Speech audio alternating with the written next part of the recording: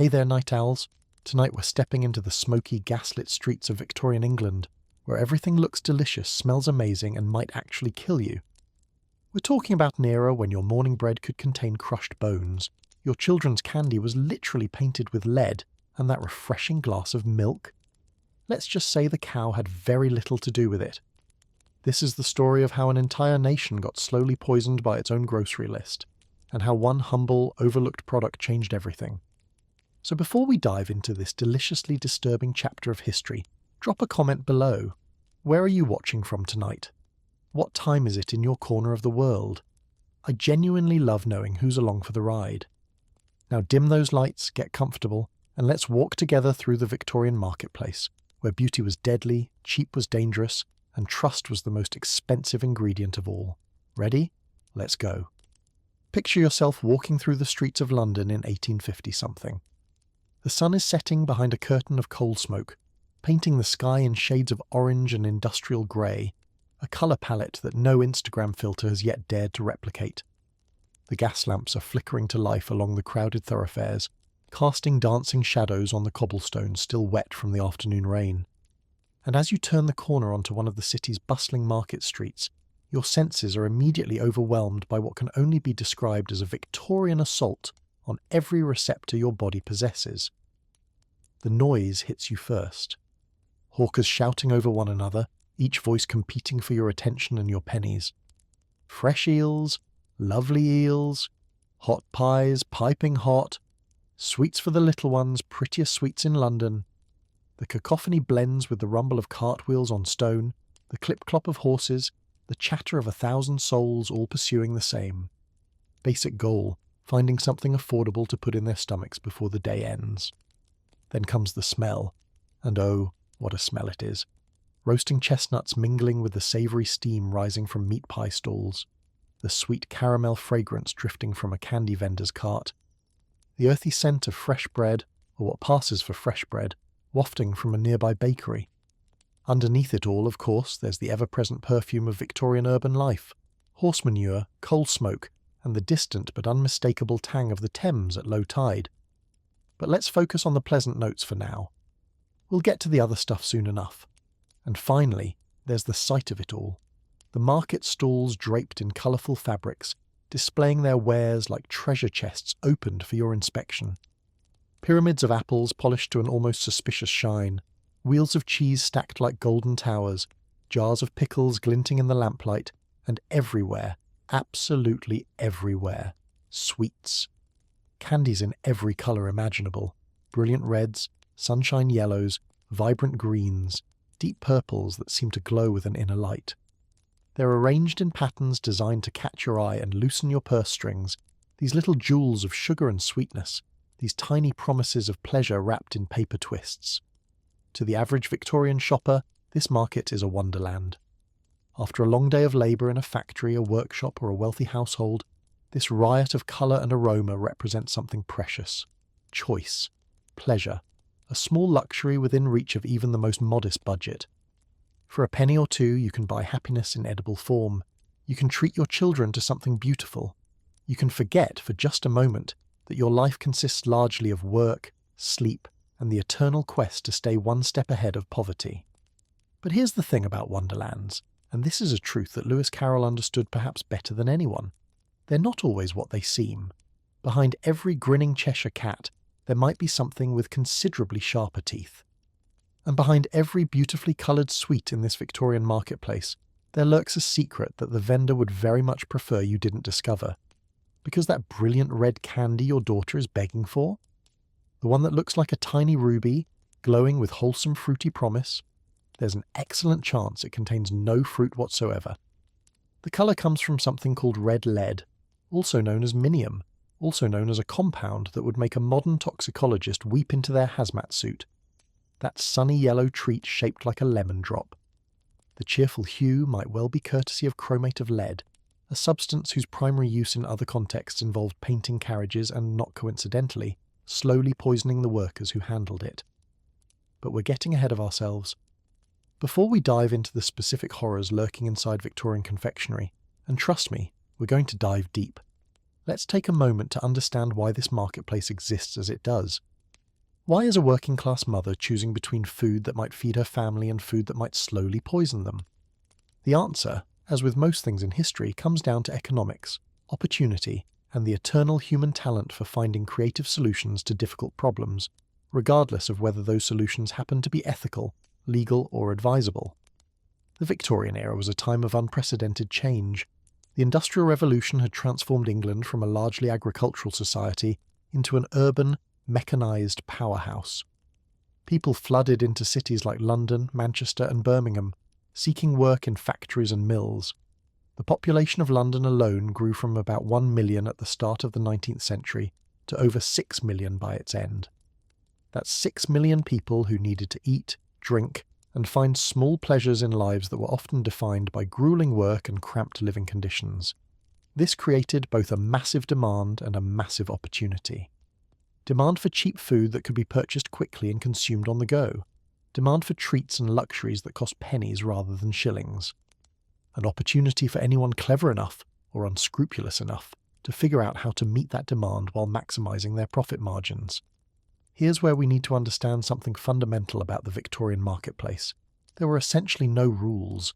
Oh, there were laws against certain things, technically. Ancient statutes dating back to medieval times prohibited selling corrupt or unwholesome food. But enforcement was practically non-existent. There was no food inspection agency, no ingredient labels, no regulatory body checking whether the contents of a jar matched what was written on the outside. The phrase buyer beware wasn't just a suggestion, it was the entire operating philosophy of the food trade. Into this regulatory vacuum stepped an army of entrepreneurs, and I use that term in the loosest possible sense. These were the food manufacturers, wholesalers and retailers who realised that in a market where no one was checking and everyone was competing on price, there was serious money to be made by, let's call it creative ingredient management. The logic was brutally simple. Suppose you're making sweets. Real sugar costs money. Real fruit costs even more money. Natural colouring agents from plants and minerals, expensive and inconsistent. But you're selling to people who earn pennies per day, people who can't afford to be choosy, people who just want something colourful and sweet to make their children smile. If you can make that product for half the cost by substituting cheaper ingredients, you can either pocket the extra profit or undercut your competitors' prices and dominate the market. Either way, you win. And so the great game of Victorian food adulteration began. It wasn't a conspiracy exactly. There was no secret society of villainous confectioners meeting in dark basements to plot the poisoning of the working class. It was simply capitalism operating in the absence of oversight, human nature doing what human nature does when there are no consequences for cutting corners. Everyone was doing it, which meant anyone who didn't do it was at a competitive disadvantage. The race to the bottom had begun, and it was a race that would claim victims in ways both immediate and tragically slow. Let's start our journey into this world of culinary deception with something seemingly innocent, a piece of candy. Stand at any busy street corner in Victorian London, and you'll likely see a sweets vendor within moments. They're everywhere, these merchants of sugar and colour. Some operate from permanent stalls in the markets, others push carts through residential neighbourhoods, ringing bells to announce their presence to eager children. Still others set up temporary shops near factory gates, schools, and anywhere else they might find customers with a few spare coins and a craving for something sweet. The sweets they sell are a feast for the eyes. Hard candies in jewel tones, arranged in glass jars like precious gems, soft toffees wrapped in paper twists, lozenges stamped with pretty patterns, sugar sticks in stripes of red and white. Comfits, small seeds or nuts coated in layer upon layer of coloured sugar. And the ever-popular penny licks, small portions of ice cream or frozen sugar water served in a glass that you'd lick clean and hand back to the vendor who would use it again for the next customer without naturally washing it in between. But that's a hygiene issue we'll address later. For now, let's focus on what's actually in these treats. The first thing to understand is that Victorian confectioners had developed adulteration into something approaching an art form. These weren't crude operators dumping random substances into their products. They were, in their own twisted way, quite sophisticated. They understood the properties of different adulterants, which ones would stretch sugar without changing the texture too much, which colorants would hold up to heat, which fillers would dissolve properly. They had suppliers who specialized in providing these substances, and they had techniques refined over generations of deceptive practice. Let's begin with the foundation of any sweet, the sugar itself. Pure cane sugar was expensive, especially before the repeal of the sugar duties in the 1850s, so confectioners learned to stretch it with cheaper alternatives. Glucose syrup derived from starch was one relatively harmless option. But others went further. They'd add gypsum, yes, the same substance used to make plaster of Paris, to bulk out their sugar supplies. Chalk was another popular addition, giving products a pleasant whiteness while reducing costs. Some particularly bold operators used ground glass, which had the advantage of being both cheap and virtually invisible once mixed with sugar crystals. The texture of your candy, in other words, might owe as much to building materials as to anything you'd actually want in your mouth, and we haven't even gotten to the really dangerous stuff yet. Because the true horror of Victorian sweets wasn't so much the fillers as the colours. In a competitive marketplace where appearance was everything, the ability to produce brilliantly coloured candies was a significant advantage. Customers, especially children, were drawn to bright, vivid hues. They associated intense colours with intense flavours. A deep red candy must taste powerfully of strawberry or cherry. A bright yellow treat obviously contained lemon. A green sweet was surely flavoured with refreshing mint. This association between colour and flavour was, of course, exactly what the confectioners were counting on, because in most cases, the colour had absolutely nothing to do with the flavour. Both were artificial, and both were achieved through the cheapest possible means. Let's talk about red, since it was one of the most popular colours for Victorian sweets. To achieve that beautiful crimson or scarlet shade, confectioners had several options at their disposal. The safest, though still not exactly healthy by modern standards, was cochineal, a dye derived from crushed insects. Yes, you read that correctly. Cochineal comes from a scale insect native to Central and South America, and it's still used today in some food products, though now it has to be listed on the label, which takes some of the fun out of eating bug-based colorants. But cochineal was relatively expensive. A much cheaper alternative was vermilion, which sounds like a lovely romantic word until you realise it's another name for mercuric sulfide, a compound of mercury, that famously toxic element that also gave us the phrase, mad as a hatter. Confectioners used red lead, also called minium, which was even cheaper and provided a gorgeous orangey red colour that practically glowed. Red lead, for those keeping track at home, is a compound of a lead oxide that's been used since ancient Roman times as a pigment. The Romans, however, had the good sense to use it primarily for painting buildings, rather than for decorating food. The Victorians, in their infinite wisdom, decided it would look lovely on candy. Yellow was achieved through similar methods. Chrome yellow, also known as lead chromate, was a favourite choice. This brilliant pigment was also used in oil paints, notably by the artists of the period, some of whom developed interesting health problems as a result of their prolonged exposure to it. But at least painters weren't deliberately putting it in their mouths. The same cannot be said for the thousands of children who consumed chrome yellow-coloured sweets every day across Victorian England. Gamboge was another yellow option, derived from the resin of trees in Southeast Asia. This was less toxic than lead chromate, but it had a significant drawback. It was also a powerful laxative. Some might argue that this was actually a feature rather than a bug, given that it would help expel the other toxins in the candy from your system more quickly. A sort of built-in purging mechanism, if you will. Nature's way of saying, maybe don't eat that. Green sweets presented their own special challenges and solutions. The obvious choice for creating a nice emerald hue was copper-based pigments, and indeed, many green candies contained verdigris, the greenish patina that forms on copper when it's exposed to air and moisture. Verdigris is copper acetate, and while it won't kill you as quickly as lead, it's certainly not something you want to consume in quantity.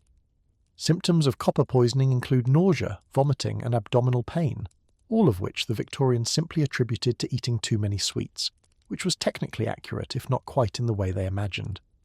For really vivid greens, some confectioners turned to an even more dramatic option. Emerald green, also known as Paris green, also known as copper acetoarsenite. This gorgeous pigment was used for everything from wallpaper to artificial flowers to, yes, candy. It contained both copper and arsenic, making it a sort of 2-for-1 deal in terms of toxic exposure. The fact that it was also used as an insecticide and a rat poison should perhaps have given someone pause. But in the unregulated wonderland of Victorian food production, such considerations were apparently beside the point. Blue was less common in sweets but still appeared occasionally, often achieved through the use of Prussian blue, a compound that's actually one of the less toxic options, though that's not exactly a ringing endorsement. Purple and violet shades might come from orchil, a dye derived from lichens, or from synthetic alternatives that were increasingly available as the century progressed and the chemical industry developed new products. So there you have it. A rainbow of poisonous possibilities, each colour representing a different way to slowly damage your health while satisfying your sweet tooth. And we haven't even discussed the flavouring yet. Because those candies didn't just need to look appealing, they needed to taste appealing too. And just as the colours rarely came from natural sources, the flavours were equally artificial. Real fruit was expensive, seasonal, and difficult to preserve. Chemical essences, on the other hand, were cheap, consistent, and available year-round. Victorian confectioners had access to a growing range of artificial flavourings produced by the emerging chemical industry. Some of these were relatively harmless, early versions of the same artificial flavours we still use today, but others were considerably more questionable. Bitter almond flavouring, for instance, was popular for certain types of sweets. The compound that creates this distinctive taste is benzaldehyde, which occurs naturally in bitter almonds but is also closely related to prussic acid, better known as hydrogen cyanide. The naturally occurring version found in bitter almonds contains trace amounts of this poison, which is why eating large quantities of bitter almonds can actually kill you.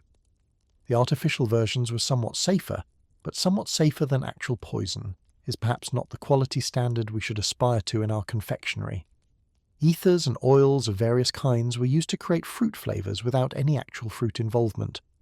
Wintergreen oil, peppermint oil, and various synthetic compounds mimicked the taste of nature, while sparing manufacturers the trouble of dealing with actual natural ingredients.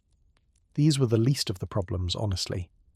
If the only issue with Victorian sweets had been artificial flavouring, we'd barely have a story to tell. But combined with the toxic colours, the dubious fillers, and the general lack of sanitary conditions in production, they were just one more ingredient in a recipe for slow-motion public health disaster. Let's talk about that production for a moment, because the conditions under which Victorian sweets were manufactured would make a modern food safety inspector spontaneously combust. Most confectionery in this era was produced in small workshops, often located in the back rooms of shops or in the cramped quarters of residential buildings. Ventilation was minimal, hygiene standards were effectively non-existent. The same hands that handled coal for the stove might, moments later, be rolling out candy. The same surfaces that served as workbenches might also serve as dining tables, sleeping platforms, or storage areas for non-food items. Rats and insects had essentially free access to ingredients and finished products alike, though to be fair, the toxic colorants probably took care of some of the pest problem naturally. Workers in these establishments, many of them children, were exposed to dangerous substances on a daily basis. They breathed in dust from lead-based pigments and arsenical greens. They handled toxic compounds without any protective equipment. Such equipment hadn't been invented yet, and even if it had, it certainly wouldn't have been provided to workers in a penny candy shop. The effects of this exposure accumulated over time, leading to chronic health problems that were rarely traced back to their occupational source. And the products of these workshops went directly into the mouths of consumers, with no inspection, no testing, and no oversight of any kind. If a batch of sweets came out looking a bit odd or tasting slightly off, well, that was the vendor's problem, not the consumer's. The vendor might discard it, or might simply sell it at a discount to customers too poor to be choosy. Nothing was wasted, even if consuming it meant wasting your health in return. The consumers of these products were predominantly working class. Wealthier Victorians had access to higher quality confectionery, sweets made with actual sugar, coloured with relatively safer dyes, and flavoured with real ingredients. But such luxuries were far beyond the reach of most people. The average factory worker, earning perhaps 15 shillings a week, could not afford to spend precious coins on artisanal chocolates. They bought what they could afford, which meant buying from vendors who sold cheap, which meant buying products that had been adulterated to keep costs down. Children were particularly vulnerable consumers of these toxic treats. Sweets were one of the few affordable pleasures available to working-class kids in Victorian England. Parents who could spare a penny or two would often send their children to the sweet shop as a treat after a hard week.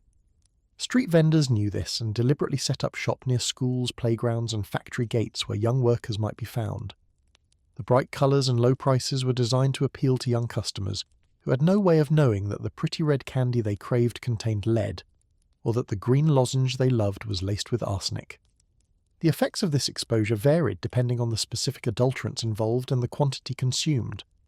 Lead poisoning from the various lead-based colorants could cause a range of symptoms: abdominal pain, constipation, headaches, irritability, and loss of appetite. In severe cases, it could damage the nervous system, leading to seizures, cognitive impairment, and death. But lead poisoning is often slow and insidious, its symptoms vague and easily attributed to other causes. A child who complained of stomach aches after eating sweets might simply be told they'd had too many, and the admonition to moderate their consumption was, ironically, the best health advice they could have received. Arsenic poisoning from the green copper to arsenite pigments presented more dramatic symptoms. Nausea, vomiting, diarrhea, and severe abdominal pain could occur after consuming even moderate quantities. Chronic exposure led to skin changes, peripheral neuropathy, and increased risk of cancer. But again, these symptoms were not unique to arsenic poisoning and could easily be mistaken for other common ailments of the era: cholera, typhoid, or simply bad stomach. Mercury, from the vermilion used in red sweets, attacked the nervous system. Tremors, personality changes, and cognitive decline were all potential consequences. The Mad Hatter of Victorian England wasn't a fictional character, but a real occupational hazard for workers in the hat-making industry, who were exposed to mercury compounds. The same fate, in a slower and more diffuse form, awaited consumers who regularly ingested mercury-contaminated food. And then there were the acute poisoning incidents, cases where the level of adulteration was so extreme, or the batch of adulterant so toxic, that the effects were immediate and unmistakable. The most notorious of these occurred in Bradford in 1858, an incident that would eventually help spark the movement for food safety reform. But before we get to that particular tragedy, and tragedy it was, let's understand that it was not an isolated event but rather the visible peak of an iceberg of poisoning that had been growing beneath the surface for decades. Throughout the 1840s and 50s, doctors across England had been noticing suspicious patterns. Children who developed symptoms of lead poisoning without any obvious source of exposure. Patients presenting with arsenical symptoms who had no contact with the rat poison that was the usual suspect. Clusters of illness that seemed connected to particular vendors or particular products, though the connections were difficult to prove in an era before systematic public health surveillance. Some physicians began to speak out about their suspicions.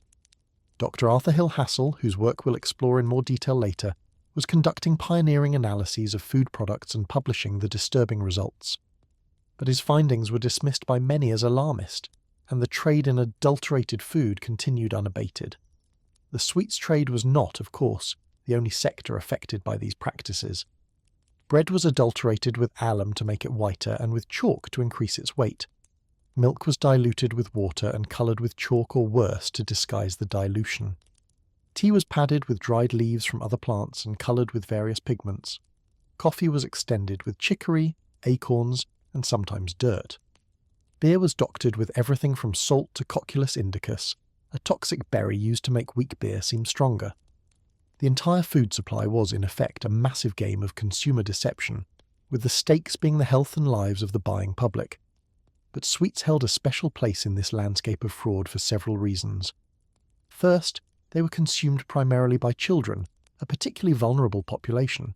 Second, the emphasis on bright colours meant that toxic pigments were used in higher concentrations than in other products.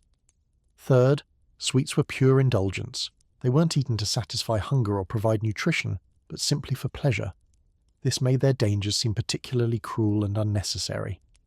You could perhaps understand, if not forgive, the adulteration of bread that fed hungry families. But poisoning children's candy for a few extra pennies of profit? That was a different order of moral failing. The economics of the sweets trade also created particular incentives for dangerous practices. Confectionery was a low-margin business selling to price-sensitive customers. The difference between profit and loss might come down to fractions of a penny per item. In such an environment, any opportunity to reduce costs, even at the expense of customer safety, was tempting. And since everyone else was doing it, the confectioner who refused to adulterate was simply the confectioner who went out of business. This was the logic of the race to the bottom, and it had been accelerating for decades by the time the Bradford tragedy brought it to public attention. But understanding that logic doesn't make its consequences any less horrifying. Let's spend some time now with the vendors who sold these products, because they occupied a peculiar moral position in this whole system. Were they villains, knowingly poisoning their customers for profit? Were they victims themselves, caught up in a system they didn't create and couldn't escape? The answer, as with most things involving human beings, is complicated. Many street vendors and small shopkeepers had little idea what was actually in the products they sold. They bought their stock from wholesalers and manufacturers, trusting, to the extent they thought about it at all, that the products were what they claimed to be. A vendor selling penny candies on a street corner wasn't conducting chemical analyses in a back room. They simply purchased whatever was cheapest and looked appealing, then passed it on to their customers. The profit margins were thin enough that asking too many questions about ingredients would have been economically suicidal. This ignorance wasn't complete, of course. Many vendors knew, at some level, that the intensely coloured sweets they sold were probably not coloured with fruit juice. They knew that sugar prices fluctuated, but their suppliers' prices remained suspiciously stable. They may even have heard rumours about lead and arsenic and other dangerous substances. But knowledge is a spectrum, and most people are quite skilled at not knowing things they'd rather not know, especially when their livelihood depends on that ignorance. Manufacturers and wholesalers occupied a more clearly culpable position. These were the people who actually decided what went into the products. They purchased the toxic colorants, mixed them with the sugar and fillers, and created the items that would eventually reach consumers. They had to know at some level that what they were doing was harmful.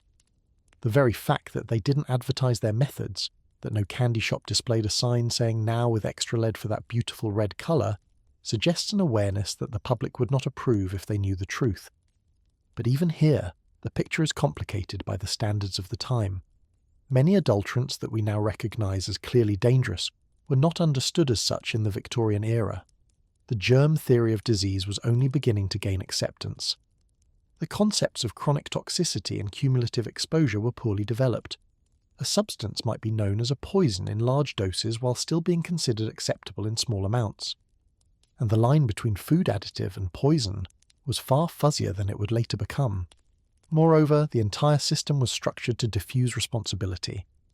The manufacturer bought pigments from chemical suppliers who didn't ask what they would be used for. The wholesaler bought finished products from manufacturers without inquiring about specific ingredients. The retailer bought from wholesalers on the basis of price and appearance, and the customer bought from retailers without any way to test or verify what they were getting. Everyone could point to someone else in the chain and say, "not my responsibility," and in a sense, everyone was right. The system itself was the problem, and no individual actor felt empowered or incentivized to change it. This is one of the fascinating and tragic aspects of studying historical food adulteration. It wasn't a matter of a few bad actors operating outside the norms of their society. It was a systemic problem, built into the economic and regulatory structures of the time. The people involved weren't, for the most part, cartoon villains twirling their moustaches as they plotted to poison children. They were ordinary people operating within a system that rewarded harmful behaviour and punished ethical conduct. That doesn't absolve them of responsibility, but it does help explain how such widespread harm could persist for so long without effective opposition. The consumers, meanwhile, were largely helpless. They had no way to test the products they bought. They had no regulatory agency to complain to. They had little or no legal recourse against vendors who sold them adulterated goods. And perhaps most importantly, they often had no alternatives. When you're earning barely enough to survive, you buy what you can afford and you hope for the best. The luxury of choosing safer, more expensive options is not available to those living on the edge of poverty. This economic coercion was one of the cruelest aspects of Victorian food adulteration. The wealthiest members of society, who could afford premium products from reputable vendors, were largely insulated from the worst dangers. It was the poor who bore the brunt of the poisoning, the factory workers, the domestic servants, the street children, the families crowded into tenement housing. The same economic system that forced them into grinding poverty also forced them to consume the most dangerous food. It was, in effect, a tax on being poor, paid not in money, but in health and years of life. Let's return now to that Victorian street market where we began, and see it with new eyes. The colours are still beautiful, the aromas still enticing. But now we know what lurks behind the beauty. That bright red candy contains lead. That green lozenge is laced with arsenic. That golden toffee has been stretched with gypsum and flavoured with chemicals. The vendor's smile is genuine. He needs to make a living too, but the products he sells are silent threats wrapped in coloured paper. A mother stops at the sweet stall, her young daughter tugging at her skirt. The child points to a jar of brilliant red drops, their colour so vivid they seem to glow in the fading light. "Please, Mama, just one." The mother hesitates. Money is tight, as it always is. But the pleading in her daughter's eyes is hard to resist, and what harm can one small sweet do?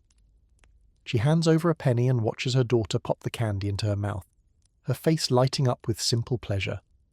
The mother can't know that she has just given her child a tiny dose of poison.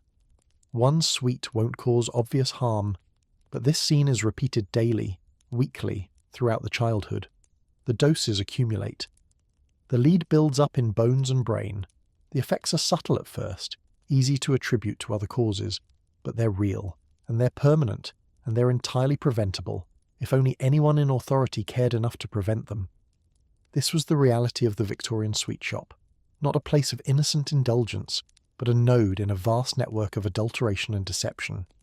The pretty colours were lies, the fruity flavours were fabrications, and the prices that seemed like such a bargain came with hidden costs that wouldn't be apparent for years, if ever.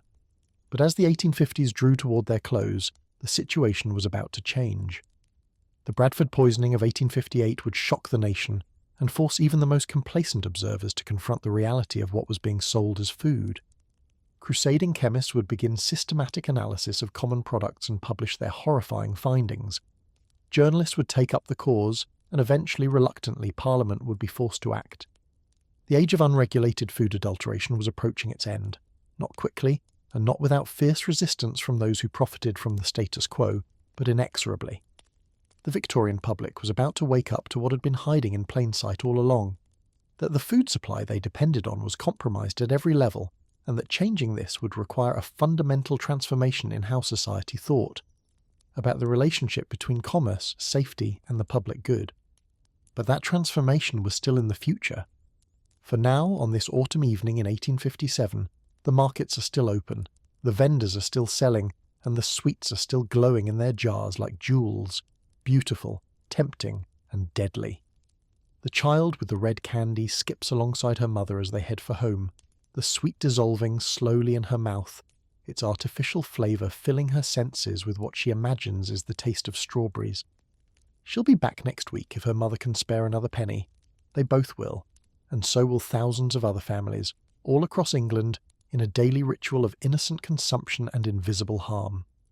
The great machine of Victorian food adulteration grinds on, converting human health into profits 1 penny at a time. The reckoning is coming, but it hasn't arrived yet. Tonight the sweets are still sweet, and the colours are still bright, and the truth remains hidden behind the beautiful facade of the marketplace. So let's pause here for a moment and talk about what it was like to actually make these sweets, because the production process tells us as much about Victorian society as the consumption does. Imagine a small workshop in a working-class neighbourhood of London. The room is perhaps 12 feet by 15, with a low ceiling stained by years of coal smoke and sugar steam. Against one wall sits a coal-fired stove, its surface covered with copper pans of various sizes. A battered wooden table dominates the centre of the room, its surface permanently scarred and sticky from years of candy making. Shelves along the walls hold jars of ingredients, sugar of course, but also an array of powders and liquids whose purposes are not immediately apparent to the uninitiated eye. The confectioner himself is a man in his 40s, though he looks older. His hands are red and rough from constant exposure to hot sugar. His face has a greyish pallor that might be attributed to the coal smoke, but probably owes something to his daily contact with lead-based pigments. He learned this trade from his father, who learned it from his father, and the recipes he uses have been passed down through generations, including, unfortunately, the adulteration techniques that make them profitable. Working alongside him is his wife and 3 of his children, the oldest of whom is 11. The children's primary job is to wrap the finished sweets in paper twists, but they also help with mixing ingredients, stirring pots, and cleaning up. They work from early morning until late at night, because candy making is labour-intensive and the margins are thin. A day of rest means a day without income, and a day without income means a day closer to the workhouse. This workshop represents the majority of Victorian confectionery production. There were some larger factories, certainly, especially as the century progressed and industrialization spread into more sectors of the economy. But most sweets were still made in small-scale operations like this one, family businesses operating on minimal capital and maximal labour. The lack of scale meant limited bargaining power with suppliers, which meant paying top prices for ingredients, which meant finding ways to cut costs elsewhere. Let's follow the production of a batch of red sugar drops, the kind that the little girl bought in our earlier scene. The confectioner begins with sugar, not pure cane sugar, which would eat too far into his profits, but a mixture of sugar and glucose syrup, the latter being cheaper and also easier to work with. To this mixture he adds a small quantity of gypsum powder, which adds weight and bulk without significantly affecting the taste or texture. The mixture goes into a copper pan over the fire, where it's stirred constantly as it heats. The stirring is critical. Stop for a moment and the sugar will burn, ruining the batch. The confectioner's wife takes over this task while he prepares the colouring. From a jar on the shelf he measures out a portion of red lead powder, a beautiful orange-red substance that will give the finished sweets their attractive colour. He mixes this with a small amount of water to form a paste, then sets it aside. When the sugar mixture reaches the right temperature, determined by years of experience rather than any thermometer, it's poured onto a greased marble slab to cool. As it cools, the colouring is worked into it, the confectioner kneading and folding the mass until the colour is evenly distributed. This is the most dangerous part of the process in terms of the confectioner's own exposure. He's working the lead paste with his bare hands, breathing in whatever dust is released, absorbing the poison through his skin with every fold and knead. The artificial strawberry flavouring goes in next, a few drops of a chemical essence that bears only the vaguest resemblance to actual strawberries, but triggers the same receptors in the brain. The flavour is concentrated enough that it needs to be added sparingly. Too much and it will overwhelm the sugar, turning pleasure into unpleasantness. Once the colour and flavour are evenly distributed, the mass is divided into portions and rolled into long ropes, which are then cut into individual drops. The still warm drops are rolled between the palms to give them a uniform shape, then set aside to cool completely. Once cool, they're dusted with powdered sugar to prevent sticking and transferred to jars for sale. The entire process takes several hours and produces perhaps 5 pounds of finished sweets. These will sell for a few pennies per ounce, generating a modest profit that will be spent on rent, food, coal, and the raw materials for tomorrow's batch. It's not a lucrative business, but it's a living built on the slow poisoning of customers who have no way of knowing what they're buying. The confectioner doesn't think of himself as a poisoner, of course. He thinks of himself as a businessman, a craftsman, a family man doing what's necessary to survive. The lead in his sweets is simply an ingredient, no different morally from the sugar or the flavouring. Everyone uses it. His father used it. His competitors use it. The suppliers who sell it don't warn him against using it. In his mind, he's not doing anything wrong, he's just doing what's done. This psychological distance between action and consequence is one of the features of systemic harm that makes it so difficult to address. When harm is immediate and obvious, the moral responsibility is clear. If the confectioner were to personally force-feed lead to children, he would understand himself to be committing a crime. But when the harm is mediated through products, markets, and time, when the connection between the red lead he adds and the sick children who consume it is invisible and diffuse, the moral weight seems to disappear. We see this same phenomenon in many contexts today, from environmental pollution to financial fraud. The structures that separate actors from the consequences of their actions create space for harm to flourish without anyone feeling personally responsible. The Victorian confectioner was neither better nor worse than most people. He was simply operating within a system that had normalised poisoning and made it invisible. His children, working alongside him in the workshop, were doubly victimised by this system. They were exposed to toxic substances in the course of their labour, absorbing lead and arsenic and copper compounds through daily contact. And they consumed the products of that labour, eating the sweets that were their family's livelihood and their occasional treat. The confectioner's own children were being slowly poisoned by their father's work, and he had no idea. or if he had some inkling, no way to acknowledge it without calling into question his entire way of life. This is the tragedy at the heart of Victorian food adulteration. It wasn't just that unscrupulous manufacturers poisoned innocent consumers. It was that the entire system was toxic, from production to consumption, from the chemical suppliers to the street vendors to the children buying penny sweets. Everyone was caught in a web of mutual harm, and the threads of that web were made of economic necessity, regulatory failure, and the human capacity for self-deception. As we move forward in our story, we'll see how this web began to unravel. We'll meet the scientist who first documented the extent of adulteration, the journalists who brought it to public attention, and the reformers who pushed for legislative change. We'll witness the Bradford poisoning and its aftermath, the debates in Parliament, and the slow, grudging emergence of food safety regulation. But we'll also see how resistant the system was to change, how fiercely those who profited from adulteration fought against reform, and how long it took for effective protections to be put in place. The story of Victorian food safety is not a simple tale of good triumphing over evil.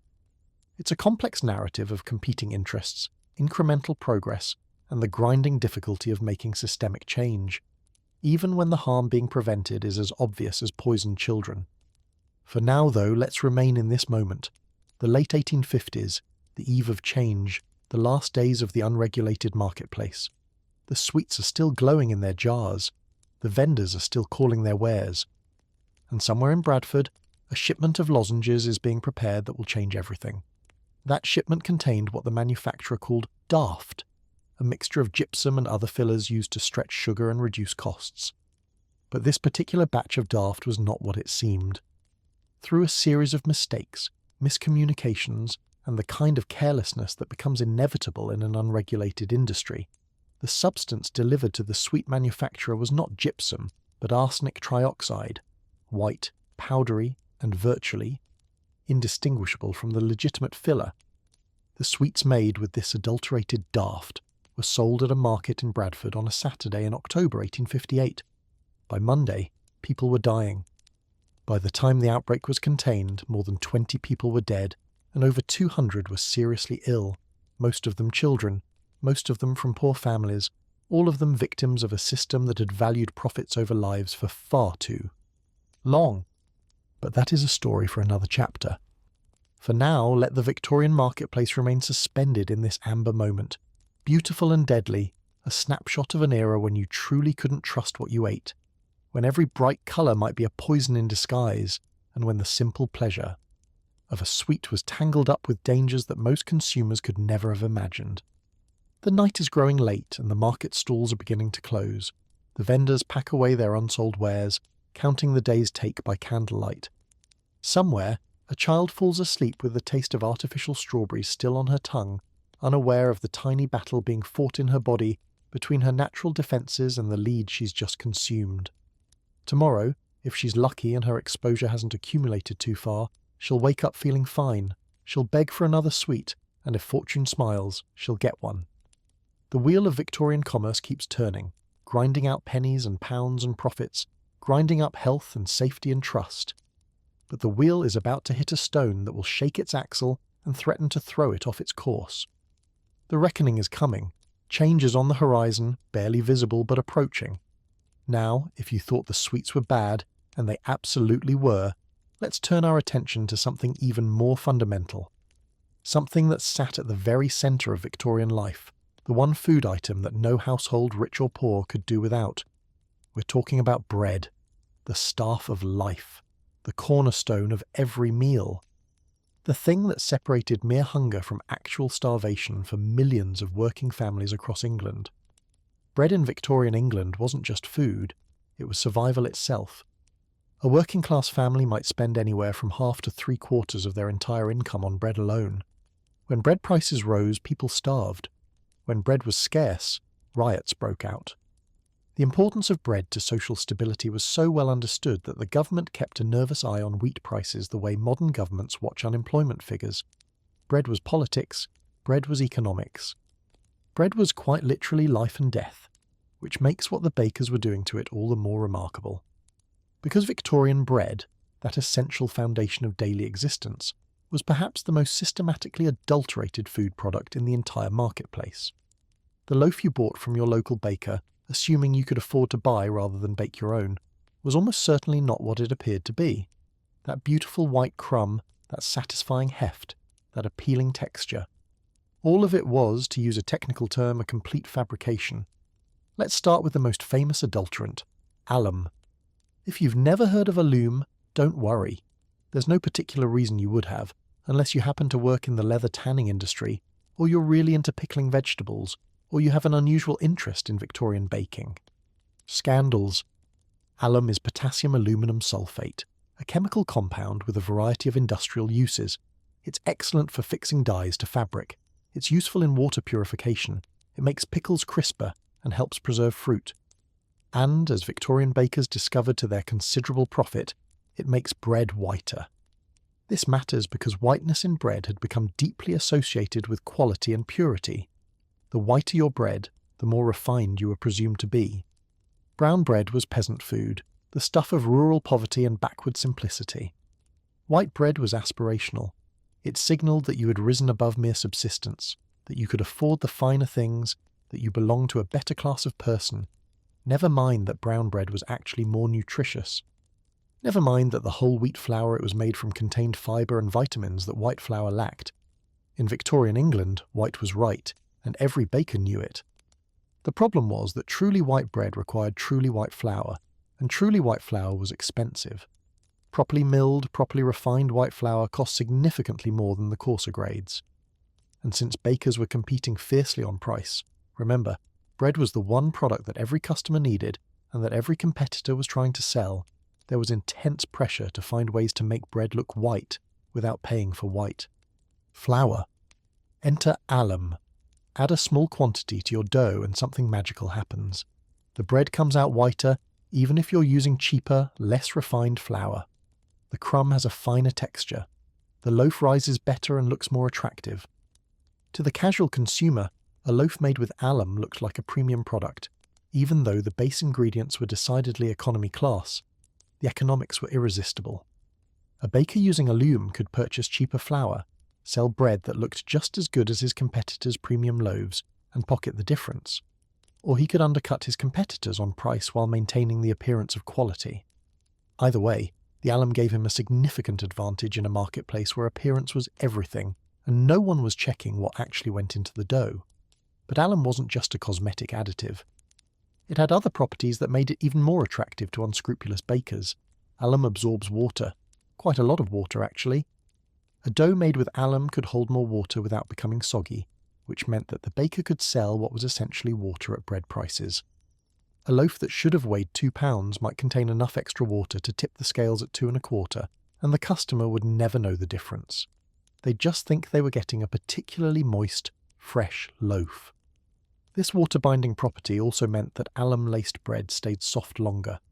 Normal bread begins to go stale within a day or two as the starches crystallize and the moisture redistributes. But bread made with alum maintained its soft texture for longer, which meant less waste for the baker and the illusion of freshness for the customer. Again, everyone wins, except for the people actually eating the stuff. Because here's the thing about alum. It's not exactly good for you. In small quantities, it's probably not acutely harmful. You're not going to keel over from eating one slice of alum-adulterated bread. But chronic consumption is another matter. Alum is an astringent, which means it causes tissues to contract. In the digestive system, this can lead to constipation, irritation of the gut lining, and impaired absorption of nutrients. Regular consumption has been linked to digestive problems, weakness, and general ill health. There's also the small matter of the aluminum. We now know that aluminum accumulates in the body and has been associated with various health concerns, though the exact nature and extent of these concerns remains a subject of scientific debate. The Victorians didn't know about this specific risk, but they didn't need to. The more immediate effects of alum were concerning enough for anyone paying attention, and yet the practice was absolutely ubiquitous. By the middle of the 19th century, it was estimated that virtually all commercially produced white bread in England contained alum. Not most of it, virtually all of it. The practice had become so standard that bakers who didn't use alum were at a severe competitive disadvantage. Their bread looked darker, weighed less, and went stale faster than their competitors. In a marketplace where customers judged quality by appearance, the honest baker was punished for his honesty. This is one of those situations where the phrase "race to the bottom" really earns its keep. Once adulteration becomes widespread enough, it stops being a competitive advantage and becomes a competitive necessity. The first bakers to use alum gained an edge over their honest competitors. But as the practice spread, that edge disappeared. Everyone was using alum, so no one had an advantage. Yet stopping would mean falling behind, so everyone kept doing it. The entire industry had locked itself into a pattern of behaviour that harmed consumers, but that no individual actor could escape without harming themselves more. But alum was far from the only substance making its way into Victorian bread. The quest for whiteness and weight led bakers to experiment with a whole pharmacopoeia of additives, some merely dishonest and some genuinely dangerous. Chalk was a popular choice, literally calcium carbonate, the same substance used to write on blackboards. Ground fine enough, chalk added whiteness and weight to flour without significantly affecting the taste or texture of the finished bread. The Victorian consumer, biting into their morning toast, might be ingesting what was essentially ground-up limestone, but at least limestone is relatively inert. It would pass through the digestive system without causing too much trouble, though it certainly wasn't providing any nutritional value beyond a small calcium supplement that no one had asked for. Plaster of Paris, calcium sulfate, was another option, similar in appearance and function to chalk. Mix it with your flour and your bread gains weight and whiteness at minimal cost. The fact that plaster of Paris was primarily used for making casts, moulds, and building materials apparently didn't give anyone pause. Or if it did, the pause was brief and easily overcome by the profit motive. Then there was bone ash. Yes, you read that correctly. Ground up bones, calcined until they turned into a fine white powder. Bone ash had legitimate uses in the ceramics industry, where it was a key ingredient in bone china. But it also found its way into flour mills and bakeries, where its whiteness and its ability to bulk out flour made it an attractive adulterant. The thought of consuming powdered bones might seem macabre, but the Victorians were nothing if not practical. Bones were a waste product of the meat industry, available cheaply in large quantities. Why let them go to waste when they could be turned into profit?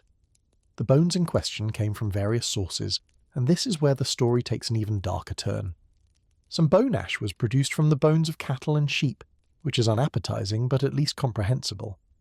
But there were persistent rumours, never conclusively proven but never quite dispelled, that some of the bones making their way into the food supply came from less savoury sources. Bones from knackers' yards, where dead horses and other animals were processed.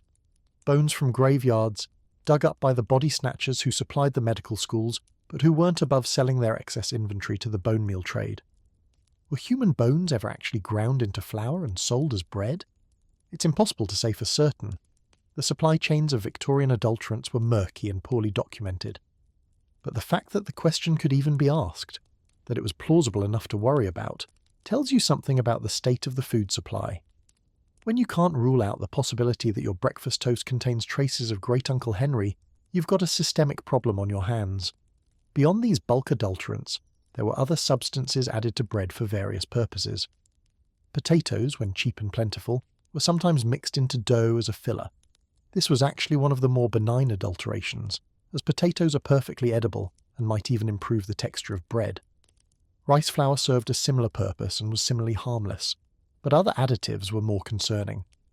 Some bakers used copper sulfate, yes, the same substance used as a fungicide and in various industrial processes, to give their bread a better colour and texture. Others experimented with various chemical whiteners and oxidizers, the exact nature of which was often known only to the suppliers who sold them. The bakers themselves frequently didn't know precisely what they were adding to their dough. They just knew that this powder made the bread whiter, and that powder made it rise better, and asking too many questions wasn't good for business. The flour itself, before it even reached the baker, might already be adulterated. Millers had their own incentives to stretch their product, and flour was often bulked out with ground rice, potato starch, chalk, or various other substances before it was sold to bakers. A conscientious baker who wanted to produce honest bread would have found it nearly impossible to source unadulterated flour in the first place. The rot went all the way up the supply chain. Let's pause for a moment and consider what this meant for the average Victorian consumer. They're buying bread, the most fundamental food in their diet, the thing they eat at every meal, the food their children depend on for growth and sustenance. And this bread contains alum, which irritates their digestive system and impairs nutrient absorption. It contains chalk and plaster, which add weight but not nourishment. It may contain bone ash of dubious origin. It's made from flour that has itself been adulterated with who knows what. And there's absolutely nothing they can do about it, because every baker in town is doing the same thing, and there's no way to tell an adulterated loaf from an honest one just by looking at it. This was the everyday reality of Victorian food consumption. Not a single scandalous incident, but a constant grinding exposure to substances that had no business being in food. The effects were cumulative and largely invisible. A bit more digestive trouble, a bit less energy, a general sense of unwellness that could be attributed to any number of causes. The Victorians were, quite literally, being slowly undermined by their own food supply, and the bread was just the beginning. Now let's shift our perspective from the product to the consumer, and specifically to the context in which that consumer was eating.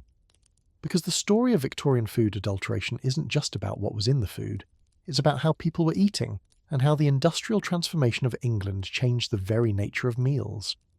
Before the Industrial Revolution, most English people lived in rural areas and worked in agriculture or cottage industries.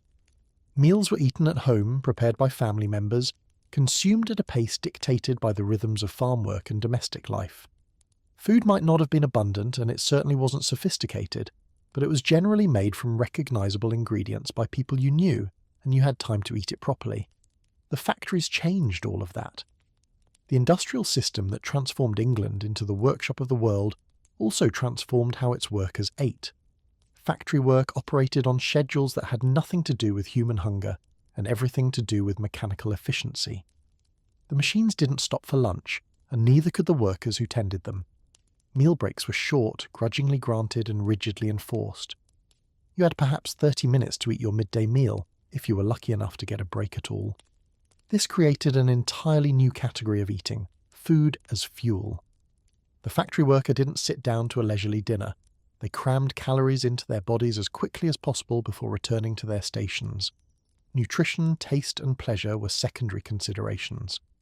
What mattered was efficiency, getting enough energy to make it through the shift without collapsing.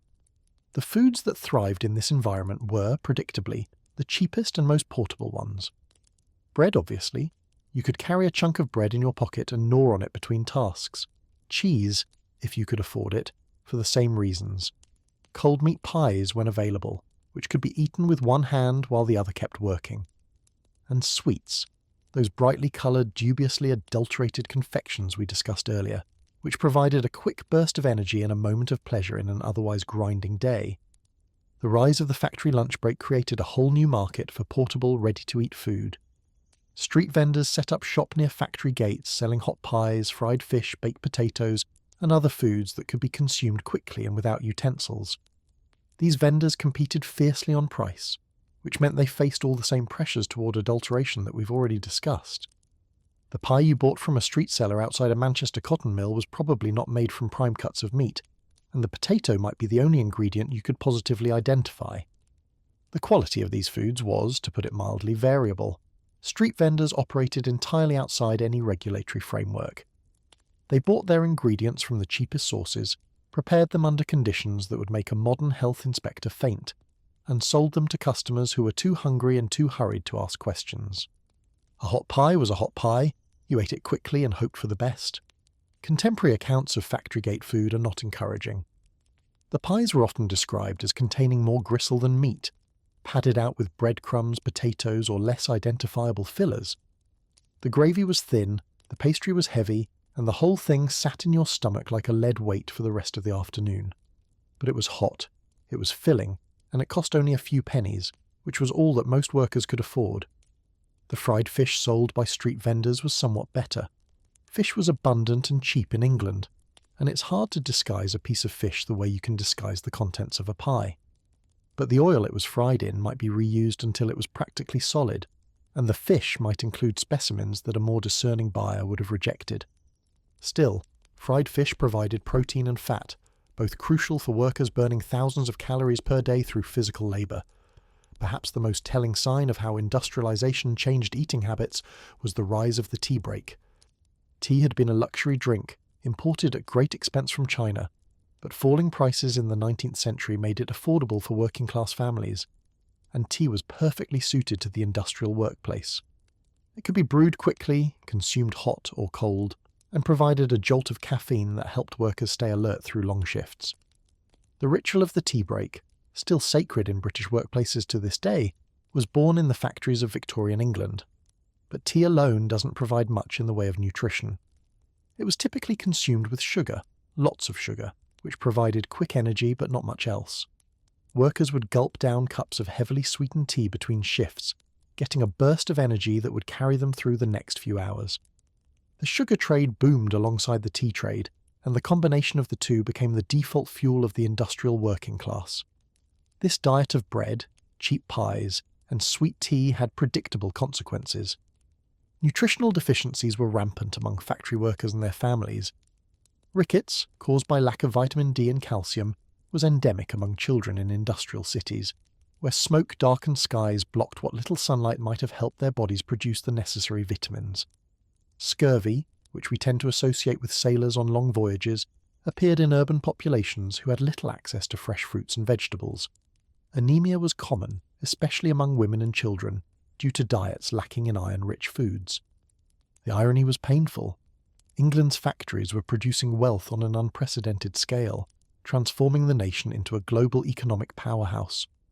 But the workers who powered those factories were being systematically malnourished, their bodies depleted by diets that provided calories but not nutrition. They were, in a very real sense, being consumed by the system that consumed their labour. Factory owners, it must be said, were generally not concerned about the nutritional status of their workers. As long as production continued, as long as the machines kept running and the goods kept shipping, what did it matter if the workers were tired, sick, or slowly breaking down? Labour was cheap and abundant. If one worker collapsed, there were 10 more desperate for a job. The economic logic of the factory system had no category for worker welfare, no column in the ledger for human flourishing. Some of the more enlightened factory owners did attempt to improve conditions for their workers, including their access to decent food. Robert Owen's model community at New Lanark in Scotland included a company store that sold unadulterated provisions at fair prices, and other progressive industrialists followed his example. But these were the exceptions. The majority of factory workers had to fend for themselves in a marketplace designed to extract maximum profit from minimum input. The homes to which these workers returned after their shifts were not much better equipped for proper nutrition. Working-class housing in industrial cities was cramped, overcrowded and poorly equipped. Many families lived in single rooms, with no separate kitchen and only a small fire for both heating and cooking. Preparing elaborate meals under these conditions was practically impossible, even if the ingredients had been affordable and available. Working women faced particular challenges. The same industrial economy that employed men in factories also drew women into paid labour, in textile mills, in domestic service, in 100 different occupations that took them away from home for most of the day. A working mother had no time to prepare meals from scratch. She relied on prepared foods, street vendors, and whatever quick solutions she could manage between shifts. The children of working mothers often ate whatever was cheapest and easiest: bread and treacle, bread and dripping, or just bread alone. Treacle, by the way, was the thick syrup left over from sugar refining, a cheap source of sweetness that was widely used in working-class cooking. Dripping was the fat rendered from roasting meat, saved and spread on bread as a cheap substitute for butter. These were the staples of the industrial working-class diet: bread with something on it, tea with sugar in it, and whatever else could be scraped together when money allowed. The timing of meals shifted too. Traditional rural patterns of breakfast, dinner at midday, and supper in the evening gave way to schedules dictated by factory shifts. Workers might eat their main meal at odd hours, whenever their shift happened to end. Families rarely ate together. Different family members worked different shifts, came and went at different times, grabbed food when they could. The communal meal, that ancient ritual of human society, became a luxury that many working families simply couldn't afford. This fragmentation of eating had social consequences beyond nutrition. Meals had traditionally been moments of family gathering, of conversation and connection, of passing down stories and values from one generation to the next. When meals became isolated acts of refueling, each family member grabbing food separately before rushing off to work or bed, something was lost that couldn't be measured in calories or vitamins. Children suffered most from this new pattern of eating. Working-class children in Victorian England were often left to feed themselves while their parents laboured. They ate what they could find or afford, penny sweets from street vendors, scraps from market stalls, whatever their older siblings could provide. The concept of a balanced diet for growing children was simply not part of the working-class reality. Children ate what was available, which usually meant bread, sugar, and not much else. The health consequences were visible on the streets of any industrial city. Working-class children were, on average, significantly shorter than their middle-class counterparts, a direct result of nutritional deficiency during crucial growth years. They were more susceptible to disease, quicker to tire, slower to recover from illness. The stunted, pale, hollow-eyed factory children who populate Victorian novels and reform pamphlets were not literary exaggerations. They were accurate descriptions of what malnutrition and overwork actually looked like. This is the context in which we need to understand Victorian food adulteration. It wasn't just that the food was contaminated with dangerous substances, though it certainly was. It was that the entire system of food production, distribution, and consumption had been warped by the demands of industrial capitalism. Food had become a commodity like any other, subject to the same pressures of cost-cutting and profit-maximizing that governed the production of cloth or iron. And the people most harmed by this transformation were the ones who could least afford to protect themselves. The wealthy could shop at reputable establishments that charged premium prices for quality goods. They could hire cooks who knew how to identify fresh ingredients and prepare nutritious meals. They had the time to eat properly and the resources to maintain their health. Food adulteration was not primarily their problem. But for the working class there was no escape. Every link in the food chain was compromised. The flour was adulterated at the mill, the bread was adulterated at the bakery, the meat pies from the street vendor contained who knew what. The sweets were coloured with lead and arsenic. Even the tea, that comforting constant of working-class life, was often padded with dried leaves from other plants, coloured with various dyes, and sold at prices that still represented a significant portion of a worker's income. This was the world that Victorian food reformers would eventually challenge, not just the specific practice of adding alum to bread or lead to sweets, but the entire system that made such practices profitable and inevitable. The solution would require more than catching a few bad actors. It would require fundamentally rethinking the relationship between commerce, government, and public health. But before we get to the reformers and their reforms, let's linger a bit longer in this world of adulterated bread and industrial eating. Because there are still details to explore, textures to feel, flavours to taste, even if those flavours might include notes of chalk, alum, and bone ash. Consider a day in the life of a typical working-class family in, say, Manchester in 1855. The father works in a cotton mill, arriving at 6 in the morning and working until 8 at night, with a half-hour break for dinner. The mother works as a domestic servant in a wealthy household across town, leaving before dawn and returning after dark. The two older children, aged 12 and 14, work in the same mill as their father, on different shifts. The younger children, aged 6 and 8, are left largely to their own devices during the day, supervised loosely by a neighbour who has too many responsibilities of her own to provide much attention. Breakfast for this family is bread and tea, consumed hurriedly before the day's work begins. The bread was purchased the previous evening from a bakery 3 streets over, the cheapest option available, which means the most heavily adulterated. The tea is weak, reused from yesterday's leaves, but heavily sweetened with sugar that may or may not be pure cane. The children eat quickly and without ceremony. There's no time for anything else. At midday, the father and older children eat whatever they've brought from home, more bread, perhaps with a scraping of dripping if the budget allows, washed down with more tea from a shared pot kept warm on the mill stove.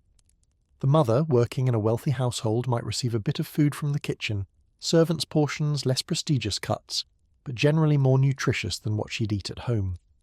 The younger children fend for themselves, spending whatever pennies they've been given on whatever strikes their fancy. Hot pies, sweets, baked potatoes from street vendors.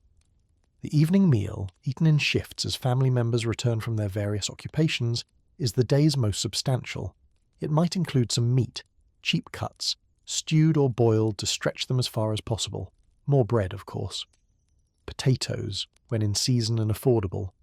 Perhaps some cabbage or other vegetables boiled until soft in the same pot as the meat to extract every possible bit of nutrition. Tea, always tea, the universal lubricant of working-class life. This meal is prepared by whoever happens to be home, often the younger children following instructions left by their mother. The cooking facilities are minimal. A single fire, a few pots, no oven. Anything elaborate is out of the question. The goal is to produce something filling and reasonably palatable, not to create culinary art, and every element of this meal, from the breakfast bread to the evening stew, is potentially compromised. The bread contains alum and chalk. The sugar may be adulterated with sand or flour. The meat might be from an animal that died of disease rather than being properly slaughtered. The vegetables were grown in soil fertilized with urban waste, sold by vendors who have no means of storing them properly, and are often half-rotted by the time they reach the family's pot. Even the water used for cooking and tea carries its own risks. Urban water supplies in this era were notoriously contaminated with sewage and industrial waste. This family is not starving, strictly speaking. They're getting enough calories to survive, to work their shifts, to reproduce and raise the next generation of factory workers. But they're being slowly poisoned, slowly depleted, slowly worn down by a food system that treats them as inputs, rather than as human beings deserving of nourishment and care. Multiply this family by millions across decades, and you begin to understand the scale of the problem that Victorian reformers would eventually confront. This wasn't a matter of a few bad apples spoiling the bunch. The entire orchard was rotten, from roots to branches, and fixing it would require digging up the whole thing and starting over. The scale of bread adulteration was so vast and so normalized that many people simply accepted it as inevitable. All bread has alum in it, was the common wisdom, stated not as an accusation but as a simple fact of life. Like water is wet or winters are cold. Trying to find unadulterated bread was like trying to find a politician without opinions. Theoretically possible, but not something a sensible person would waste time attempting. This normalization of adulteration had interesting psychological effects. People developed a kind of learned helplessness about their food supply. What was the point of worrying about what was in your bread when you couldn't do anything about it anyway?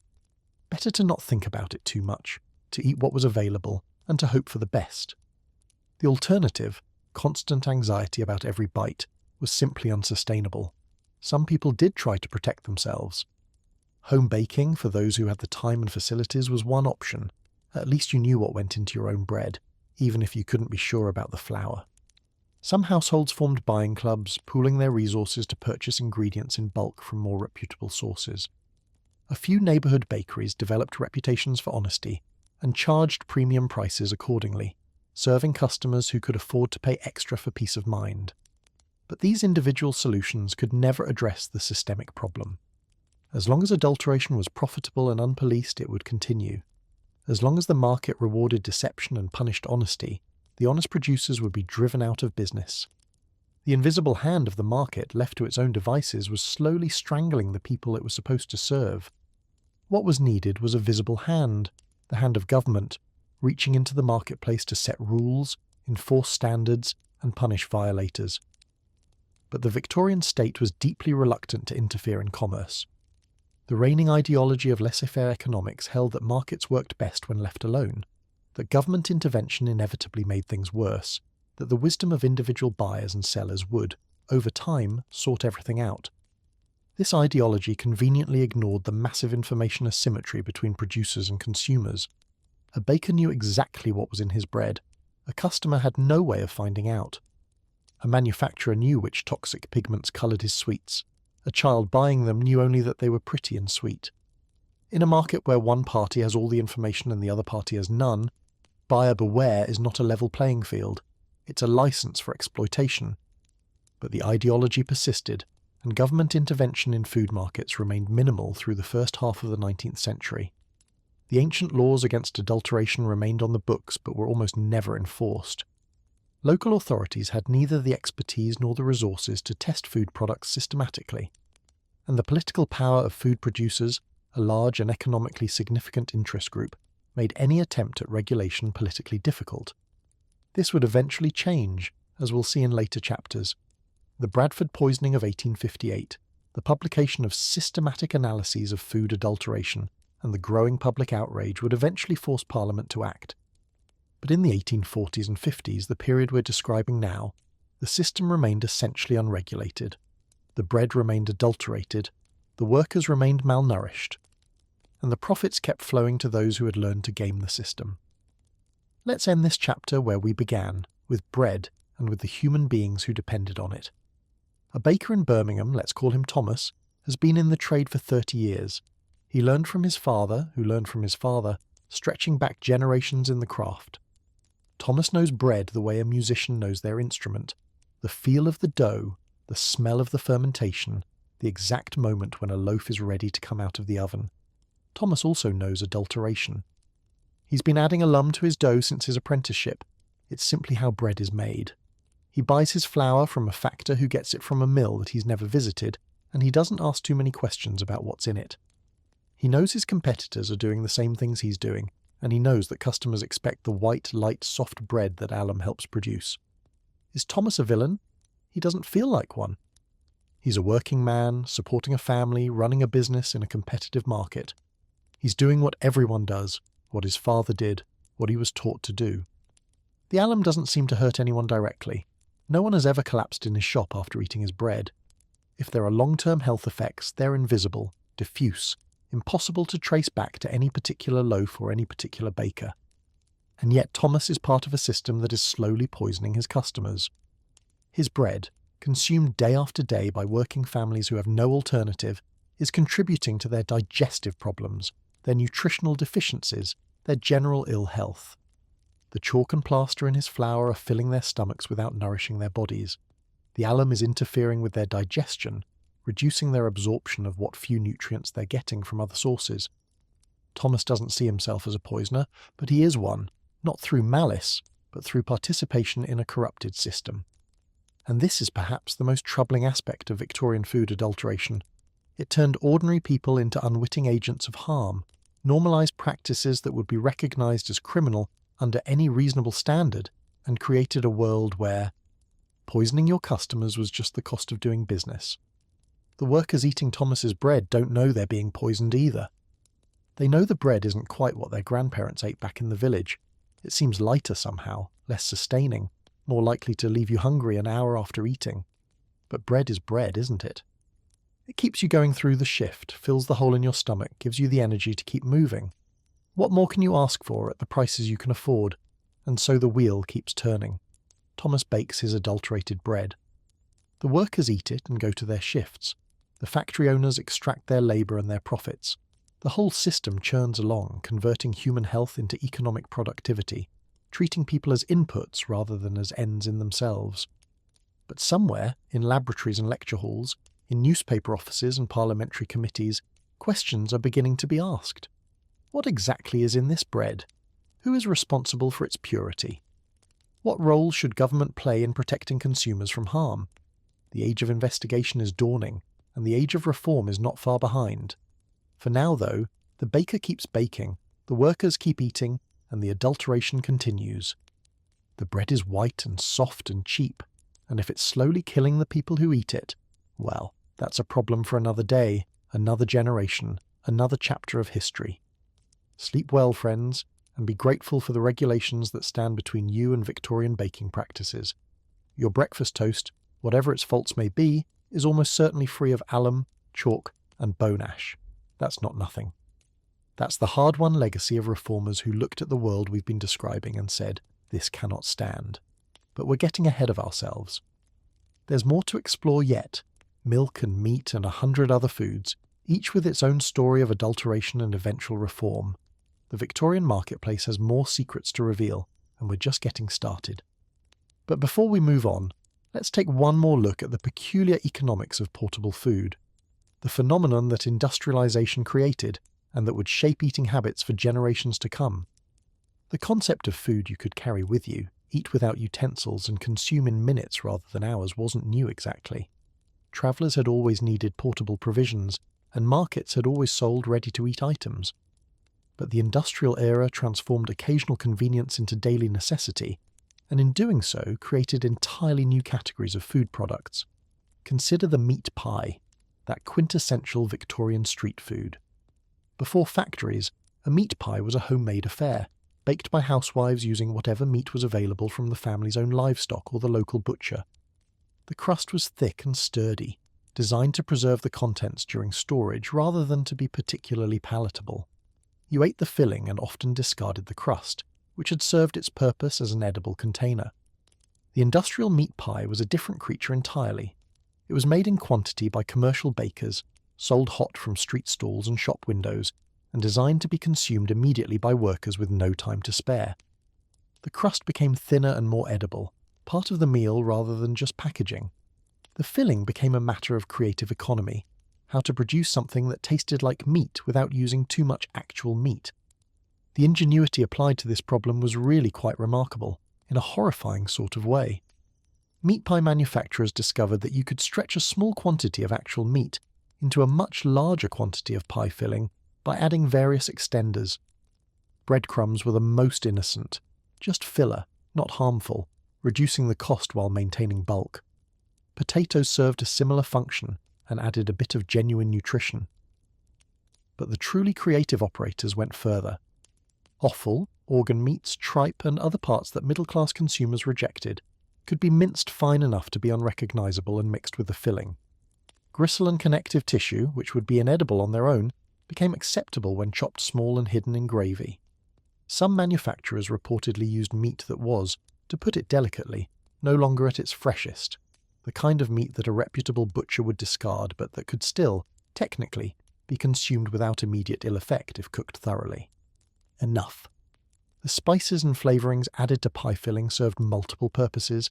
Yes, they made the food taste better, but they also masked flavours that might otherwise alert the consumer to the questionable quality of the ingredients. A heavily seasoned pie might be delicious precisely because you couldn't quite tell what you were eating, and that ambiguity was often intentional. The economics of street food vending created particular pressures toward adulteration and corner cutting.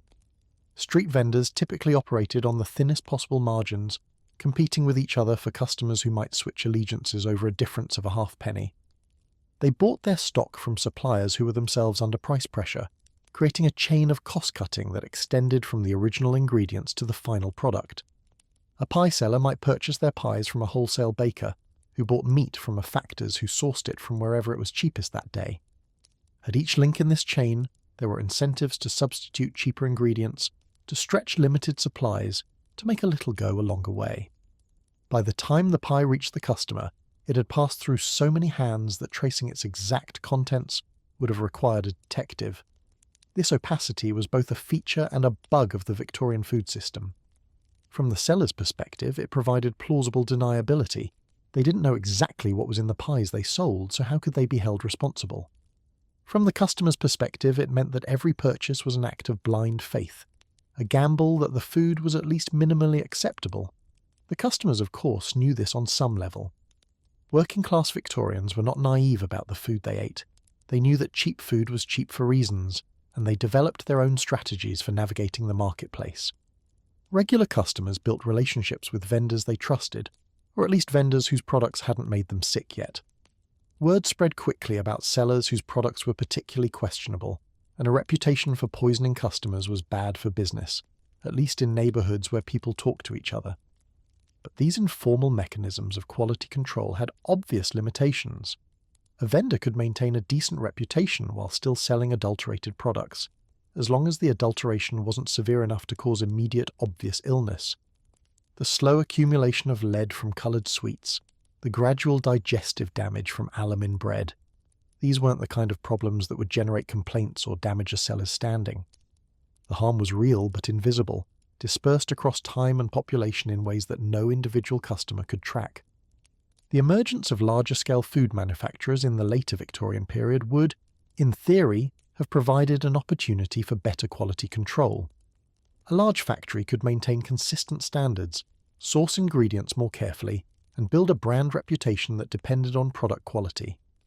And indeed, some of the early branded food companies, Cadbury, Rowntree and others, explicitly marketed themselves as providers of pure, unadulterated products, distinguishing themselves from the dodgy street vendors and corner shops. But large-scale production also created new opportunities for large-scale adulteration. A factory producing thousands of products per day could cut costs through systematic adulteration, spreading the savings, and the harm across a much larger customer base. The same economies of scale that made manufacturing efficient also made fraud efficient, and the distance between producer and consumer in a mass market system meant that complaints were less likely to reach the people responsible. The evolution of food retailing during this period also shaped patterns of consumption. The traditional model had been small shops and market stalls, where customers bought directly from vendors they knew personally. But the Victorian era saw the emergence of larger shops and early department stores, offering a wider variety of goods under one roof. These establishments provided convenience and selection, but they also created another layer of separation between the consumer and the source of their food. A customer buying bread from a market stall might know the baker personally, might have some sense of their reputation and practices. A customer buying bread from a large grocery shop knew nothing about where it came from, who made it, or what standards they applied. They were trusting the shop's buyer, who was trusting the wholesaler, who was trusting the manufacturer, in a chain of confidence that could easily be abused at any link. This transformation of food from a local personal transaction to an anonymous industrial commodity is one of the defining characteristics of the Victorian era, and its effects persist to this day. We still buy most of our food from strangers, still trust systems and institutions to ensure quality, still remain largely ignorant of what happens between farm and table. The Victorian reformers who fought for food safety regulation were fighting not just against specific adulterants, but against the dangers inherent in this new system of depersonalized commerce. The factory workers who fueled their labours with adulterated bread and questionable pies were, in a sense, the first generation to fully experience this modern food system. Their grandparents had mostly eaten what they grew, raised or bought from neighbours. Their grandchildren would eat food shipped from around the world, processed in factories they'd never see, sold by corporations whose only interest was profit. The Victorians lived through the transition, experiencing both the benefits of greater variety and availability, and the costs of reduced trust and transparency. What's remarkable, looking back, is how quickly people adapted to this new reality. Within a generation, the expectation of knowing where your food came from had largely disappeared among urban populations. Food had become just another commodity, purchased based on price and appearance with little thought to its origins or composition. The ancient relationship between humans and their sustenance, a relationship built on knowledge and trust and seasonal rhythms, had been severed by the industrial knife. This disconnection had psychological as well as physical consequences. When you grow your own food or buy it from someone who did, you have a relationship with it. You know its story, its provenance, its character. When you buy anonymous products from anonymous sellers, food becomes a mere transaction, an exchange of money for calories with no deeper meaning. The Victorians didn't articulate this loss in quite these terms. They had more immediate concerns like making rent and avoiding cholera. But the sense that something had gone wrong with food, that eating had become somehow degraded and dangerous, permeated the culture of the era. The frequent food scares, the growing demand for reform, the eventual acceptance of government regulation, all of these reflected a society grappling with the consequences of industrialized eating. And at the heart of it all was bread, the staff of life, transformed into a vehicle for alum and chalk and bone ash.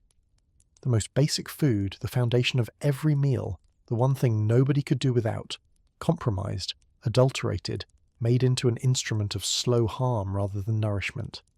If even bread couldn't be trusted, what could? That question would eventually force an answer that would take the form of laws and inspectors and scientific testing. But arriving at that answer took decades of suffering, scandal, and struggle. The Victorians who fought for pure food were fighting against powerful interests and entrenched practices, against an ideology that resisted government intervention, against the inertia of a system that had made adulteration profitable and honesty costly. Their eventual victory, partial, imperfect, but real, is a story we'll tell in later chapters. For now, we rest in the darkness of the unregulated marketplace, where bread is stone and sugar is poison, and the price of poverty is measured in health as well as money. The factory bells will ring again tomorrow, calling workers to another day of labour fueled by adulterated food. The bakers will rise before dawn to prepare their alum-laced loaves. The street vendors will set up their carts, selling pies of dubious composition to customers too hungry and hurried to care. The great machine of Victorian commerce will grind on, converting human lives into products and profits. But change is coming, slowly, invisibly, in laboratories and lecture halls and the minds of people who believe things could be better. The age of investigation is about to dawn, and after investigation will come outrage, and after outrage will come action. The long night of adulteration is not yet over, but morning is on the horizon. Now that we've thoroughly ruined bread for you, let's move on to something equally fundamental to the Victorian diet. Something that mothers gave to their children with love and trust. Something that represented purity and wholesomeness in the popular. Imagination, something that was in reality about as pure as the Thames at low tide. We're talking about milk. Milk in Victorian England occupied a peculiar position in the cultural consciousness. It was associated with all things good and natural.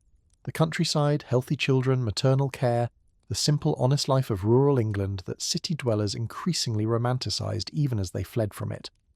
A glass of fresh milk was supposed to be one of nature's perfect foods, a complete nutrition delivered straight from the cow to your table. What could possibly be more wholesome? Well, quite a lot of things, as it turned out. Because the milk that actually reached Victorian consumers, especially urban consumers, especially poor urban consumers, bore about as much resemblance to fresh country milk as a London fog bears to mountain air. The journey from cow to cup was long, complicated, and provided abundant opportunities for the kind of creative modification we've come to expect from Victorian food suppliers. Let's start at the source and work our way forward. The cows that produced milk for urban markets were not for the most part the bucolic creatures you might imagine grazing peacefully in green meadows. Many of them lived in urban dairies, cramped, filthy establishments located in the hearts of cities, where land was expensive and space was at a premium. These weren't farms in any meaningful sense. They were milk factories, and the conditions would make a modern health inspector reach for the smelling salts. A typical urban dairy might house dozens of cows in a space barely adequate for a fraction of that number. The animals stood in their own waste, often for days at a time, as proper cleaning was time-consuming and labour was expensive. Ventilation was minimal. Windows let in cold air in winter and were therefore kept shut, creating an atmosphere that was, to put it mildly, aromatic. The cows were fed on whatever was cheapest and most readily available, which in urban areas often meant distillery waste, the leftover mash from whiskey and gin production, a substance that was cheap, abundant, and absolutely terrible for bovine. Health. This distillery slop, as it was called, had some advantages from the dairy operator's perspective. It was essentially free, since the distilleries were happy to have someone haul it away. It could be fed to cows in liquid form, reducing labour costs, and it made the cows produce a lot of milk, more milk than they would produce on a normal diet of hay and grass. The disadvantages were, unfortunately, rather significant. Cows fed on distillery waste became sick. Their milk had an off-flavour that required masking. Their lifespans shortened dramatically. A cow that might have produced milk for 10 years on a proper diet would be worn out and ready for the knacker's yard within 2 or 3 years on distillery slop. But from a purely economic standpoint, this was acceptable. Cows were cheap, and the volume of milk produced while they lasted made the investment worthwhile. The milk from these sickly, confined, poorly fed animals was not exactly what you'd call premium quality, even before anyone started tampering with it. It was often thin, with a greyish or bluish tinge that suggested something was not quite right. The flavour could be off, tainted by the distillery waste or by the general unhealthiness of the animals producing it. And of course it was teeming with bacteria. The germ theory of disease was only beginning to gain acceptance, and the concept of pasteurisation was decades away from widespread implementation. But this was just the starting point.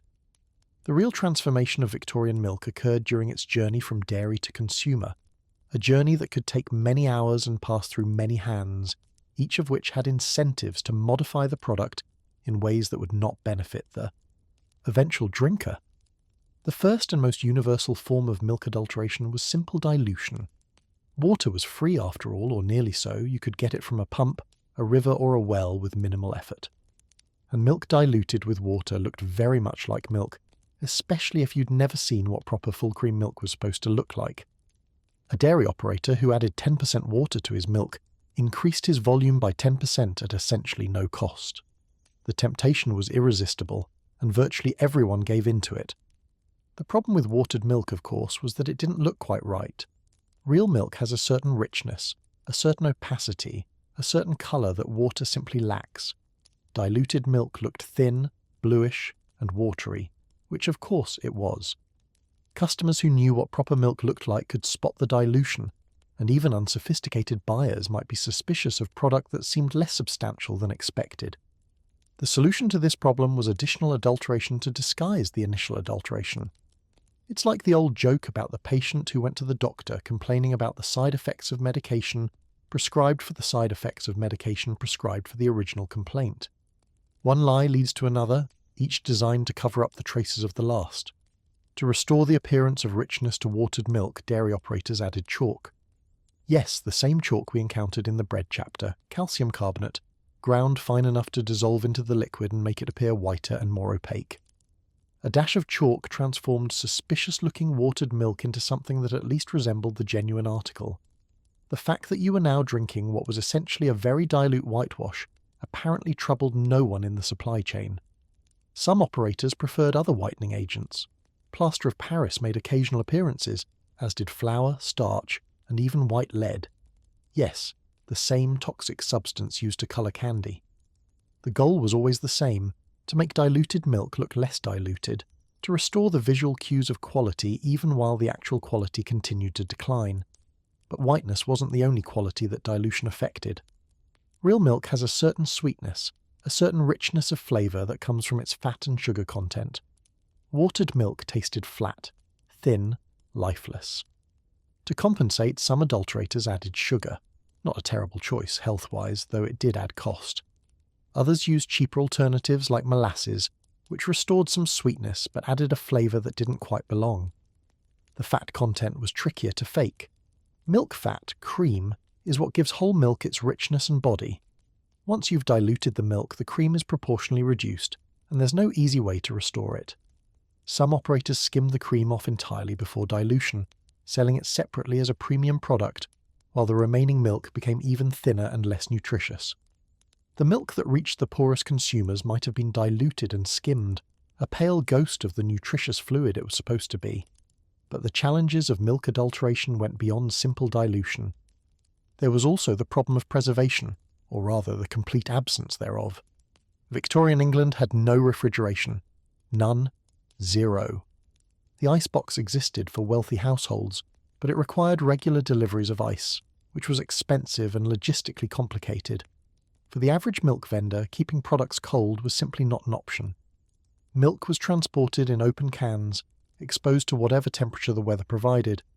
In summer, this meant warm milk, and warm milk, as anyone who has accidentally left a carton out overnight can attest, does not stay fresh for very long. The bacterial load in Victorian milk was astronomical by modern standards. Even assuming the source animals were healthy, which as we've discussed they often weren't, milk provides an ideal growth medium for all sorts of microorganisms. In the hours between milking and consumption, bacteria multiplied exponentially. The milk that reached customers was often already turning, developing an off smell and a sour taste that announced its declining condition. The standard response to this problem was not to improve hygiene or speed up delivery, but to chemically disguise the spoilage. Bicarbonate of soda, ordinary baking soda, was the adulterant of choice for this purpose. Add a pinch to souring milk, and it neutralizes the lactic acid that causes the sour taste. The milk tastes fresh again, or at least fresher than it did. The bacteria are still there, still multiplying, still potentially dangerous, but the customer can't tell by tasting.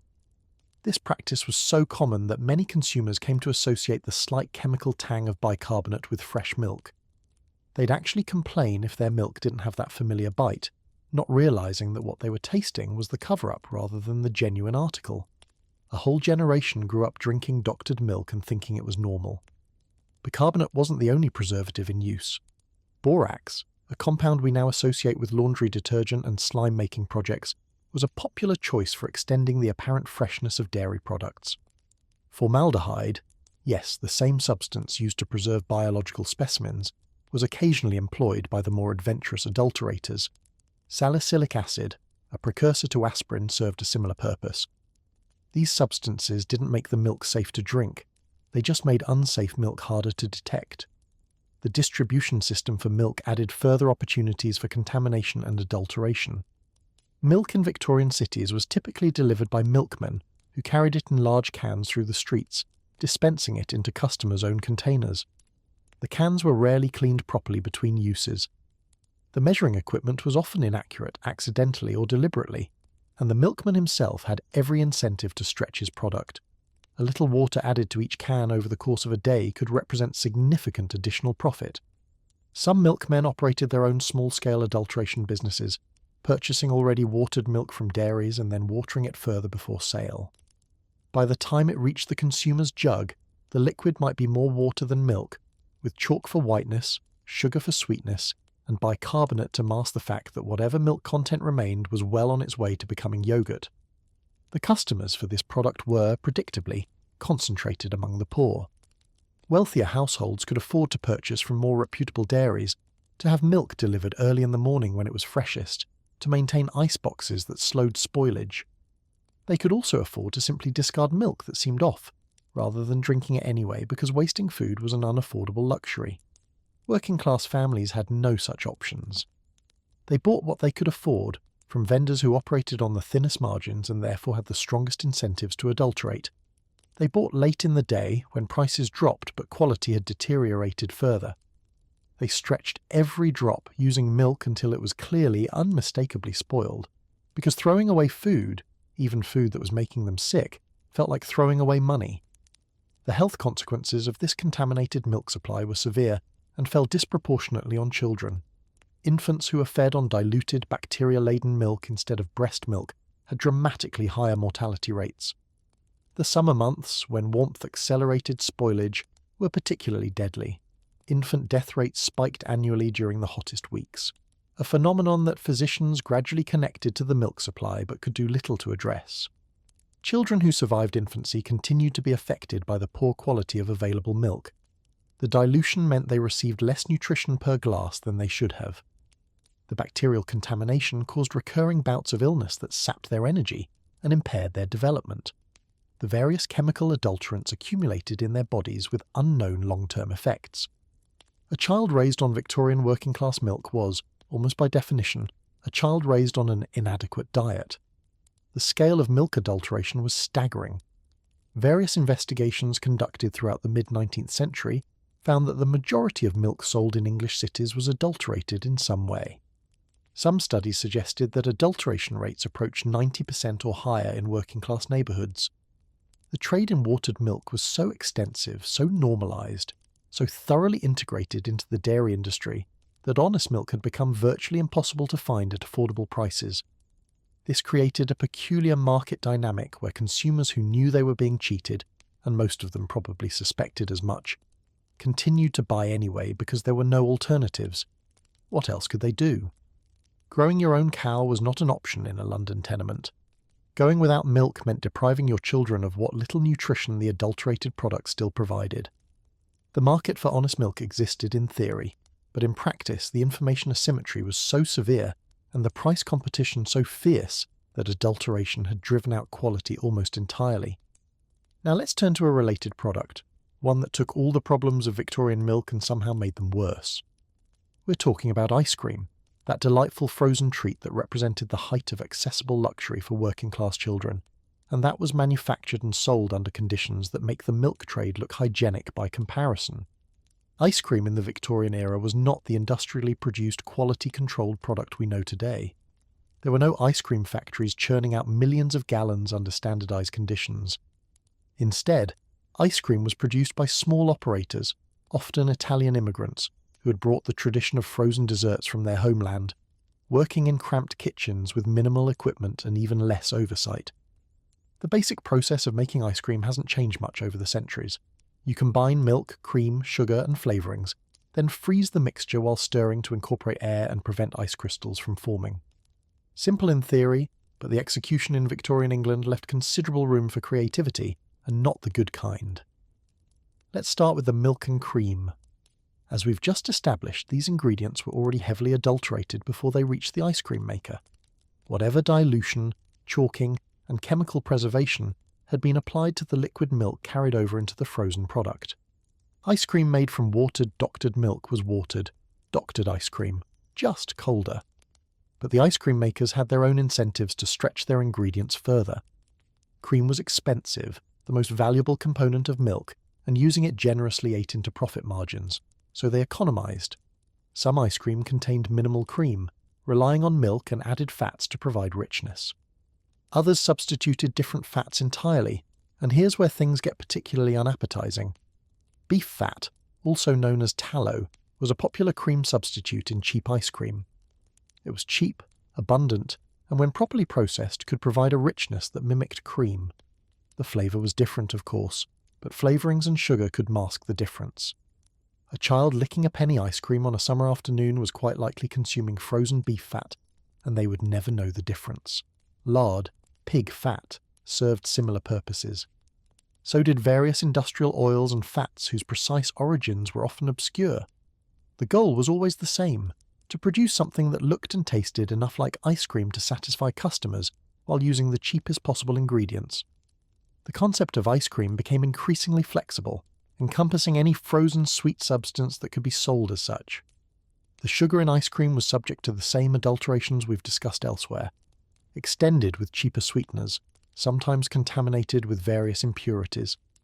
The flavourings were often artificial, derived from chemical sources rather than actual vanilla beans or fruits. A strawberry ice cream might contain no strawberries whatsoever, just chemical compounds that triggered the appropriate taste receptors. But perhaps the most concerning element of Victorian ice cream was the ice itself. Ice, in an era before mechanical refrigeration, was a precious commodity. It had to be harvested in winter, stored in insulated ice houses, and distributed throughout the year as supplies lasted.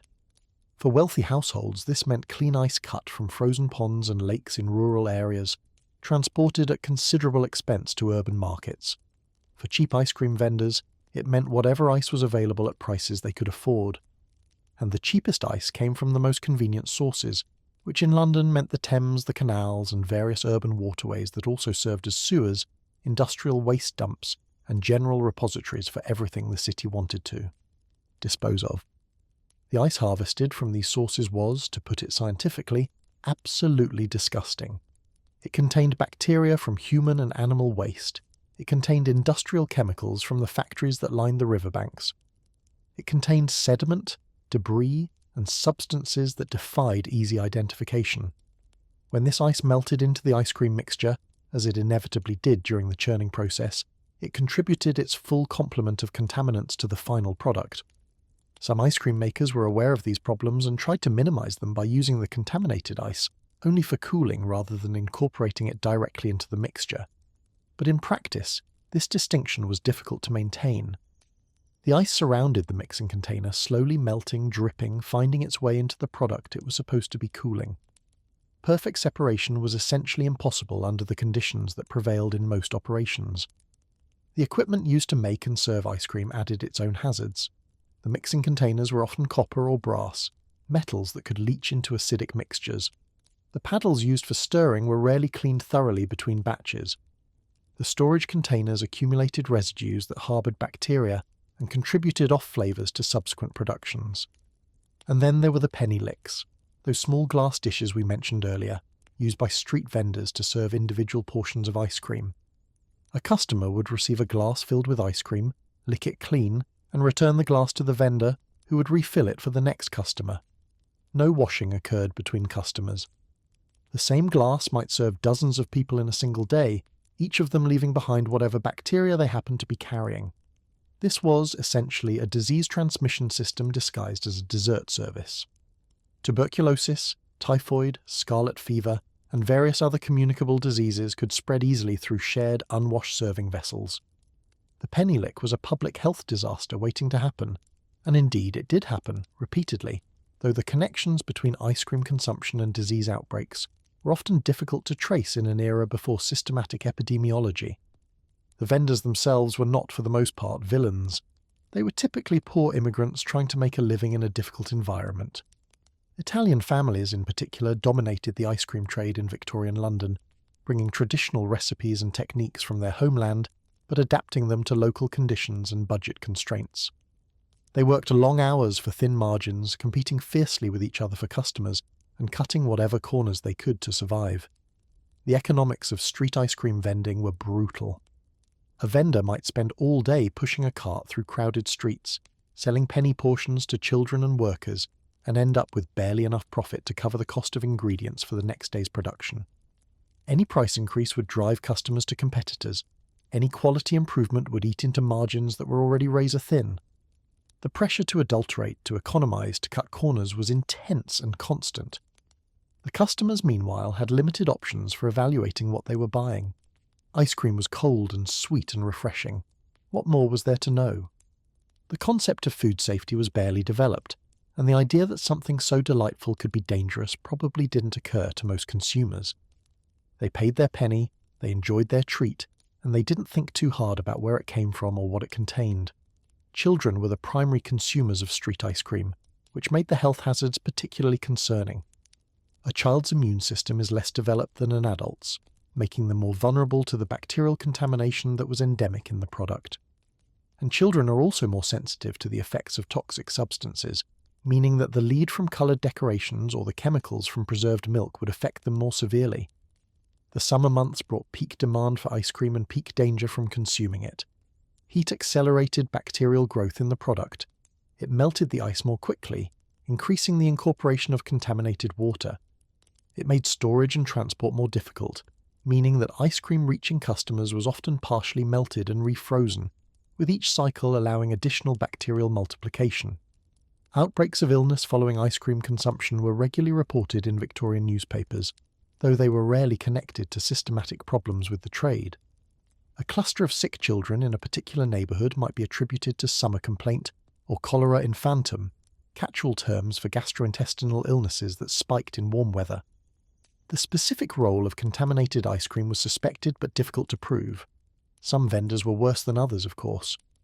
The most egregious operators used milk that was actively spoiled, ice that was visibly dirty, and equipment that hadn't been cleaned since purchase. Others made genuine efforts to maintain standards, using the best ingredients they could afford and keeping their equipment as clean as circumstances allowed. But even the best-intentioned vendor was working within a system that made safe ice cream almost impossible to produce and sell at prices that working-class customers could afford. The regulatory vacuum that enabled these practices was, by now, familiar. There were no inspectors checking ice cream production. There were no standards for ingredients or hygiene. There were no requirements for vendor licensing or training. Anyone could set up an ice cream operation, and many did, with varying levels of competence and conscientiousness. The transformation from this wild west of frozen treats to the regulated industry we know today would take decades and multiple public health crises. The penny lick would eventually be banned, replaced by the edible cone, an innovation that solved the shared vessel problem by creating a container that the customer consumed along with the contents. Pasteurization of milk would dramatically reduce bacterial contamination. Mechanical refrigeration would eliminate the need for contaminated river ice. Quality standards and inspections would drive the worst operators out of business. But all of that was in the future. In the 1850s and 60s, ice cream remained a delightful, dangerous, thoroughly unregulated product, sold on street corners to children who had no idea what they were consuming.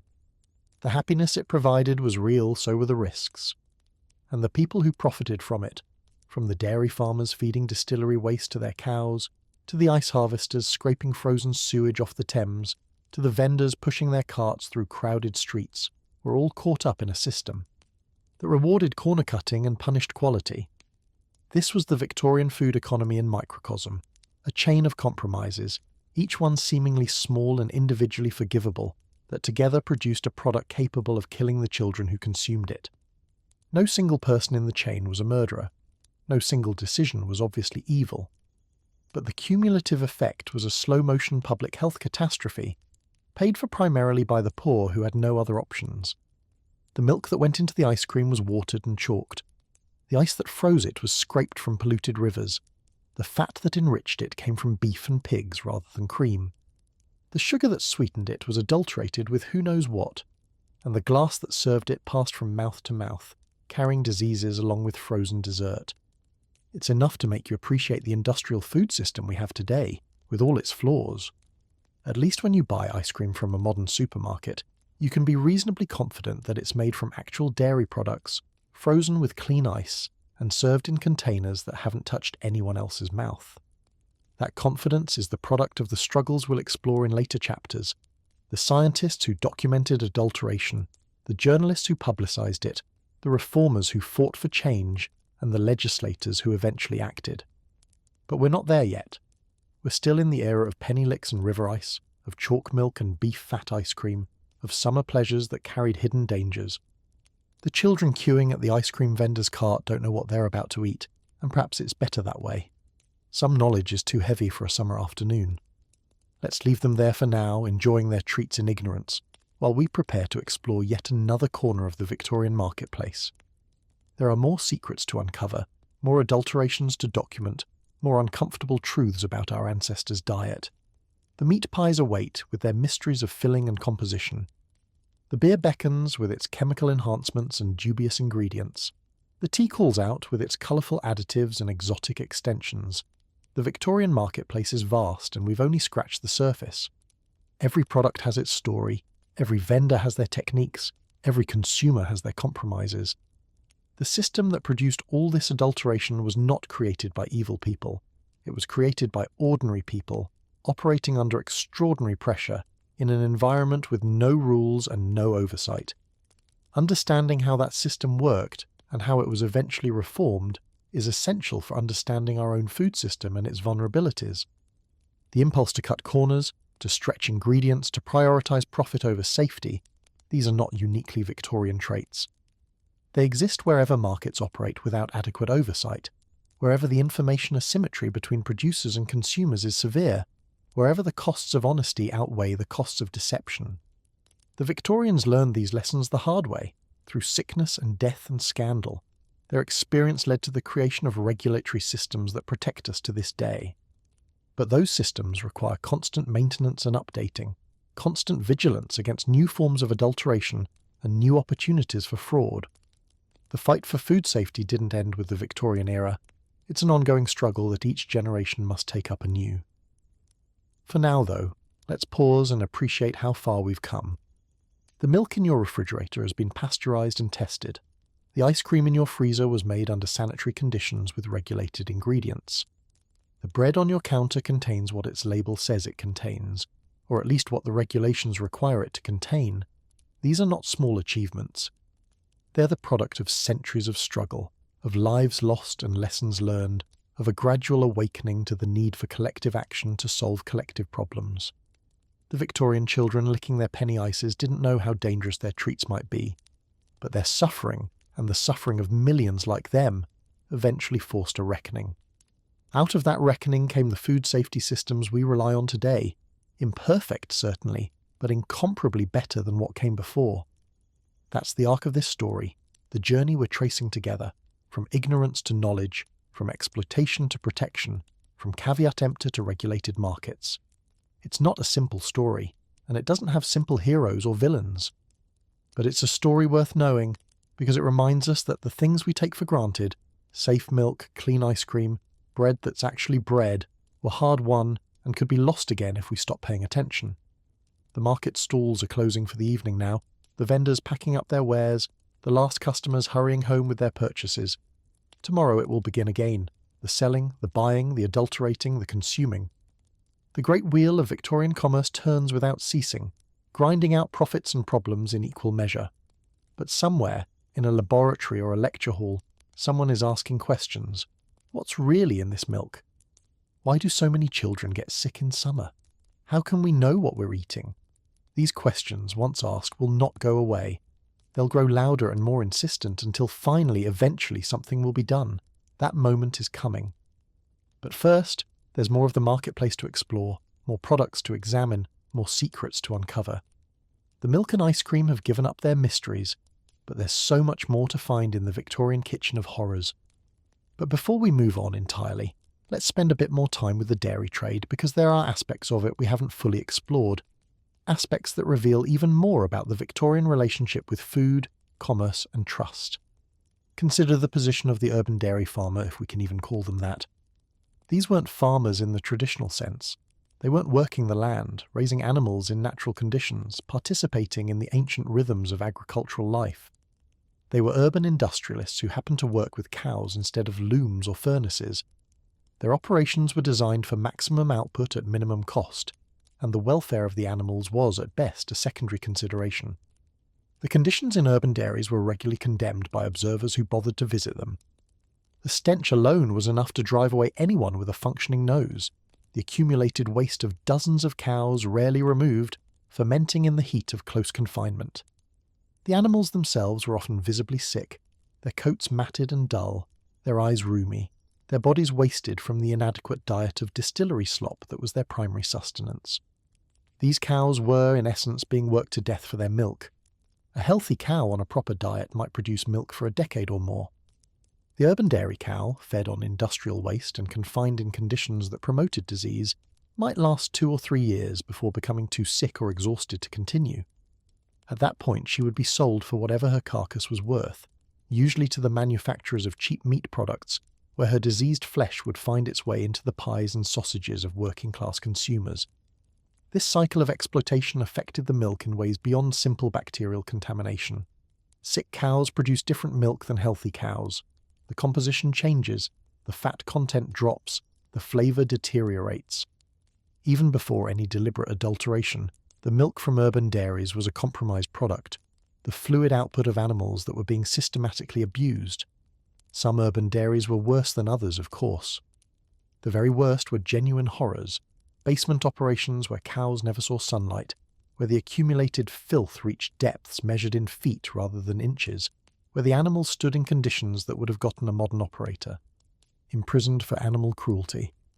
But even the good urban dairies, the ones operated by conscientious owners who tried to maintain some standards, were constrained by the economics and logistics of keeping cattle in cities.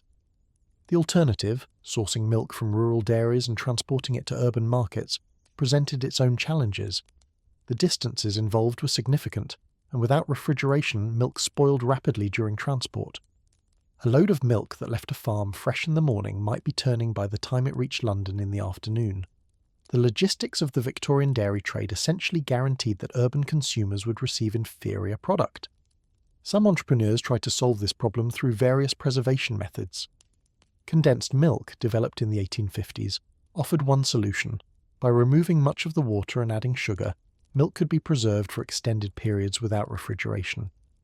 This was a genuine innovation that would eventually transform the dairy industry, but in its early years, condensed milk was expensive and unfamiliar, not yet a practical solution for working-class consumers.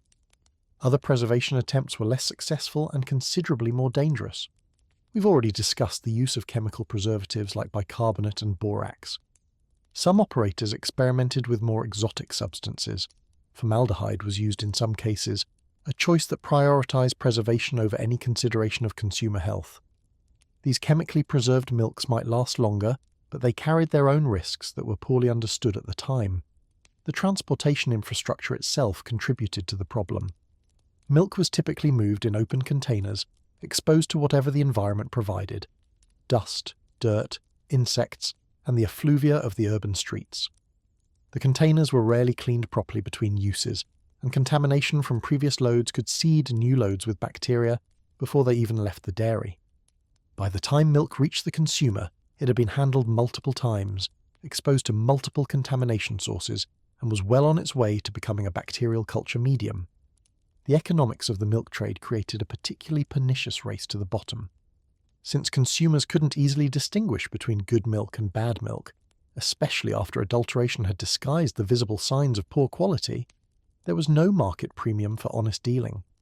A dairy that invested in better conditions, healthier animals, and cleaner handling would produce a better product, but they couldn't charge more for it because consumers couldn't verify the difference.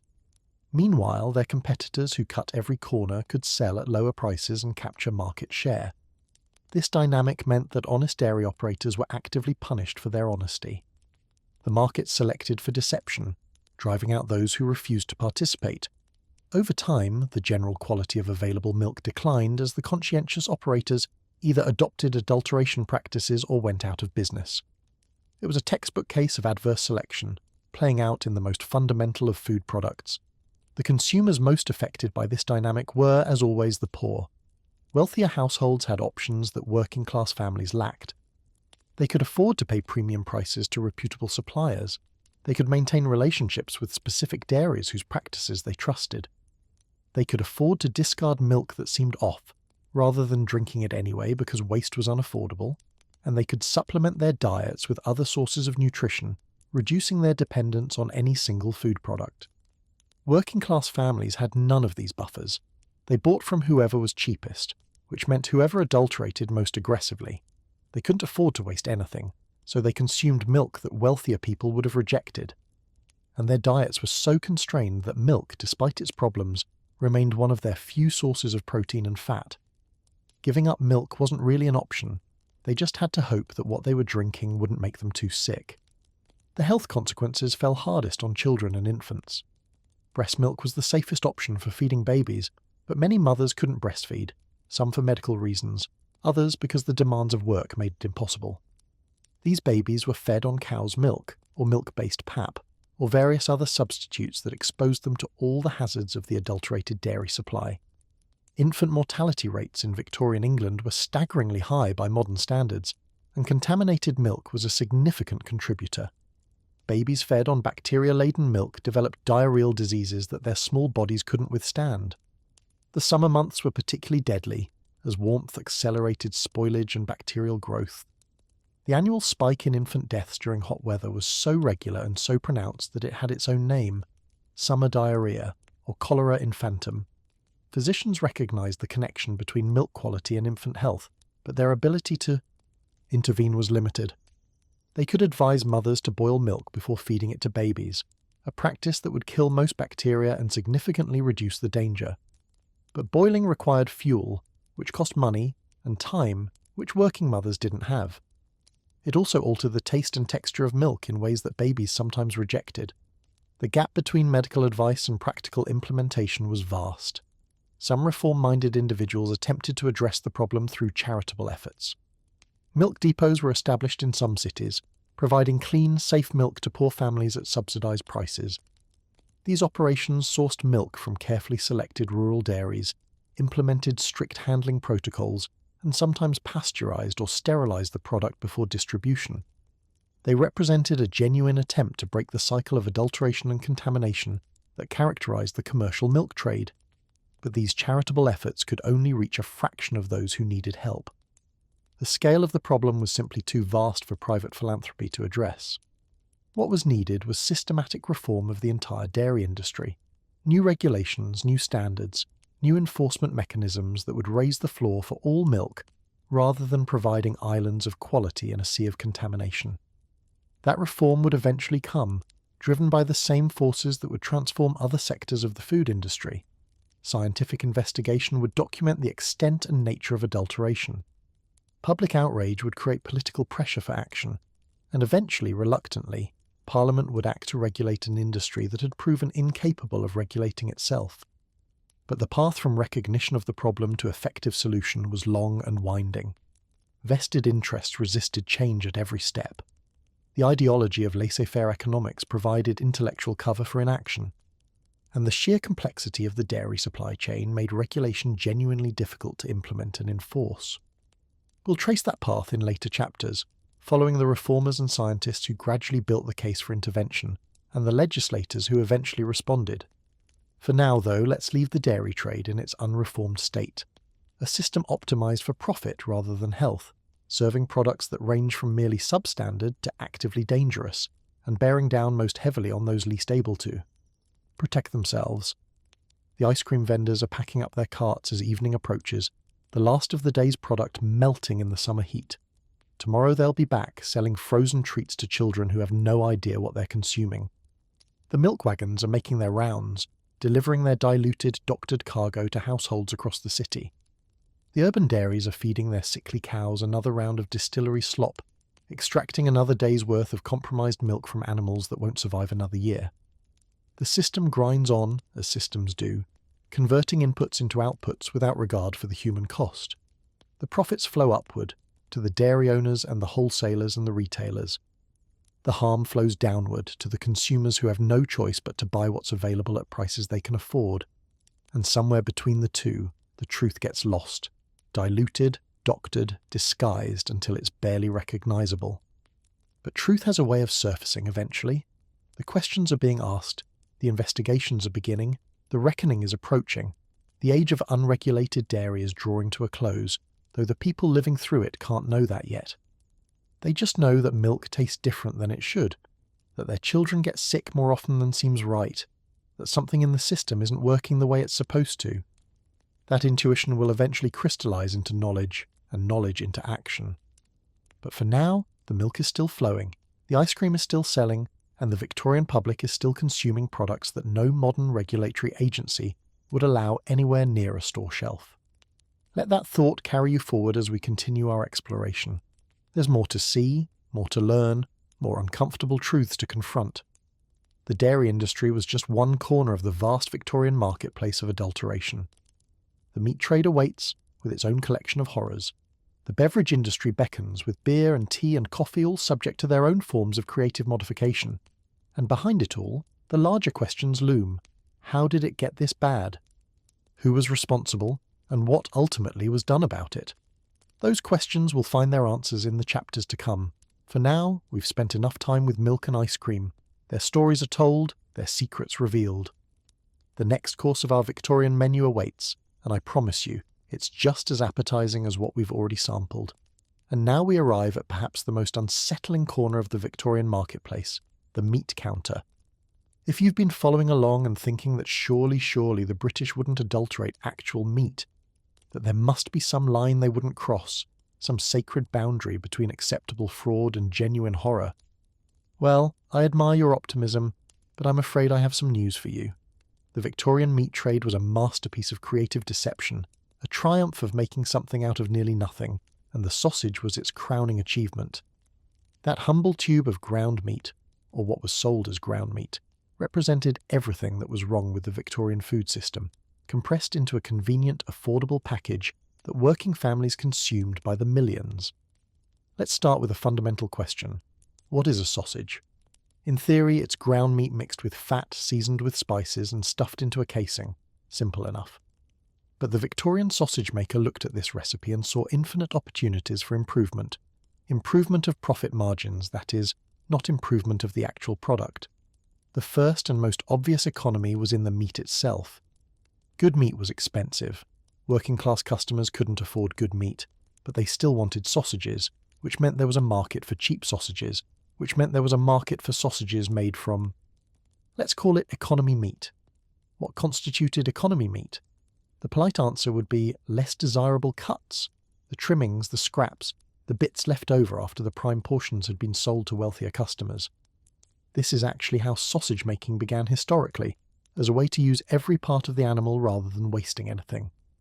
And if Victorian sausages had contained only honest trimmings from healthy animals, we wouldn't have much of a story to tell. But the Victorian sausage maker faced pressure to go further. Meat scraps cost money too, after all. And there were cheaper options available, if one was willing to be flexible about definitions.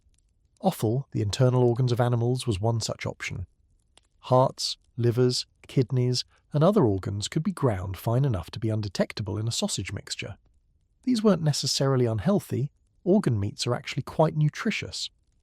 But they weren't what customers thought they were buying when they purchased a pork or beef sausage, and the practice represented a form of fraud, even if it wasn't directly harmful. Less appetizing was the use of what the trade delicately called lights, the lungs of slaughtered animals.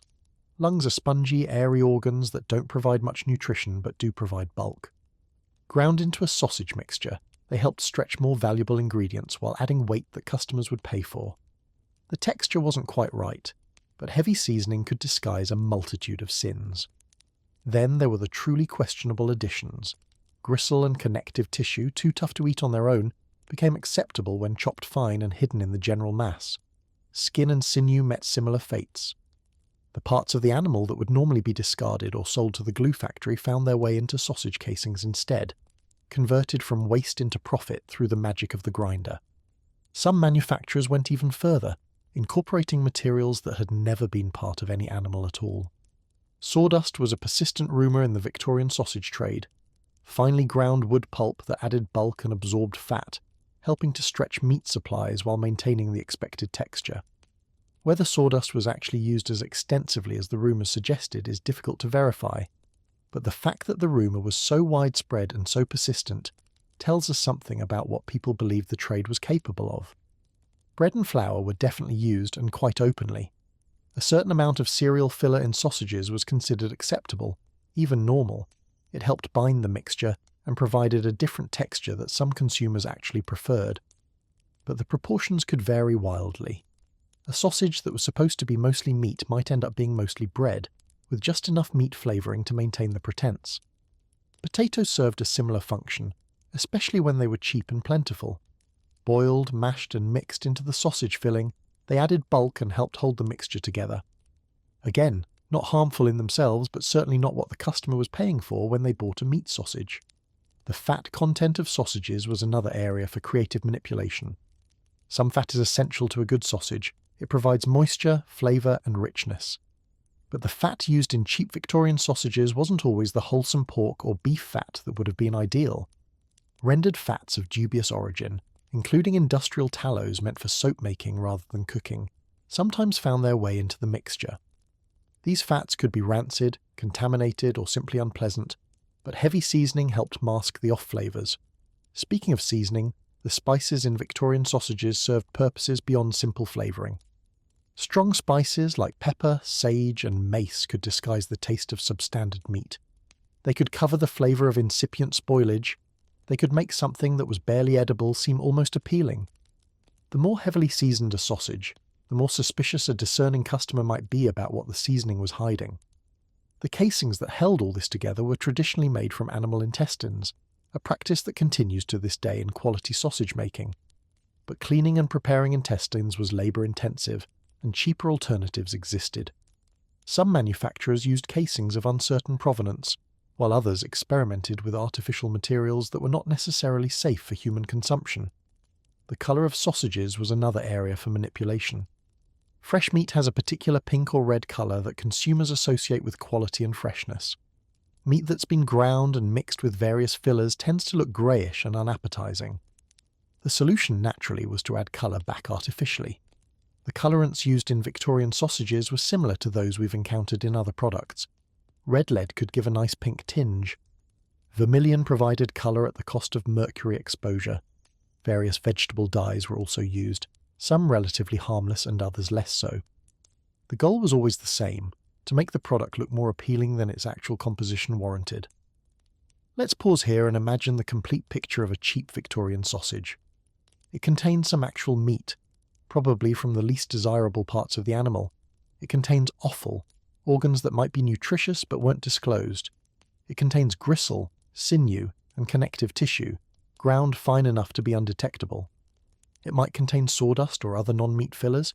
It definitely contains bread or flour or potatoes. The fat might be rancid or industrial. The colour is artificial, and the heavy seasoning exists largely to disguise all of the above. This is what millions of working-class families were eating, multiple times per week, believing they were getting affordable meat when they were getting a carefully constructed illusion of meat. The sausage wasn't poisonous in the acute sense. It wasn't going to kill you immediately like a dose of arsenic. But it wasn't nutritious either. It was empty calories dressed up as protein, a fraud that extracted money from people who couldn't afford to be defrauded while giving them little of value in return. The meat pie was the sausage's close cousin in the hierarchy of Victorian meat products, and it faced all the same pressures toward adulteration. A pie, after all, is just a sausage's filling wrapped in pastry instead of a casing, and the pastry provides even more opportunity to disguise the contents within. We've touched on meat pies before in our discussion of street food and factory lunches, but they deserve more detailed examination. The Victorian meat pie was a staple of working-class eating, sold by the hundreds of thousands from street stalls, pie shops and bakeries across the country. They were portable, filling and affordable, everything a factory worker needed for a quick meal between shifts. But what were they filled with? That was the question that probably shouldn't be asked if you wanted to continue enjoying your dinner. The filling of a cheap meat pie was in many ways even more mysterious than the contents of a sausage. At least with a sausage you could see the general texture and colour of the contents. A pie hid its secrets beneath a crust, revealing nothing until you bit into it, and by then you'd already paid and probably already consumed half of it. The best pie makers used actual cuts of meat, properly prepared and honestly represented. But these were not the pies that working-class consumers could afford. The cheap pies, the penny pies sold at factory gates and market stalls, contained whatever the maker could source at the lowest possible price. Meat from animals that had died of disease was one such source. A cow that died of illness couldn't legally be sold for human consumption through normal channels, but it could often find its way to less scrupulous pie makers who weren't asking too many questions. The same was true of horses, dogs, and cats, animals that weren't considered food in British culture, but whose flesh was difficult to distinguish from beef or pork once it had been chopped, seasoned, and baked into a pie. The rumours about cat and dog meat in Victorian pies were persistent and probably not entirely unfounded.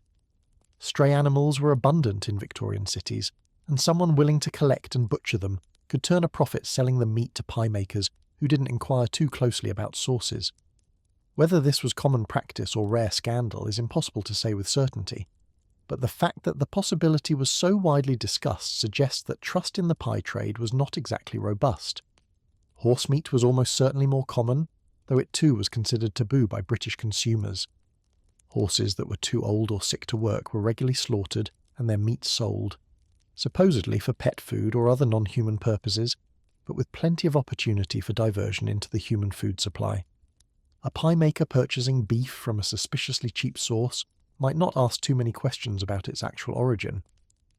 The vegetable content of meat pies provided another area for stretching. A little onion and potato in a meat pie is perfectly traditional and often desirable, but the proportions could be adjusted dramatically depending on the relative prices of meat and vegetables. A pie that was supposed to be primarily meat might end up being primarily potato, with just enough meat flavouring to justify the name. The gravy that filled the spaces between meat and pastry was itself a work of creative economy. Good gravy requires meat dripping, stock, and careful preparation. Cheap gravy could be made from almost anything: flour and water thickened with gelatin, coloured brown with burnt sugar or other additives, seasoned heavily to provide flavour that the base ingredients lacked.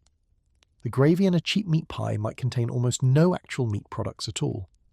The pastry crust was perhaps the most honest part of the operation, being difficult to adulterate significantly without affecting the texture. But even here, the flour used might be the same adulterated flour we discussed in the bread chapter, full of alum and chalk and other unwanted additions. And the fat used for shortening might be the same questionable industrial tallow that found its way into sausages. The conditions under which these pies were made added another layer of concern. Small pie-making operations worked in cramped, unsanitary conditions similar to those we've seen in other Victorian food trades. The same hands that handled raw meat handled money and doorknobs and heaven knows what else. Rats had access to ingredients and finished products alike. The concept of food safety as we understand it simply didn't exist. And yet, people ate these pies by the millions because they were cheap and filling and tasted reasonably good if you didn't think too hard about what you were eating. The heavy seasoning, the rich gravy, the satisfying crust, all of it combined to create a product that met the immediate needs of hungry workers, even if it failed to meet any reasonable standard of honesty or nutrition. The economics of the meat trade, like those of other Victorian food sectors, created a race to the bottom that honest operators couldn't win. A pie maker who used real meat in reasonable quantities had to charge more than one who stretched meat with fillers and used questionable ingredients. Customers who couldn't taste the difference, or couldn't afford to care, would buy the cheaper product. Over time, the honest operators were driven out or forced to compromise until the entire market was dominated by adulterated products. This brings us to an interesting question. Did people know they were being cheated? The answer is complicated. On some level, everyone understood that cheap food was cheap for reasons. The phrase, "you get what you pay for," isn't a modern invention. The Victorians had their own versions of this wisdom. A working man buying a penny pie at a street stall probably harboured few illusions about the quality of what he was eating. But there's a difference between vague suspicion and specific knowledge. People might suspect that their sausages contained fillers without knowing exactly what those fillers were. They might worry about the meat in their pies without wanting to investigate too closely. There's a certain psychological defence in not knowing the details, in maintaining a comfortable ignorance that allows you to keep eating what you have to eat anyway. The alternative, after all, was not eating, and that wasn't really an option. You can't boycott food when you're hungry and have limited resources. Working-class Victorians were trapped in a system that forced them to consume products they probably suspected were adulterated, because the only alternative was going without. This is the particular cruelty of food adulteration as a form of fraud. It targets people who have no power to protect themselves and no alternatives to turn to. Now let's turn to the consequences of all this. Not the obvious immediate consequences like food poisoning and nutritional deficiency, but the second-order effects that rippled through Victorian society in ways that might not be immediately apparent. One of the most fascinating of these effects was the booming market for medicines, particularly digestive remedies. Victorian England was absolutely awash in pills, powders and potions promising to cure every conceivable ailment of the stomach and bowels. Advertisements for these products filled the newspapers. Pharmacies devoted entire walls to digestive remedies. Travelling salesmen made fortunes peddling cure-alls to eager customers. Why was Victorian England so obsessed with digestion? The obvious answer is that everyone was sick. And why was everyone sick? In large part because the food supply was systematically compromised by adulteration that caused exactly the kind of chronic digestive problems that these remedies promised to treat. Consider the cycle that was operating here. People ate bread adulterated with alum, which caused constipation and digestive irritation. They drank milk preserved with bicarbonate and borax, which disrupted their gut chemistry. They consumed sweets coloured with lead, which accumulated in their bodies and caused systemic damage. They ate sausages and pies filled with questionable ingredients that their digestive system struggled to process. And then, feeling terrible, they sought relief in medicines that promised to solve their problems. The medicine trade was happy to oblige. In fact, it was more than happy. It was absolutely delighted to have such a reliable stream of customers. The same lack of regulation that allowed food adulteration also allowed the manufacture and sale of medicines that were often useless, sometimes harmful, and occasionally deadly. Let's look at some of the popular remedies of the era and what they actually contained. Digestive powders were among the most common products, promising to settle upset stomachs and relieve indigestion. These typically contained bicarbonate of soda, the same substance that was being used to disguise spoiled milk, along with various other ingredients depending on the manufacturer. Some included chalk, which was thought to neutralize stomach acid. Others contained magnesia, which had a mild laxative effect. A few included substances that had no medicinal value whatsoever, but sounded impressive on the label. The effectiveness of these powders was variable. Bicarbonate genuinely does neutralize stomach acid, providing temporary relief from heartburn and indigestion. But it doesn't address the underlying causes of digestive distress, and regular use can actually disrupt the stomach's normal acid production, creating a cycle of dependency where you need the powder to feel normal because taking the powder has altered your normal. Laxatives were another hugely popular category, which makes sense given how common constipation was in a population eating alum-laden bread. These ranged from relatively gentle herbal preparations to violent purgatives that could cause serious harm if used improperly. At the gentle end were products based on senna, rhubarb, or other plant-derived laxatives that had been used for centuries. These worked by irritating the intestinal lining, stimulating contractions that moved contents along. They were effective but could cause cramping, and overuse led to dependency as the bowel became unable to function without stimulation. More concerning were the mineral-based purgatives, particularly those containing calomel, mercurous chloride, a compound of mercury. Calomel had been used as a medicine for centuries, valued for its powerful purgative effect. It was given to patients for everything from constipation to syphilis, and it was incorporated into many popular patent medicines of the Victorian era. The problem with calomel was that it was a mercury compound, and mercury is poisonous. Regular use of calomel caused mercury to accumulate in the body, leading to the classic symptoms of mercury poisoning: loose teeth, swollen gums, excessive salivation, and eventually damage to the nervous system. Victorian doctors were aware of these effects but continued prescribing calomel anyway, viewing the side effects as acceptable trade-offs for the drug's effectiveness. Patent medicines, proprietary formulations sold directly to consumers, were even less regulated than prescription medicines. Anyone could mix up a batch of something, give it an impressive name, and market it as a cure for whatever ailed you. The formula didn't have to be disclosed, the claims didn't have to be verified, and if customers were harmed, well, good luck proving which product caused the problem. Many patent medicines contained substantial amounts of alcohol, sometimes as much as 40%, which made them stronger than most wines and comparable to some hard liquors. This alcohol content wasn't disclosed on the label, but it certainly helped explain why these medicines made people feel better. A few spoonfuls of what was essentially fortified wine would improve almost anyone's mood, at least temporarily. Others contained opium or its derivatives, which were legal and widely available throughout the Victorian period. Laudanum, a tincture of opium in alcohol, was a common ingredient in everything from cough medicines to teething preparations for infants. It worked, in the sense that it numbed pain and induced euphoria. It was also highly addictive, and regular use created dependency that users didn't understand because they didn't know what they were taking. The patent medicine market created its own cycle of dependency, separate from but intertwined with the food adulteration problem.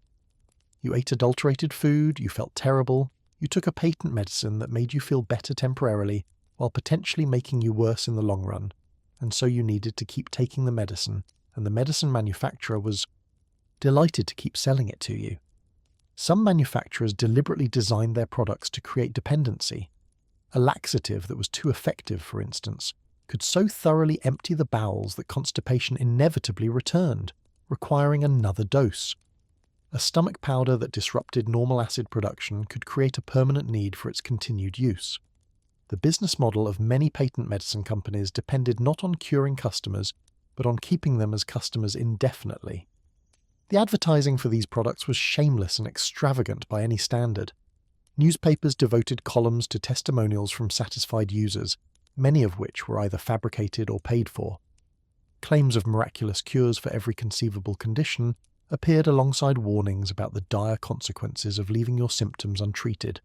Fear and hope were deployed in equal measure to separate customers from their money. One particularly insidious practice was the use of medical-sounding language and imagery to suggest scientific credibility.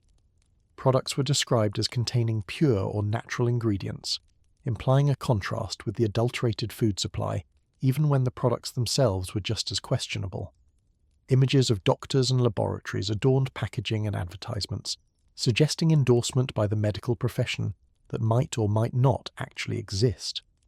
The medical profession itself was divided on the patent medicine question. Some doctors actively collaborated with medicine manufacturers, lending their names and credentials to products in exchange for payment. Others loudly condemned the entire industry as quackery and fraud. The lack of clear regulatory standards made it difficult to distinguish between legitimate medicines and outright scams, and the confusion benefited the less scrupulous operators. The financial scale of the medicine market was staggering.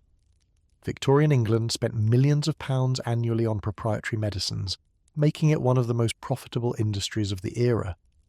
This money came disproportionately from working-class consumers, the same people most affected by food adulteration, the same people who could least afford to waste money on ineffective remedies, the same people who had the fewest alternative sources of healthcare. The connection between food adulteration and medicine consumption wasn't lost on contemporary observers. Reformers who campaigned against food fraud often pointed to the medicine market as evidence of the harm being done. If the food supply were honest and wholesome, they argued, people wouldn't need to spend so much money on digestive remedies. The medicine industry was, in effect, profiting from the failures of the food industry, and both industries had incentives to resist reform that would disrupt their business models. This created an interesting political dynamic. Food manufacturers wanted to maintain their ability to adulterate products. Medicine manufacturers wanted people to stay sick enough to need their products. Both groups had money and influence, and both had reasons to oppose regulations that would improve public health. The reformers faced not just the inertia of the status quo, but the active resistance of powerful interests that benefited from the existing system. There's something almost elegant about the viciousness of this cycle, if you can appreciate dark irony. The same economic system that adulterated food to maximize profits created a population of chronically ill consumers who then spent their limited resources on medicines that were themselves often fraudulent. Money flowed from the poorest members of society to those who exploited them, first through the food trade and then through the medicine trade, in a double extraction that left the victims sicker and poorer at each turn. And the victims often blamed themselves. The Victorian ideology of personal responsibility meant that sickness was frequently attributed to individual moral failings, lack of self-control, poor choices, constitutional weakness. If your digestion was bad, it must be because you'd eaten too much, or eaten the wrong things, or failed to maintain proper habits. The possibility that you were being systematically poisoned by your food supply was harder to see and even harder to accept. This self-blame served the interests of the adulterators. As long as people thought their problems were their own fault, they wouldn't look for systemic explanations or demand systemic solutions. They would simply try harder to be virtuous consumers while continuing to consume the same adulterated products that were making them sick. Individual responsibility ideology, in this context, functioned as a cover for collective harm. The children's medicine market was particularly troubling. Parents desperate to soothe crying, sick children had access to an array of products specifically marketed for infant use. Teething powders, soothing syrups, and various preservatives promised to calm fussy babies and help them sleep. Many of these products contained opium, which certainly was effective at making babies quiet, sometimes permanently quiet when overdoses occurred. The death toll from opium-containing children's medicines is difficult to calculate, but it was certainly significant. Coroners regularly recorded deaths from accidental poisoning in infants and young children, many of which were probably attributable to well-meaning parents administering supposedly safe remedies. The babies who survived might still suffer lasting effects from early opium exposure, though these would be impossible to trace in an era before systematic health monitoring. The tragedy is compounded by the fact that many of these deaths were ultimately caused by food adulteration. A baby fed on contaminated milk gets sick. The parents, trying to help, administer a soothing syrup containing opium. The opium suppresses the symptoms without addressing the underlying problem. The parents give more medicine when the symptoms return. Eventually, the cumulative dose proves fatal, and the death is attributed to the medicine rather than to the food supply problem that started the whole cascade. This is the nature of systemic problems. They create cascades of harm that are difficult to trace and attribute. No single actor is responsible for the whole chain of events. The dairy farmer feeding distillery waste to sick cows doesn't intend to kill babies. Neither does the milkman who adds chalk to disguise watering. Neither does the medicine manufacturer whose soothing syrup contains opium. But together, through the logic of the system, they produce outcomes that none of them individually chose. Understanding this systemic nature is crucial for understanding why reform was so difficult and took so long. You couldn't fix the problem by prosecuting individual bad actors. There were too many of them, and they were all following the same economic logic. You couldn't fix it by educating consumers. They had no way to get accurate information and no alternatives even if they had. You could only fix it by changing the rules of the system itself, by creating regulations and enforcement mechanisms that would alter the incentives under which all the actors operated. That reform, as we'll see in later chapters, would eventually come, but it would take decades of investigation, publicity, and political struggle. It would require the development of new scientific methods for detecting adulteration. It would require journalists willing to publicize findings that powerful interests wanted suppressed. It would require politicians willing to vote for regulations that their campaign donors opposed. And it would require a shift in ideology, a recognition that some problems cannot be solved by individual responsibility and market forces alone, that collective action through government is sometimes necessary to protect the public from harms they cannot protect themselves against. This was not an easy sell in Victorian England, where laissez-faire economics reigned supreme, and government intervention was viewed with deep suspicion. The reformers would eventually win, but the victory would be incomplete and contested at every step. The legacy of their struggle is the food safety system we enjoy today, imperfect certainly, but incomparably better than the free-for-all of the Victorian marketplace. Every ingredient label, every health inspection, every regulation requiring that food be what it claims to be, draws a direct line back to the scandals and suffering we've been exploring.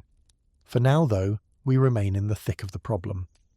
The sausages are still full of mystery ingredients. The pies are still hiding secrets beneath their crusts. The medicine cabinets are still stocked with remedies that create as many problems as they solve. And the cycle continues, adulterated food causing sickness, sickness driving medicine consumption enriching manufacturers who have no interest in genuine cures. The Victorian consumer stands at the centre of this system, unable to see its full dimensions, unable to trace the connections between cause and effect, able only to experience the symptoms and seek whatever relief is available at prices they can afford. They don't know that their bread contains alum, or their milk is watered, or their sausages are full of sawdust. They just know that they feel terrible much of the time, and that the medicine from the chemist's shop sometimes helps and sometimes doesn't. In a few more chapters, we'll watch as the darkness begins to lift, as investigators expose the truth, as journalists spread the word, as reformers push for change. But we're not there yet. We're still in the age of ignorance and exploitation, when caveat emptor was the only law, and the price of poverty was paid in health as well as money. The meat trade continues its mysterious transformations. The medicine trade continues its profitable predations. And somewhere, a working family sits down to a dinner of sausages and bread, followed by a spoonful of digestive powder to settle the inevitable discomfort, never knowing that the dinner caused the discomfort, and the powder might make everything worse. That's the world we've been exploring, and we're not done with it yet. There are more products to examine, more secrets to uncover, more uncomfortable truths about the way our ancestors lived and ate. But we've established the pattern now: adulteration for profit, sickness as consequence, medicine as band-aid, and the cycle repeating endlessly while the vulnerable pay the price. Keep that pattern in mind as we continue. It will help make sense of what comes next: the awakening, the investigation, the outrage, and finally, the reform. The story has been dark so far, but light is coming.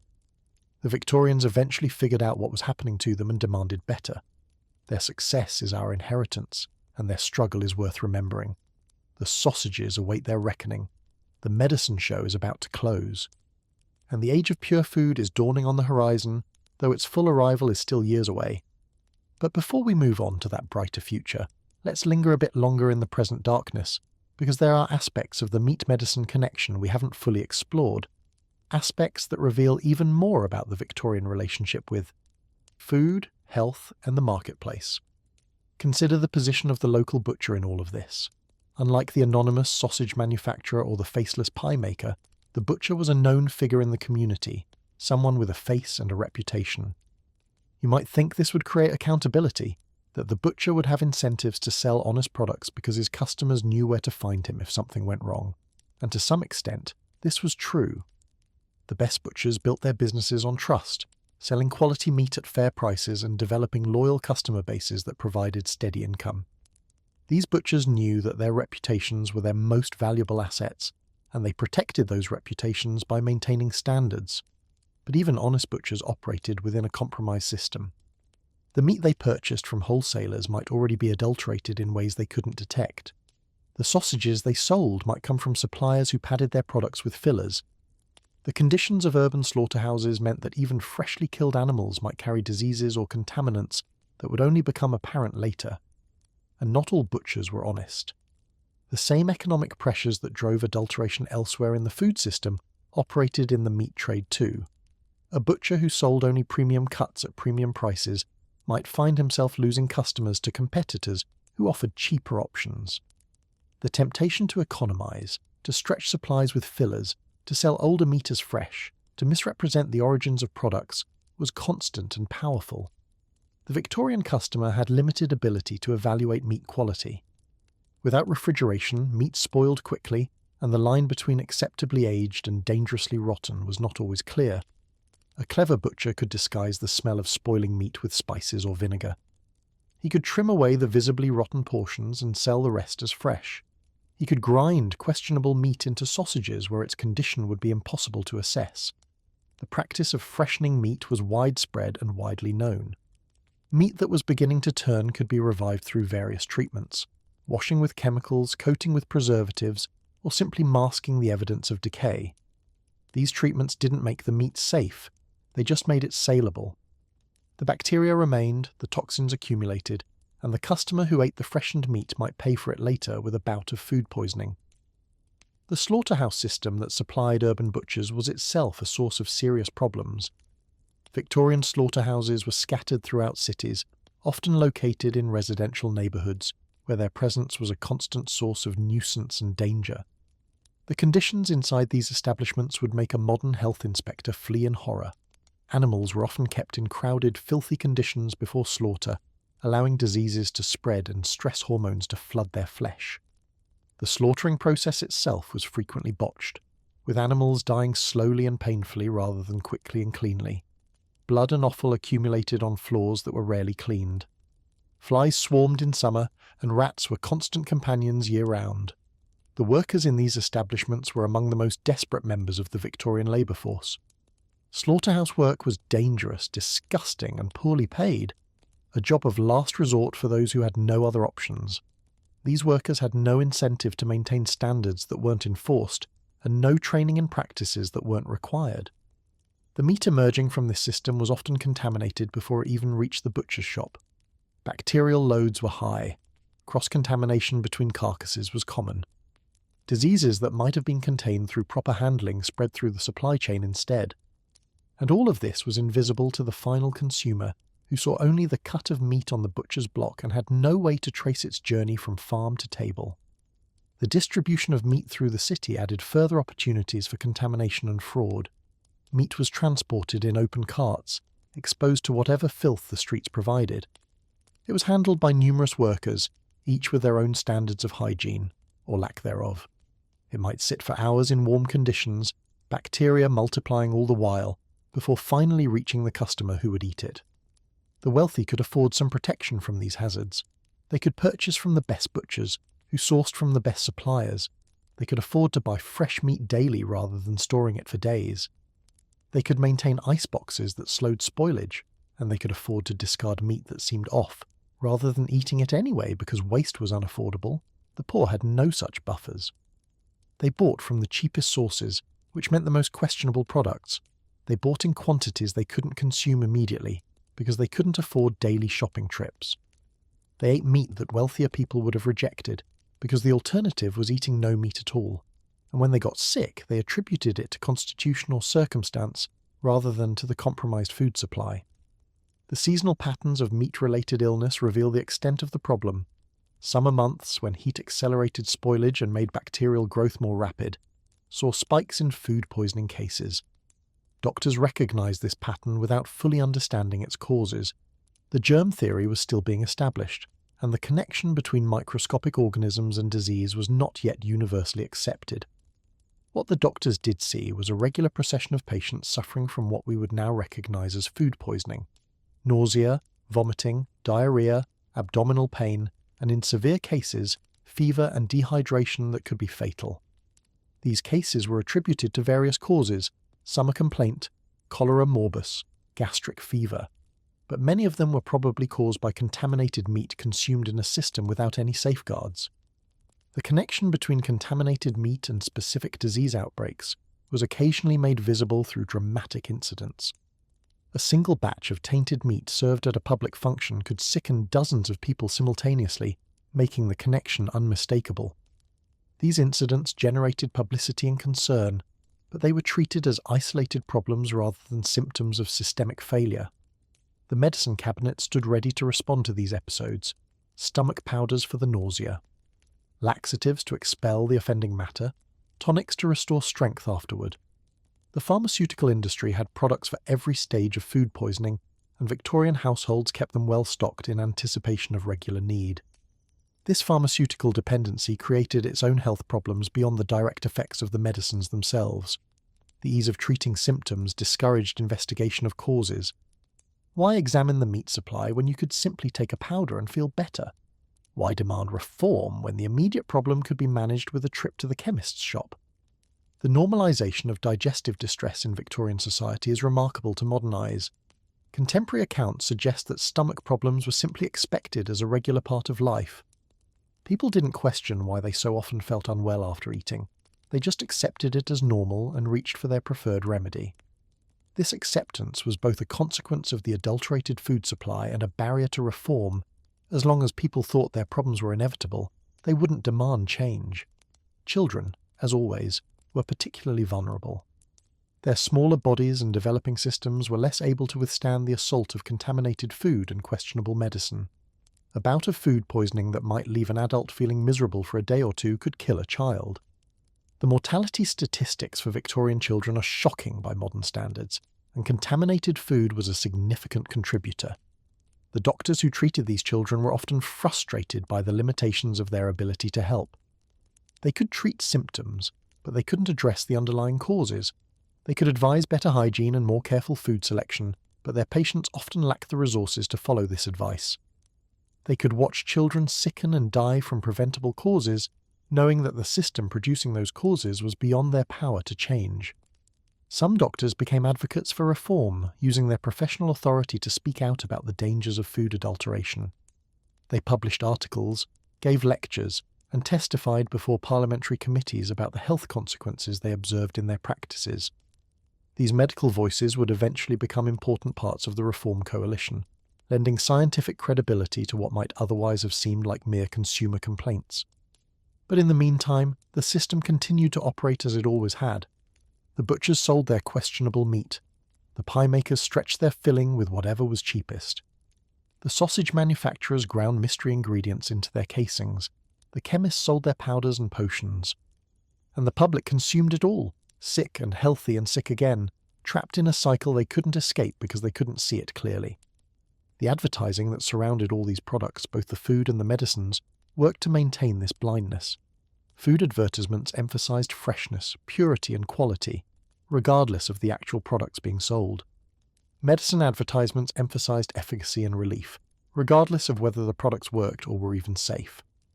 The consumer navigating this marketplace of claims had no way to distinguish truth from falsehood, no independent source of information to consult, no regulatory body to trust. In this environment, skepticism was actually counterproductive. A consumer who questioned everything would be paralyzed, unable to make any purchase at all. The only way to function was to maintain a certain level of trust, or at least suspension of disbelief, that allowed normal life to continue. People chose to believe that their food was probably fine and their medicine probably worked, because the alternative was too uncomfortable to contemplate. This psychological dynamic benefited the adulterators and fraudsters while harming their victims. The maintenance of normalcy required ignoring evidence of systematic problems. The will to believe in the marketplace's benevolence meant overlooking its actual malevolence, and the cycle continued, profit flowing upward and harm flowing downward, while everyone pretended that everything was basically fine. Breaking this cycle would require a fundamental disruption of the pretense, a revelation so shocking that it could not be ignored, evidence so clear that it could not be explained away, and a reform movement strong enough to overcome the entrenched interests that benefited from the status quo. That disruption was coming, in the form of scientific investigations, journalistic exposés, and parliamentary action. But first, the system had to reach its breaking point. The accumulation of harm, the weight of evidence, the growing outrage of a public slowly awakening to what was being done to them, all of this had to build to a critical mass before change became possible. We're approaching that point in our story, though we haven't reached it yet. The meat pies are still being sold, the sausages are still being consumed, the medicines are still being swallowed. And the cycle continues, as it has continued for decades, grinding profit from suffering and suffering from profit. The Victorian marketplace churns on, indifferent to the harm it causes, responsive only to the logic of commerce and the pressures of competition. But somewhere, a scientist is testing food samples. Somewhere, a journalist is gathering evidence. Somewhere, a reformer is preparing to speak out. The age of ignorance is ending slowly, painfully, through the accumulation of facts and the persistence of people who refuse to accept that the status quo is acceptable. That story, the story of how things changed, will come in later chapters. For now, we've established the depth of the problem, the systematic adulteration of the food supply, the cascade of health consequences, the pharmaceutical industry profiting from the resulting illness, and the psychological mechanisms that kept people from recognizing and responding to their collective victimization. It's a dark picture, but it's one worth understanding. Because the forces that created this situation, the pursuit of profit, the absence of regulation, the information asymmetry between producers and consumers, haven't disappeared. They still operate in markets around the world, still create victims where oversight is absent, still generate the same cycles of exploitation we've been describing. The Victorian experience is thus not just history, it's a lesson. It shows us what happens when markets are left entirely to their own devices, when the only rule is caveat emptor, when the vulnerable are left to fend for themselves against those who would exploit them. It also shows us that change is possible, that systems can be reformed, that people working together can create protections that benefit everyone. We'll see that process of reform unfold in the chapters to come. For now, let's leave the meat trade and the medicine cabinet where they are, deeply problematic, widely accepted, and awaiting the reckoning that will eventually come. The pies and sausages will give up their secrets. The powders and potions will be examined and found wanting, and the Victorian public will finally learn what they've been consuming all along. That awakening is coming. But first, there's more darkness to traverse, more victims to count, more lessons to learn. The story continues, and so does our journey through the Victorian marketplace of adulteration and fraud. And now, finally, we arrive at the turning point in our story, the moment when the darkness we've been describing began to lift, when the systematic poisoning of the British public started to become visible, when someone finally looked at the food. Supply and asked the simple question, what exactly is in this stuff? The answer, as we've seen, was horrifying. But someone had to discover that horror, document it, and make it public before anything could change. That someone turned out to be a collection of scientists, doctors, and concerned citizens who took it upon themselves to investigate what everyone else was trying not to see. Armed with microscopes, test tubes, and the emerging tools of analytical chemistry, they set out to examine the food that millions of people consumed every day, and what they found would eventually shock a nation into action. The hero of this chapter isn't a single person, but a type: the analytical chemist, the early food investigator, the person who looked at a loaf of bread or a jar of jam and asked what secrets it was hiding. These were not official inspectors. There was no such thing yet. They were private individuals who decided for various reasons to apply scientific methods to a problem that most people preferred to ignore. One of the earliest and most important of these investigators was a physician named Frederick Ackham, a German-born chemist who had settled in London and built a reputation as an expert in chemistry and its applications. In 1820, Ackham published a book with a title that left nothing to the imagination, a treatise on adulterations of food and culinary poisons.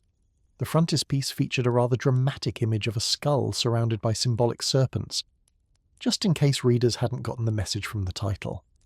Ackham's book was a sensation. For the first time, the general public had access to detailed scientific information about what was actually in their food.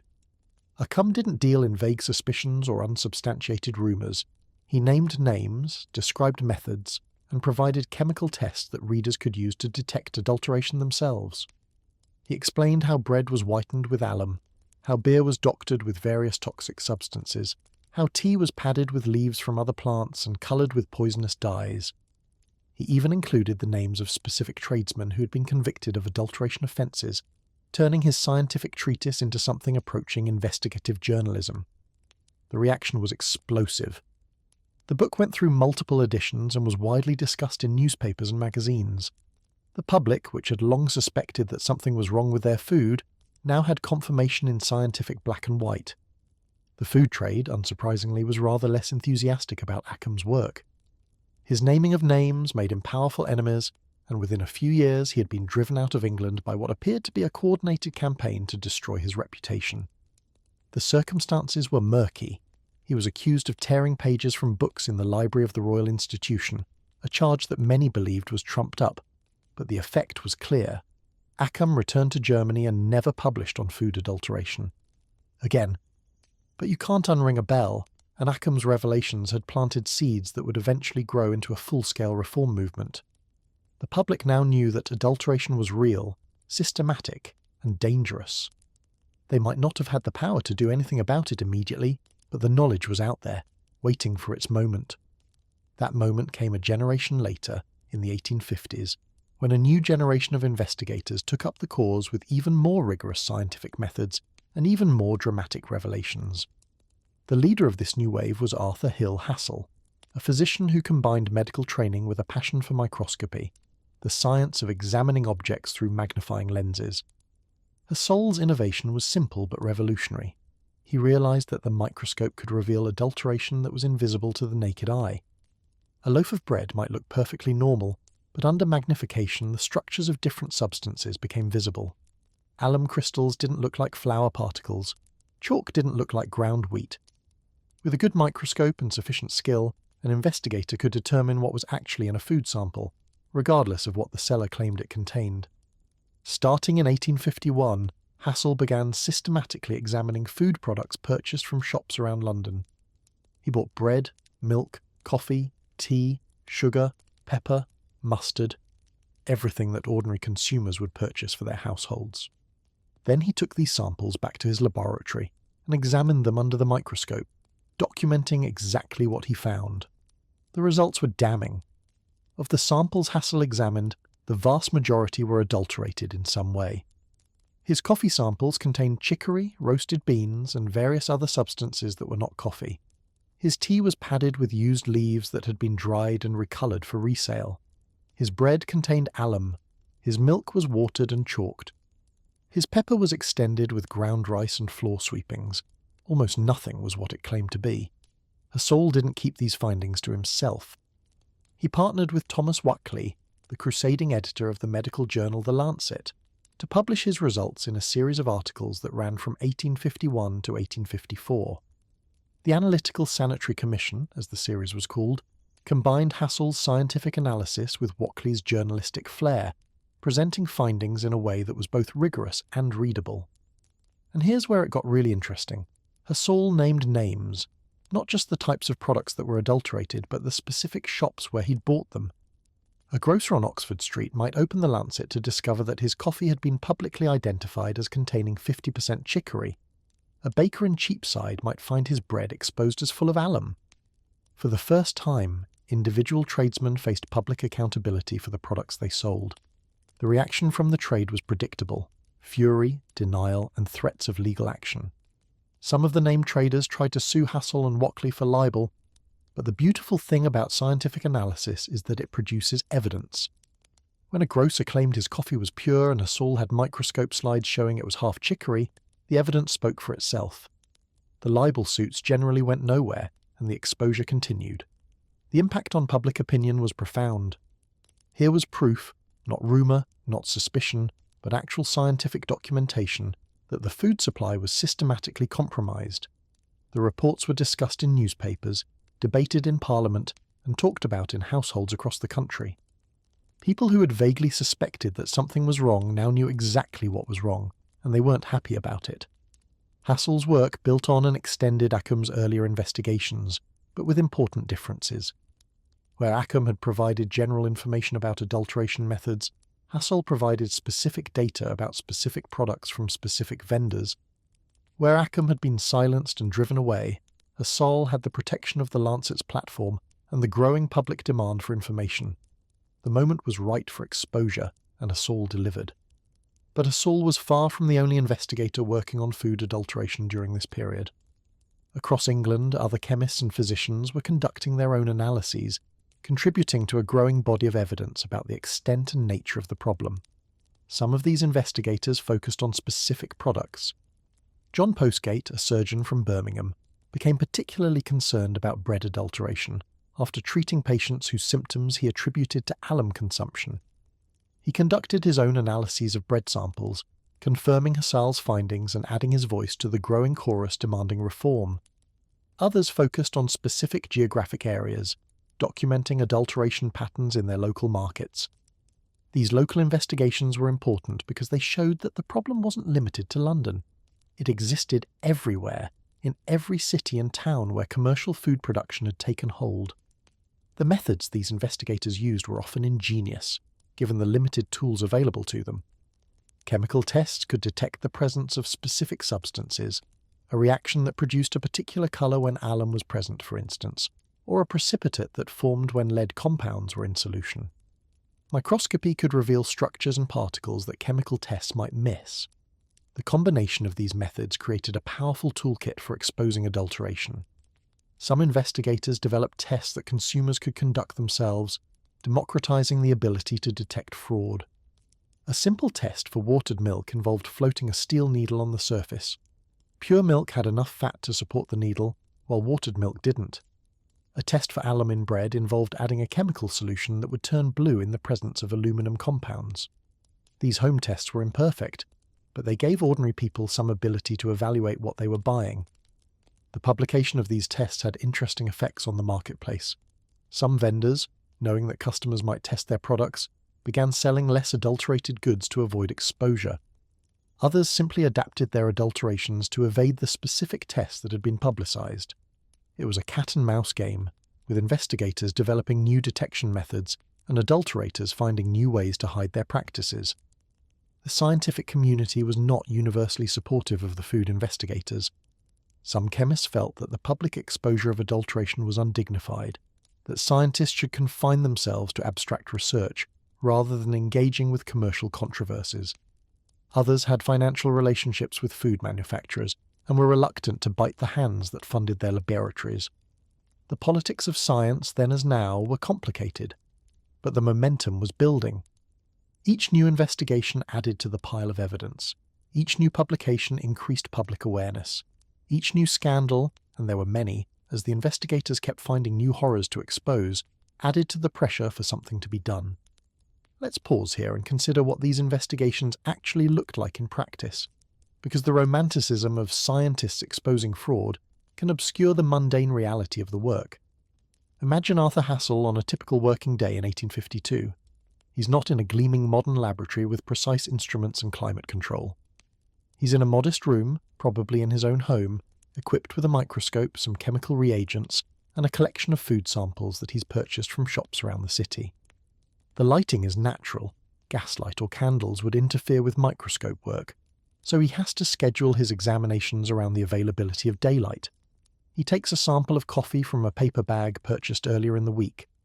Using a small spatula, he places a tiny amount on a glass slide and adds a drop of water to spread it thin. He positions the slide under his microscope and adjusts the focus, peering through the eyepiece at the magnified image. What he sees is not uniform.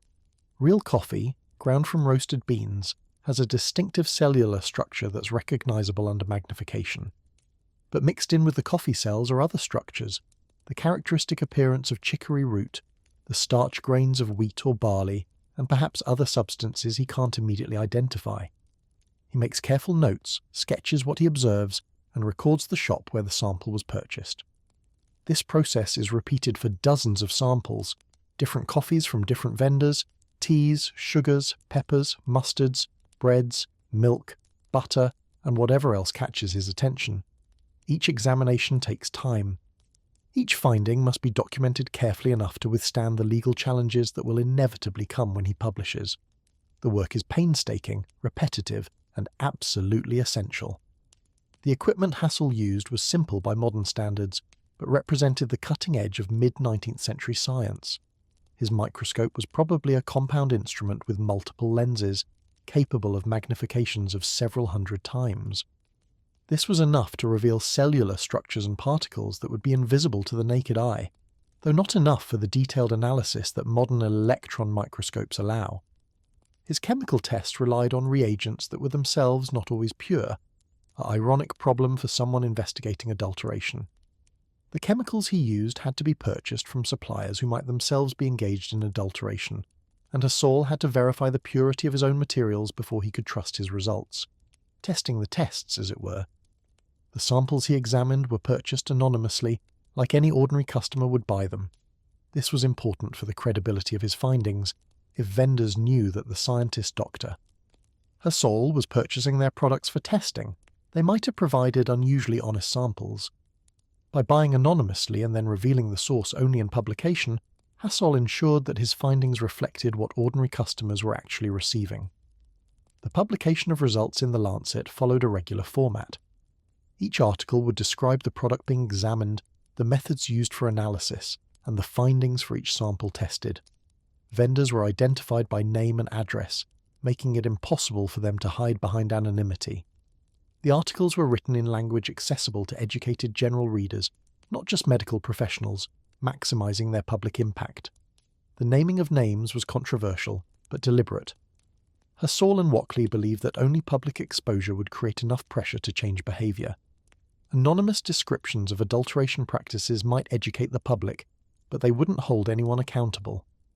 By identifying specific wrongdoers, they created consequences for adulteration that hadn't existed before.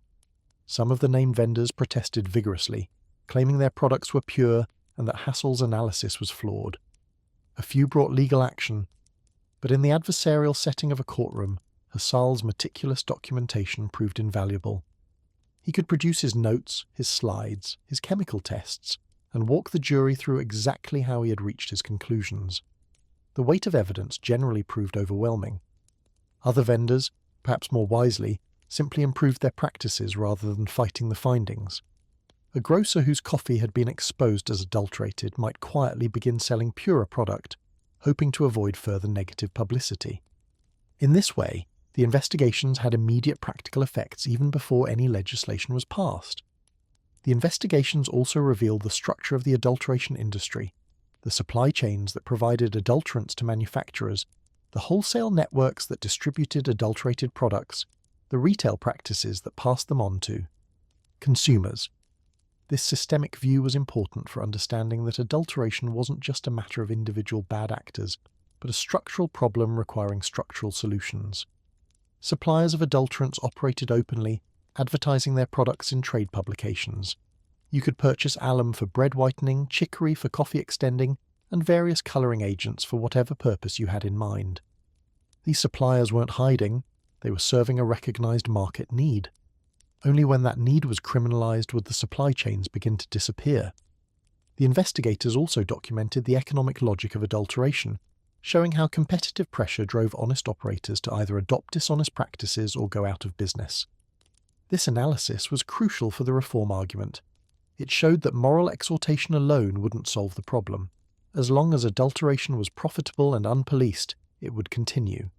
Only regulation could change the economic calculus. The scientific methods themselves were advancing during this period, providing increasingly powerful tools for detection.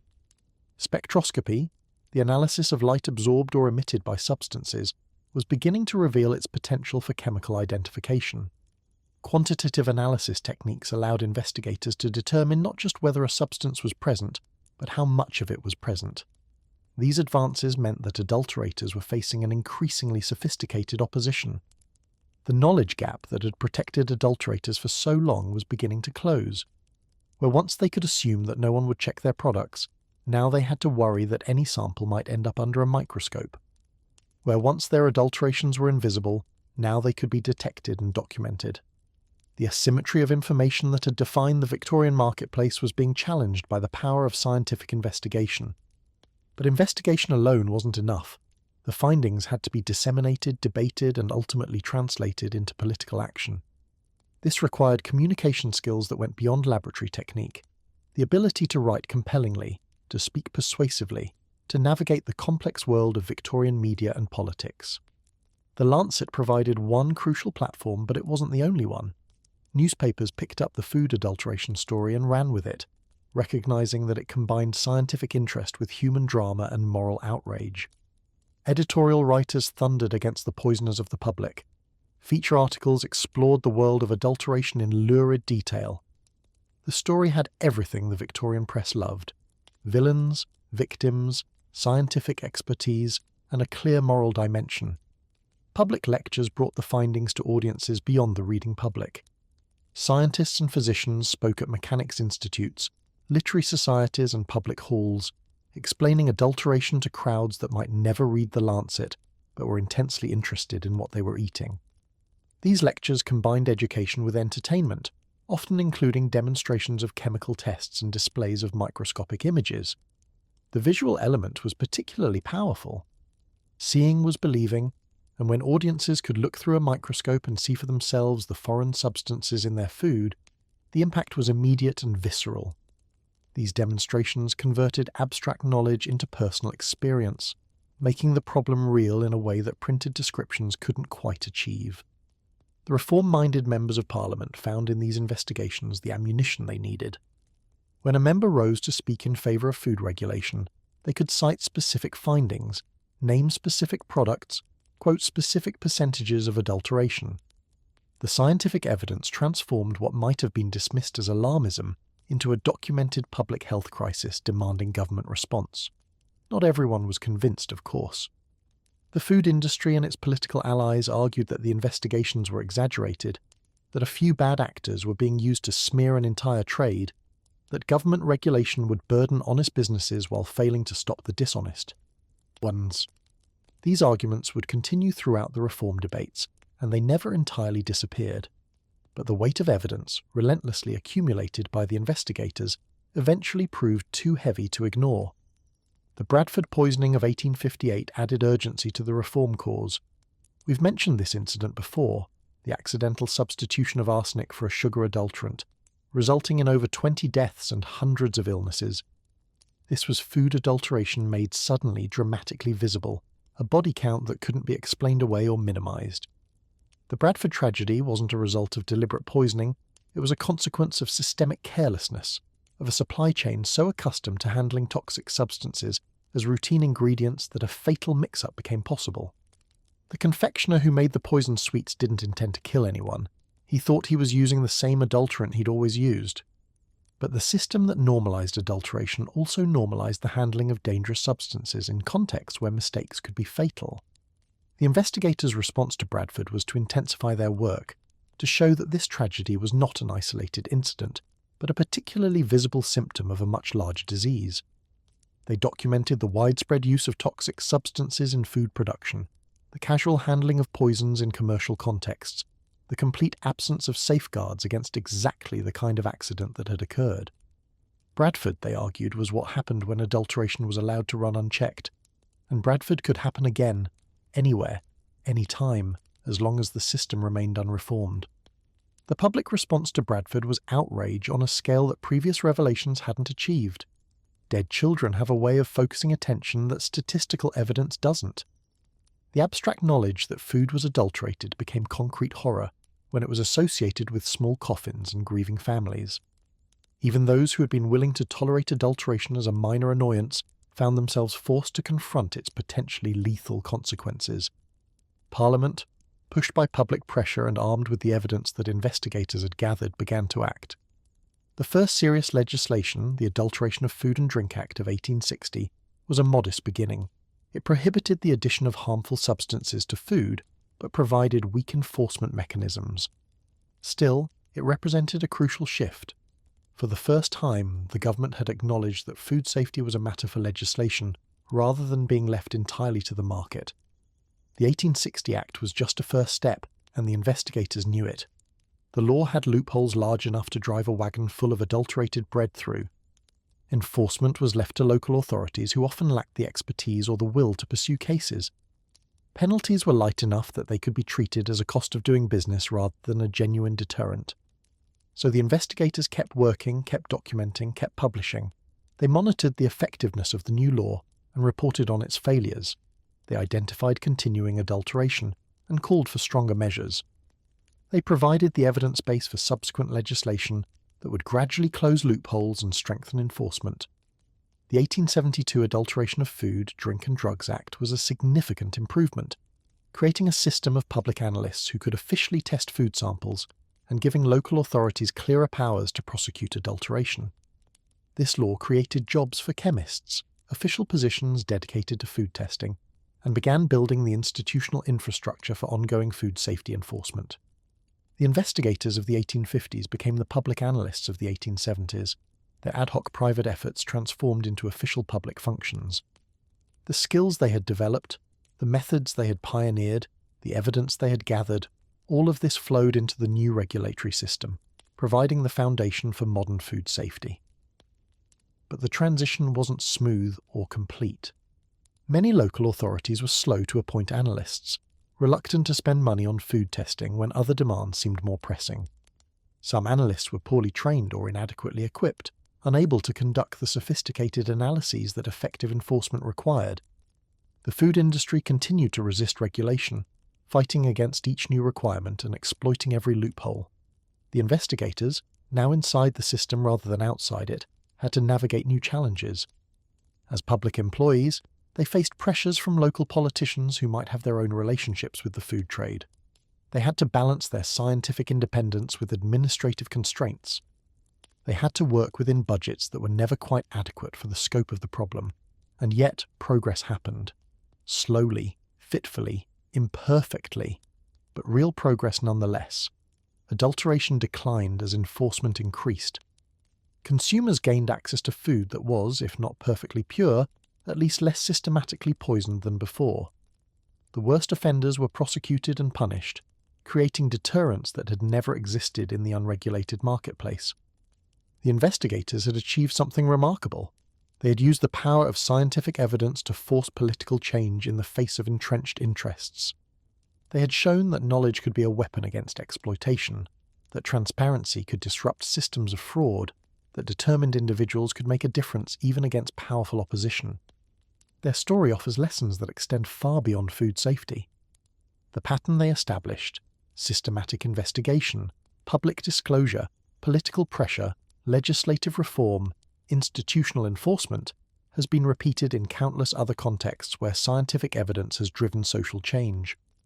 Environmental protection, pharmaceutical regulation, workplace safety, all of these share DNA with the Victorian food safety movement. The tools have changed, of course. Modern analytical chemistry can detect substances at parts per billion that Victorian microscopes couldn't have glimpsed. Digital communication spreads findings faster than any newspaper ever could. But the basic pattern remains: gather evidence, make it public, demand action, build institutions to maintain progress. It's a formula that works when someone is willing to do the work. The Victorian food investigators weren't saints or superheroes. They had their own interests and limitations, their own blind spots and biases.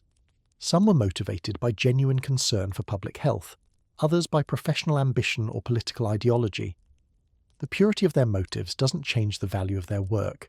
They gathered evidence that needed to be gathered, exposed truths that needed to be exposed, and contributed to changes that needed to happen. And in the process, they helped create the food safety systems that protect us today. Every time you read an ingredient label, you're benefiting from their work. Every time a food inspector visits a restaurant, they're following in their footsteps. Every regulation that prevents manufacturers from adding lead to candy or arsenic to bread draws on precedents they established. The age of ignorance was ending. The chemists with their test tubes and microscopes had opened windows into the Victorian food supply that couldn't be closed. The public knew now what they were eating, and they weren't going to forget. The pressure for reform would only increase from here, building toward the comprehensive food safety legislation of the late 19th century and beyond. But we're getting ahead of ourselves. The investigators had done their work, but the work of turning their findings into lasting change was still incomplete. There were more battles to fight, more resistance to overcome, more progress to secure. The story continues, and the journey from discovery to reform is longer than it might appear from this distance.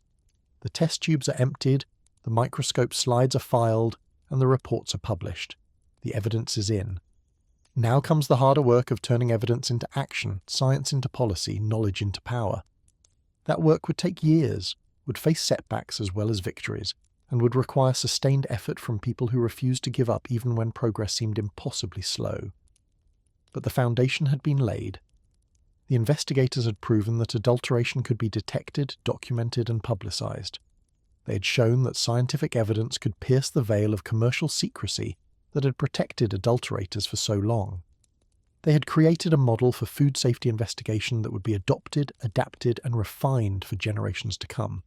The awakening had begun. The chemists had done their part. Now it was time for the public, the press, and the politicians to do theirs. The fight for pure food was entering its next phase, and the outcome was still far from certain, but at least finally the fight was truly joined. But let's return to the laboratories and the investigators for a moment longer, because there are stories and details we haven't fully explored, moments that reveal the human drama behind the scientific work, and incidents that show just how revolutionary this investigative approach really was. Consider the peculiar position of the analyst who discovers something genuinely horrifying in a food sample. You've purchased a jar of jam from a respectable-looking shop, expecting to find perhaps some added apple pulp or glucose syrup stretching the strawberries. Instead, your analysis reveals something far worse. Copper salts used for colouring, perhaps, or evidence of decomposed fruit that should have been discarded weeks ago. You have a choice: publish the finding and face the inevitable legal challenges and personal attacks, or quietly set aside the sample and move on to something less controversial. The investigators of the 1850s and 60s consistently chose to publish, even when the findings were explosive, even when the consequences for themselves might be severe. This took courage of a particular kind, not the dramatic courage of physical danger, but the steady courage required to persist in unpopular truth-telling, despite social and professional pressure. Some investigators paid real prices for their work. We've already mentioned Frederick Ockham's exile from England following what many believed to be a coordinated campaign to destroy his reputation. Others faced less dramatic but still significant consequences. social ostracism, loss of business relationships, difficulties in their professional careers. The food trade had money and connections, and it wasn't above using them against those who threatened its profits. The investigators who succeeded were those who managed to build enough support, whether from the press, from medical colleagues, from public opinion, to withstand these pressures. Arthur Hassell's partnership with Thomas Wackley at The Lancet was crucial in this regard. Wackley was himself a formidable figure, a radical politician as well as a medical editor, someone who had spent his career picking fights with established interests and knew how to win them. His backing gave Hassell protection that independent investigators lacked. The network of investigators was informal but effective. Scientists who discovered new adulteration techniques or new detection methods shared their findings with colleagues. Doctors who observed patterns of illness that seemed connected to food contamination passed their observations to chemists who could investigate further. Journalists who heard rumours of particularly egregious practices tipped off investigators who could verify and document them. This collaborative approach multiplied the impact of individual efforts. The laboratories where this work occurred were typically modest affairs, nothing like the gleaming research facilities we might imagine today. Many investigators worked from home, setting aside a room or a portion of a room for their scientific equipment. Others had access to institutional laboratories, but these were often cramped and poorly equipped by modern standards. The work was done not with generous research budgets, but with whatever resources the investigators could scrape together, often at their own expense. The equipment itself was a constant source of frustration. Microscopes were the essential tool, but even good microscopes had limitations that could make certain types of analysis difficult or impossible. Chemical reagents were often impure, as we've mentioned, requiring investigators to test their own supplies before trusting their results. Glass containers, measuring instruments, heat sources, everything required careful attention, because errors in the analytical process could undermine the entire enterprise. The documentation requirements added another layer of difficulty. It wasn't enough to detect adulteration. You had to prove it in a way that would withstand challenge. This meant keeping meticulous records of every step, where the sample was purchased, when it was analysed, what methods were used, what results were obtained. The investigator had to imagine a hostile cross-examination and ensure that every aspect of the work could withstand scrutiny. When legal challenges did come, the investigator's records proved crucial. A well-documented analysis could convince a jury even when the defendant's lawyers were aggressive and well-funded. The weight of evidence, carefully assembled and clearly presented, was difficult to overcome through mere rhetoric. This was science as legal weapon, and it proved remarkably effective. The public demonstrations that accompanied the investigations were particularly powerful tools for building support. When an investigator could set up a microscope in a public hall and invite audience members to look for themselves, the impact was immediate and personal. People who might have dismissed printed reports as exaggeration found themselves staring at the evidence with their own eyes. There was no arguing with what you could see. Some investigators developed a flair for the theatrical that enhanced their public impact. They would set up comparisons, placing a sample of genuine product next to an adulterated sample, and inviting the audience to spot the difference through the microscope. They would conduct chemical tests before live audiences, showing how reagents change colour in the presence of adulterants. They transformed what could have been dry scientific lectures into compelling demonstrations that audiences remembered and discussed. The newspapers loved these demonstrations and reported them enthusiastically. A particularly dramatic revelation, the discovery of a new adulterant, or the exposure of a previously trusted vendor, could make headlines and spark public discussion. The investigators became minor celebrities, their names known to readers who might never have encountered scientific research in any other context. This public profile had both advantages and disadvantages. On one hand, it gave the investigators influence they couldn't have achieved through publications alone. On the other hand, it made them targets, subjected them to scrutiny that might reveal any weakness in their methods or character, and created pressure to produce ever more dramatic findings that might tempt some toward exaggeration. The investigators who maintained their credibility over time were those who kept their commitment to accuracy, even when the pressure for sensation was strong. The resistance from the food trade took many forms beyond the legal challenges we've mentioned. Trade associations published pamphlets defending their members and attacking the investigators' methods. Friendly newspapers ran articles questioning whether adulteration was really as widespread as claimed. Political allies raised objections in Parliament, arguing that regulation would harm legitimate businesses while failing to stop the truly unscrupulous operators. Some of these objections had elements of truth. Regulation could be burdensome for small operators. Enforcement was unlikely to be perfect. Some of the investigators' findings were open to interpretation, and reasonable people might disagree about what constituted unacceptable adulteration versus acceptable commercial practice. The lines weren't always as clear as the reform rhetoric suggested, but the weight of evidence was simply too great to explain away. When investigation after investigation found the same patterns of adulteration, when the findings were replicated by independent analysts using different methods, when the health consequences were visible in doctors' offices and hospitals across the whole country, the denials began to sound hollow. The trade could delay reform, could weaken specific provisions, could complain loudly about unfair treatment, but it couldn't stop the overall momentum toward regulation. The international dimension added another interesting element to the story. Food adulteration was not uniquely British. It was happening everywhere that industrialization and urbanization had created similar market conditions. Investigators in France, Germany, and the United States were conducting their own analyses, finding their own patterns of fraud, building their own cases for reform. This international context reinforced the British findings while also creating competitive pressure. No country wanted to be seen as tolerating worse food safety than its rivals. The exchange of information between investigators in different countries accelerated the development of detection methods. A technique developed in Germany might be adopted in England and improved upon in France. Scientific journals published in multiple languages spread findings across borders. International conferences brought investigators together to share experiences and coordinate approaches. The fight for pure food was becoming a global movement, though the specific forms it took varied by national context. The involvement of medical professionals lent particular credibility to the reform cause. Doctors could speak with authority about the health consequences of adulteration, drawing on their clinical experience with patients whose illnesses could be traced to contaminated food. Their testimony carried weight with legislators who might dismiss the concerns of chemists as technical quibbles, but couldn't ignore the judgment of physicians about threats to public health.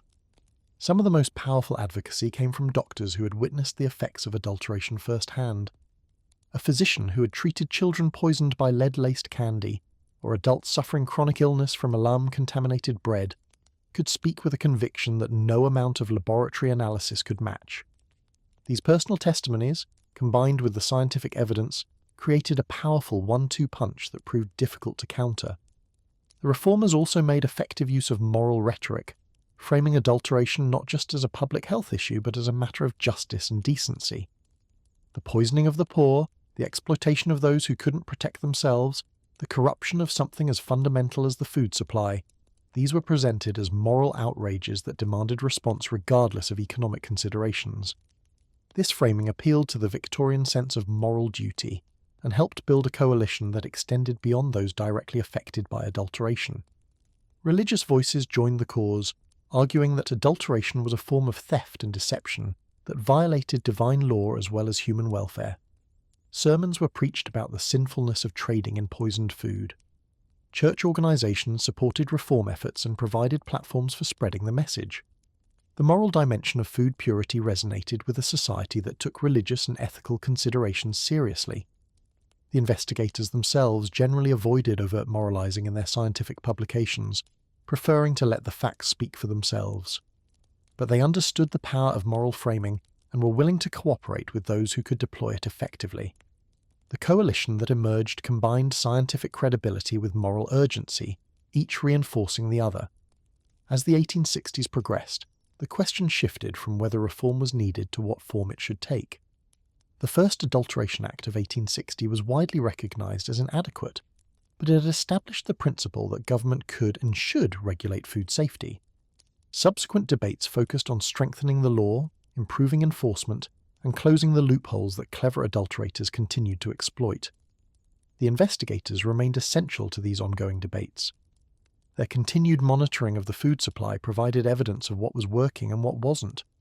When a particular type of adulteration persisted despite the new law, their documentation made the case for tighter regulation.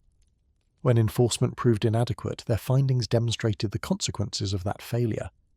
The creation of official public analyst positions represented a kind of victory for the investigators, turning their ad hoc private efforts into institutionalized public functions. But institutionalization brought its own challenges.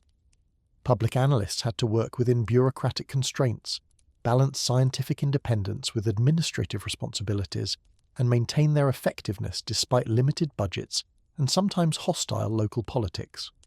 Some of the pioneers of food investigation transitioned into these official roles, bringing their expertise and commitment into the new system.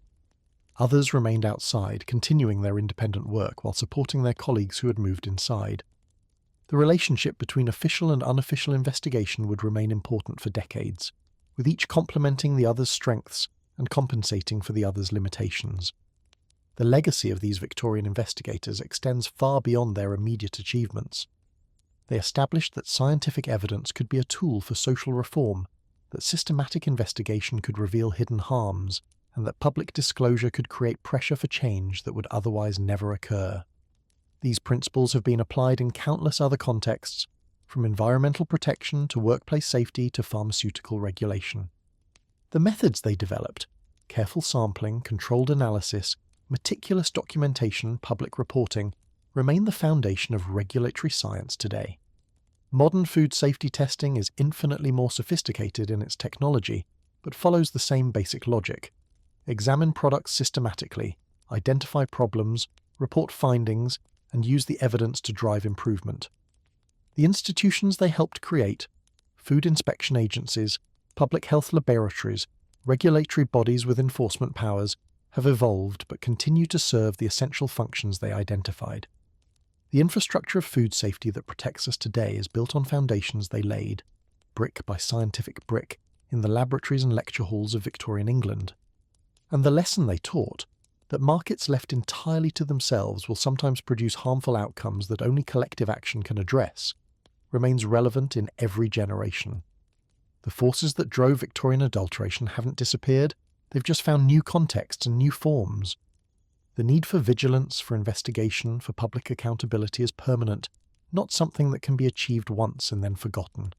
The chemists with their test tubes have done their work. The awakening they sparked continues to this day, in every laboratory where products are tested, every report where findings are published, every regulation where public health is protected.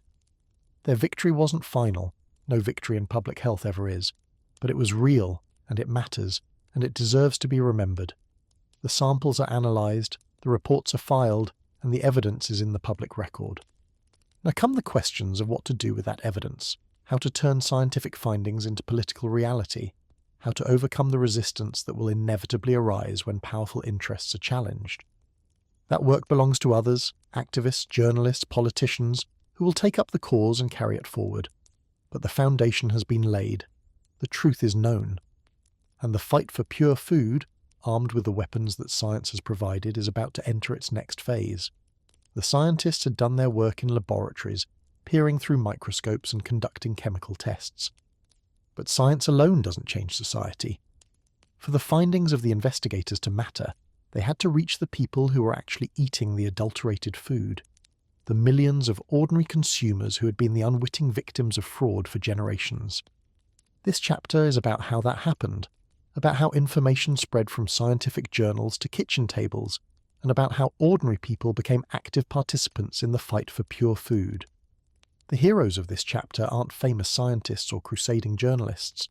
They're the housewives who started testing their own groceries, the local activists who organised meetings and circulated pamphlets, the shoppers who confronted vendors and demanded answers, the neighbours who shared information over back fences and in market queues.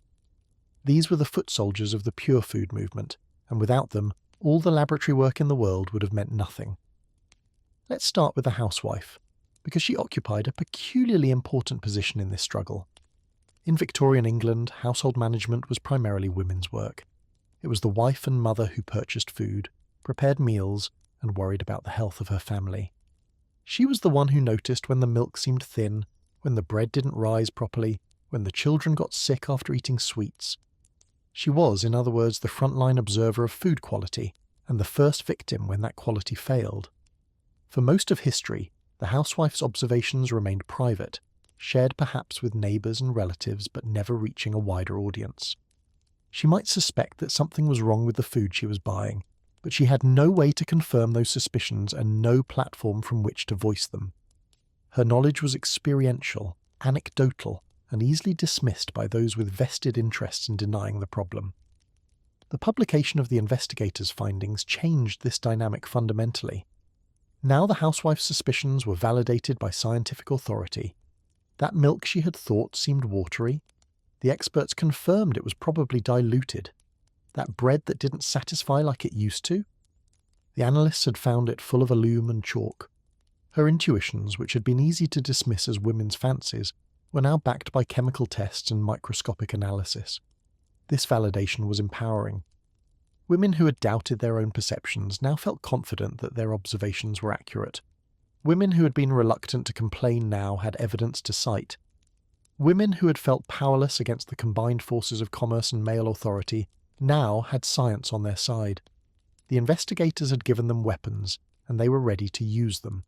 The simplest weapon was the home test. We've mentioned these before: the needle floating on milk to detect watering, the chemical solution that turned blue in the presence of alum. These tests were imperfect, certainly, but they gave consumers something they had never had before, an independent way to check whether they were being cheated. Recipes for home tests spread through women's magazines, domestic advice books, and word of mouth. A woman who learned a test from her neighbour would teach it to her sister, who would share it with her friends, who would pass it along to their daughters. The knowledge propagated through social networks that predated and paralleled the formal channels of scientific publication. Some of these tests were quite ingenious. To test for chicory in coffee, you could spread a spoonful on water and watch what happened. Pure coffee floated and released a clear brownish colour. Chicory sank and released a distinctive reddish tint. The test didn't require any special equipment or chemicals, just water, patience, and a suspicious mind. To test for alum in bread, you could crush a piece and add a solution of logwood extract, which was readily available from apothecaries. If alum was present, the mixture would turn blue. Again, the test was simple enough for anyone to conduct in their own kitchen, using materials that were cheap and accessible. These home tests had their limitations, of course. They could produce false positives or misadulterations that more sophisticated analysis would detect. They required some skill to conduct properly, and inexperienced testers might misinterpret their results. But their value wasn't primarily in their accuracy. It was in their accessibility. They gave ordinary consumers a sense of agency, a feeling that they could do something about the problem, rather than simply accepting whatever the market provided.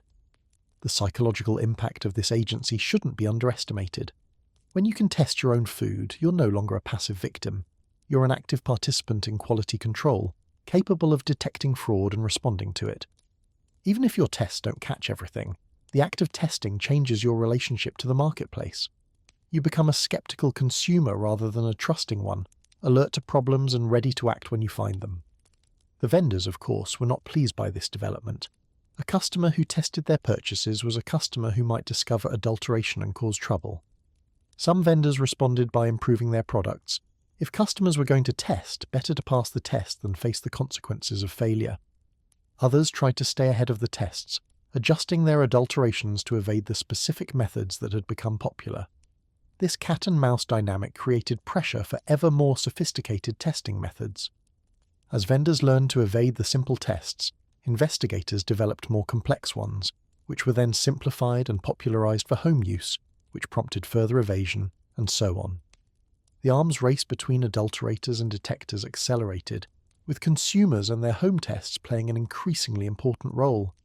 Beyond testing, the housewife had another powerful tool: her purchasing power. Victorian households typically bought food from local vendors whom they dealt with repeatedly. A vendor who gained a reputation for selling adulterated products might find his customers going elsewhere. The threat of losing business was a more immediate sanction than any legal penalty, and it didn't require any official action to implement. Women began to organize this purchasing power collectively. If one customer complained, a vendor might ignore her. But if a dozen customers, all of whom knew each other and talked to each other, started shopping elsewhere, that was a different matter. Informal boycotts emerged in some neighborhoods, with women agreeing together to avoid vendors who had been caught cheating. These boycotts were rarely formalized or publicly announced. They operated through the same social networks that spread testing knowledge: conversations between neighbours, gossip at market, warnings passed from mother to daughter. A vendor's reputation could be destroyed without anyone ever confronting him directly. He would simply notice that his regular customers weren't coming around anymore. The effectiveness of these informal sanctions varied depending on local circumstances. In neighbourhoods where residents knew each other and communicated regularly, collective action was relatively easy to organise. In more transient or fragmented communities, such coordination was harder, and vendors could more easily escape accountability by drawing from a larger, more anonymous customer base. Market conditions also mattered. Where competition was fierce and consumers had many choices, the threat of losing business was potent. Where monopoly or quasi-monopoly conditions prevailed, vendors had less to fear from customer dissatisfaction. A neighbourhood with only one baker, for instance, couldn't easily punish that baker through boycott without cutting off its own bread supply. Still, the shift in consumer consciousness was real and significant. People who had passively accepted whatever the market provided now approached their shopping with skepticism and caution. They asked questions they hadn't asked before. They demanded explanations they wouldn't have expected before. They were, in short, becoming active rather than passive participants in the marketplace. This activation extended beyond individual shopping decisions to collective organising. The Victorian era saw the emergence of various societies and associations dedicated to consumer protection, and women played important roles in many of these organisations. Though formal leadership was often male, as was typical of the period, the actual work of organising, communicating and mobilising was frequently done by women whose domestic roles gave them both the motivation and the networks to be effective. Some of these organisations focused specifically on food quality. They collected complaints, publicised findings, and lobbied for reform. They organised public meetings where experts could explain the problem and ordinary people could share their experiences. They created platforms for voices that might otherwise have gone unheard. Other organisations had broader mandates but included food purity as part of their agenda. Working-class mutual aid societies, temperance organisations and various reform movements all found reasons to concern themselves with food adulteration. The issue touched on so many other concerns: public health, economic justice, moral behaviour, the proper role of government, that it attracted attention from groups with diverse primary interests. The mechanics of Victorian organising are interesting to consider, because they operated without the communication technologies we take for granted. There was no internet to spread information instantly, no social media to organise protests in real time. Organising required physical meetings, printed materials and personal networks built through face-to-face contact. This made the work slow and labour-intensive, but it also created durable connections that electronic communication sometimes lacks. When you organised a meeting by personally visiting dozens of households, you knew those people. When they came together in a church hall or community room, they formed relationships that extended beyond the immediate issue. The networks built through this kind of organising persisted and could be activated again for future causes. The printed materials of the movement, pamphlets, handbills, circulars, are fascinating artefacts of popular communication. These were not the polished publications of professional writers, but the urgent, sometimes rough-hewn productions of people with a message to share and limited resources with which to share it. They combined scientific information with moral exhortation, practical advice with political argument. A typical pamphlet might explain how to conduct home tests for common adulterations, describe the health consequences of consuming adulterated food, name specific vendors who had been caught cheating, and call on readers to support legislative reform. It would be printed cheaply on low-quality paper, distributed hand-to-hand at meetings and markets, and read aloud in households where not everyone could read for themselves. The tone of these pamphlets varied widely. Some adopted the measured voice of scientific authority, presenting findings in language borrowed from the investigators whose work they were popularizing. Others took a more evangelical approach, framing the fight against adulteration as a moral crusade against dishonesty and exploitation.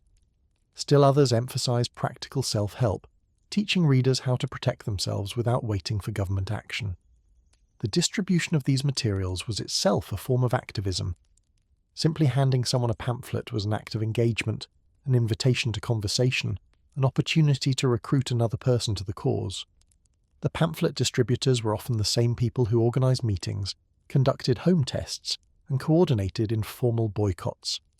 They were the connective tissue of the movement, linking isolated individuals into a collective force.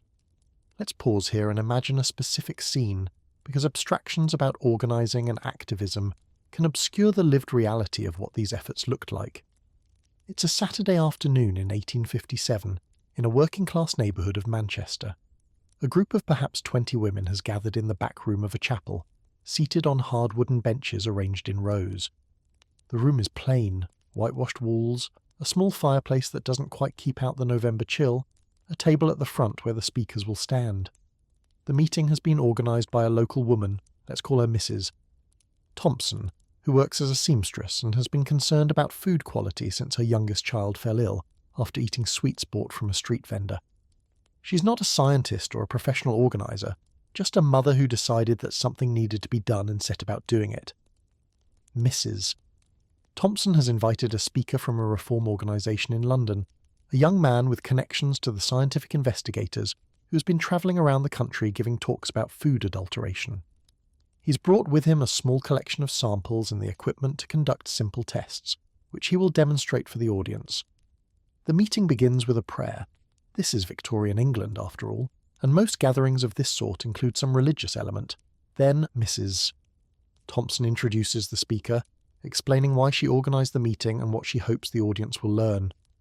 The speaker launches into his presentation, describing the findings of recent investigations in language that his working-class audience can understand. He explains what a loom is, how it gets into bread, and what effects it has on digestion. He describes the colorants used in sweets and the dangers they pose to children. He talks about watered milk and the diseases it can carry. As he speaks, women in the audience nod, recognizing their own experiences in his descriptions. The milk that seemed thin, the bread that didn't satisfy, the children who got sick so often. What had seemed like isolated incidents are now revealed as symptoms of a systematic problem. Then comes the demonstration. The speaker sets out his equipment on the table and conducts a few simple tests, talking the audience through each step. He tests a sample of bread that Mrs.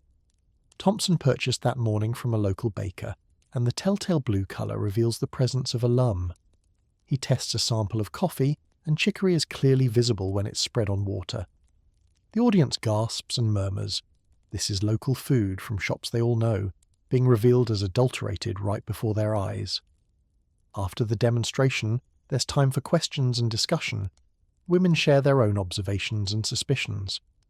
They ask practical questions about how to conduct tests themselves, where to get the necessary materials, how to interpret the results. They ask political questions about what can be done to change things, who should be held responsible, what role the government should play.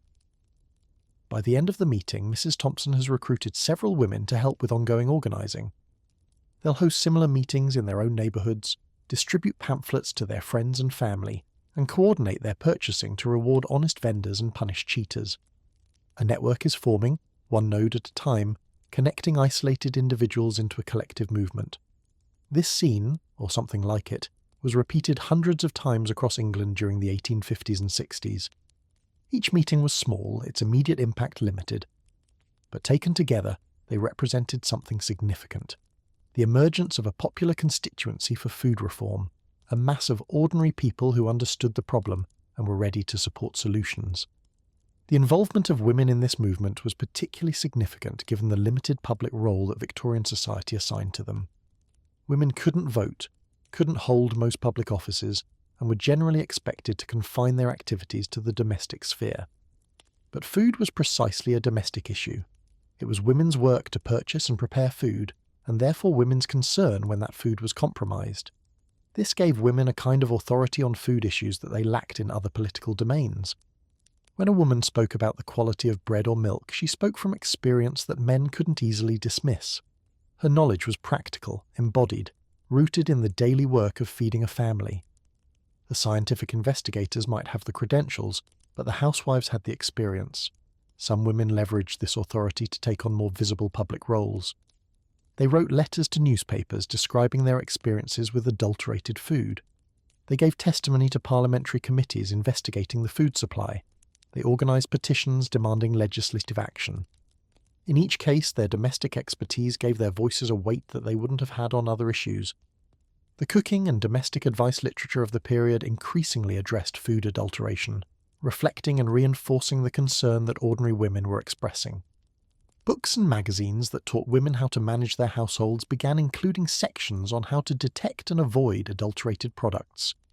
This integration of food safety into the standard curriculum of domestic education ensured that the message would reach women who might never attend an organising meeting or read a political pamphlet. The recipes themselves sometimes incorporated quality checks. A cookbook might instruct the reader to test her flour before using it in a recipe, or to examine her spices carefully for signs of adulteration. These embedded tests normalised the practice of skeptical consumption, making it part of routine household management rather than an exceptional response to unusual circumstances. The connection between food purity and maternal duty was particularly powerful in Victorian culture. A good mother was supposed to protect her children from harm, and what could be more fundamental than protecting them from poisoned food? The rhetoric of maternal responsibility was deployed effectively by reformers, framing the fight against adulteration as a defence of the home and family against commercial exploitation. This framing had advantages and disadvantages. On one hand, it gave women a legitimate public voice on an issue that directly affected their families. On the other hand, it reinforced traditional gender roles, defining women's political participation through their domestic duties rather than as citizens in their own right. The tension between these aspects of the movement would persist and would shape the broader women's rights movements that emerged later in the century. Men, of course, were also involved in the popular movement against food adulteration, though their involvement often took different forms. Working-class men who organised through trade unions and friendly societies brought food purity into those contexts, connecting it to broader concerns about the exploitation of workers by capital. Middle-class men who participated in reform organisations provided financial support, political connections and public credibility that helped amplify the movement's message. The integration of food reform into the labour movement was particularly important. Trade unions represented organised power that could be brought to bear on political questions, and their endorsement of food legislation gave it a constituency that politicians had to take seriously. When workers' organisations declared that food purity was a matter of worker welfare, they were claiming an issue that might otherwise have seemed disconnected from their primary concerns. The friendly societies, mutual aid organisations that provided insurance and support to their members, also engaged with food issues. These societies had a direct interest in member health, since they paid out benefits when members were sick or died. Anything that reduced illness among their members reduced their costs, which made food safety a matter of organisational self-interest as well as general welfare. Some friendly societies went beyond advocacy to direct action. They established their own cooperative stores that sold unadulterated provisions to members at fair prices. These cooperatives represented an alternative to the compromised commercial marketplace, demonstrating that it was possible to supply pure food profitably and creating competitive pressure on conventional retailers. The cooperative movement, which had begun in the 1840s with the Rochdale pioneers, included food purity as one of its founding principles. Cooperative stores committed to selling only honest goods at honest prices, explicitly contrasting themselves with the adulterated products available elsewhere. They conducted their own testing of products and rejected suppliers who failed to meet their standards. These cooperatives were more than just shops. They were experiments in alternative economics, demonstrating that commerce didn't have to be based on deception. By proving that honest dealing could be commercially viable, they undermined the argument that adulteration was an unfortunate but inevitable consequence of market competition. If the cooperatives could sell pure food and still make money, why couldn't other retailers do the same? The success of the cooperative movement attracted attention and imitation. Conventional retailers, facing competition from cooperatives that advertised their purity, had incentives to improve their own practices. Some began advertising their products as pure or unadulterated, trying to capture the market segment that cared about quality. Of course, such claims weren't always accurate. There was nothing to prevent an advertiser from lying, but they at least indicated that purity had become a selling point rather than an irrelevance. The press played a crucial role in amplifying popular concerns and keeping food adulteration in the public eye. We've already discussed the Lancet's role in publishing scientific findings, But the general newspapers were equally important in reaching a broader audience. Editors discovered that food stories sold papers, and they were happy to run articles that combined public interest with moral outrage. The typical newspaper story about adulteration combined several elements: scientific information about what adulterants had been found and what dangers they posed, human interest angles focusing on victims or heroic investigators, moral commentary about the wickedness of poisoning the public for profit, and often calls for action either by consumers or by government. These stories framed adulteration as a drama with clear villains and victims, making it compelling reading even for those who might not have been interested in dry scientific reports. Editors also encouraged reader participation, printing letters from housewives describing their experiences and inviting others to share their own stories. This created a feedback loop where public concern drove coverage, and coverage in turn heightened public concern. The newspapers became forums for collective sense-making, where individual experiences were validated by being shared and aggregated. Some newspapers went further, conducting their own investigations rather than just reporting on others. Journalists purchased food samples, had them tested, and published the results, sometimes naming the vendors involved. This investigative journalism extended the work of the scientific analysts into the mass media, reaching audiences who would never read The Lancet but might pick up a penny paper. The visual arts also contributed to public awareness. Illustrations in newspapers and magazines depicted the horrors of food adulteration in vivid, sometimes lurid terms. Cartoons showed greedy vendors adulterating their products while innocent children suffered. Diagrams explained chemical tests that readers could conduct themselves. These visual elements made the abstract problem concrete and memorable. The satirical press had a field day with food adulteration, mocking the vendors, the regulators, and everyone else involved. Punch magazine ran numerous cartoons skewering the food trade, depicting bakers as criminals and vendors as poisoners. This satirical treatment helped maintain public attention even when the immediate sense of crisis faded, keeping the issue alive between major scandals. The theatre, too, engaged with food themes, though typically in a lighter vein. Comic plays and music hall sketches made jokes about adulterated food, assuming that audiences would understand the references and find them funny. This entertainment function was actually important for the movement, because it kept food purity in the cultural conversation, even when people weren't actively thinking about reform. Let's return now to the organisational level and examine how the various strands of popular activism came together into something approaching a coordinated movement. The formation of dedicated pure food organisations represented an important step in this process. These organisations brought together individuals and groups who had been working separately, creating platforms for coordination and collective action. They provided institutional continuity that individual activists couldn't maintain on their own, ensuring that the movement would persist even when particular leaders moved on. Some of these organisations focused narrowly on food issues, conducting testing, publicising results, and lobbying for legislation. Others had broader mandates: public health organisations, sanitary reform societies, and similar groups that included food purity as part of a larger agenda. The boundaries between these different types of organisations were often porous, with individuals participating in multiple groups and ideas flowing freely between them. The leadership of these organisations was typically middle class and often professionally connected to medicine or science. Doctors and chemists lent credibility and expertise, while lawyers and businessmen provided organisational skills and resources. But the membership extended well beyond these professional circles to include working-class activists, housewives, and ordinary citizens who simply cared about the issue. Funding was always a challenge for these organisations. Unlike the food trade, which had obvious commercial interests to protect and the resources to protect them, the pure food movement relied on donations, membership dues, and volunteer labour.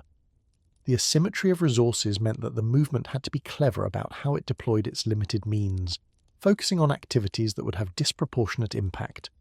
Public meetings were one such high-leverage activity. A well-organised meeting could attract press coverage, generate new recruits, and create political pressure, all for relatively modest cost. The meetings provided opportunities for experts to educate the public, for activists to share experiences, and for organisers to build the networks that would sustain ongoing work. Petitions represented another low-cost, high-impact tactic. Collecting signatures required labour but little money, and a petition with thousands of names demonstrated public support in a way that politicians couldn't easily ignore. The petition drives themselves served organising functions, giving volunteers reasons to knock on doors and have conversations that might recruit new supporters. The lobbying of Parliament required different skills and resources. Here the movement needed access to members who would champion the cause, expertise in drafting legislation, and persistence in navigating the complex legislative process. The professional classes who led many pure food organisations were well positioned for this work, bringing connections and credibility that working-class activists might have lacked. The relationship between popular activism and elite advocacy was complex and sometimes tense. The scientists and doctors who led the formal organisations sometimes looked down on the housewives and workers who formed the movement's base, viewing them as unsophisticated or prone to exaggeration. The grassroots activists sometimes resented the professionals who claimed credit for work that ordinary people had done. But despite these tensions, the different elements of the movement generally recognised that they needed each other. The experts needed the masses to demonstrate public support for reform. The masses needed the experts to provide credibility and access to power. The symbiosis was imperfect but functional, and together the different elements of the movement achieved more than any could have achieved alone. The opposition they faced was formidable. The food trade had money, organisation, and political connections that the reformers couldn't match. Trade associations lobbied against regulation, warning of economic disruption and job losses. Sympathetic politicians raised objections and introduced amendments designed to weaken proposed legislation. The ideology of laissez-faire provided intellectual cover for those who wanted to leave markets unregulated. Some of the opposition arguments had elements of validity. Regulation did impose costs on businesses, some of which were passed on to consumers. Enforcement was indeed imperfect, and some honest operators were caught up in prosecutions meant for the dishonest. The line between acceptable and unacceptable practices wasn't always clear, and reasonable people could disagree about where it should be drawn. But the reformers had advantages that ultimately proved decisive. They had the evidence, accumulated through years of scientific investigation, and documented beyond reasonable dispute. They had the public, increasingly informed and increasingly outraged by what they had learned. They had the moral high ground, framing their cause as a defense of families against commercial exploitation, and they had persistence, refusing to give up even when progress seemed impossibly slow. The Bradford poisoning of 1858 was a turning point, not because it introduced new information, but because it crystallized public opinion in a way that previous revelations hadn't. The deaths of children from poisoned sweets were impossible to dismiss as exaggeration or to rationalize as acceptable cost of commercial freedom. The event demanded a response, and the reformers were ready with proposals that had been developed over years of preparation. The first Adulteration Act of 1860 was a direct result of this moment, though it fell far short of what reformers had hoped for. The law was weak in its provisions and weaker in its enforcement, full of loopholes that clever adulterators could exploit. But it established a crucial principle, that government had a legitimate role in regulating food safety, that the market alone could not be trusted to protect consumers. This principle, once established, could be built upon. The inadequacy of the 1860 Act became itself an argument for stronger measures. When adulteration continued despite the new law, reformers could point to this as evidence that the law needed strengthening rather than abandoning. The debate shifted from whether regulation was appropriate to how it should be designed and implemented. The popular movement kept up the pressure through the 1860s, monitoring enforcement of the new law, documenting its failures, and demanding improvements. The network of testing, reporting, and organising that had developed before the legislation remained active after it, providing ongoing surveillance of the food supply and advocacy for better protection. Women continued to play central roles in this ongoing work, though their contributions were often invisible in the official record. The testing happened in kitchens rather than laboratories. The organising happened through social networks rather than formal organisations.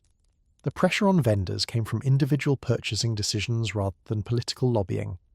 All of this was crucial to the movement's success, but little of it left the kind of documentary evidence that historians typically rely on. The persistence of popular activism through years of slow progress is perhaps the most remarkable aspect of this story. It would have been easy to give up, to conclude that change was impossible, to accept adulteration as an unavoidable feature of modern commerce. Instead, ordinary people kept testing, kept organising, kept demanding better, until eventually their demands were met. This persistence was sustained by small victories as well as the larger goal. A vendor who improved his products because of customer pressure, a neighbour who learned to test her groceries, a newspaper article that exposed a particularly egregious fraud. These local, immediate successes kept people motivated even when national reform seemed distant. The movement also drew energy from its connections to broader currents of Victorian reform.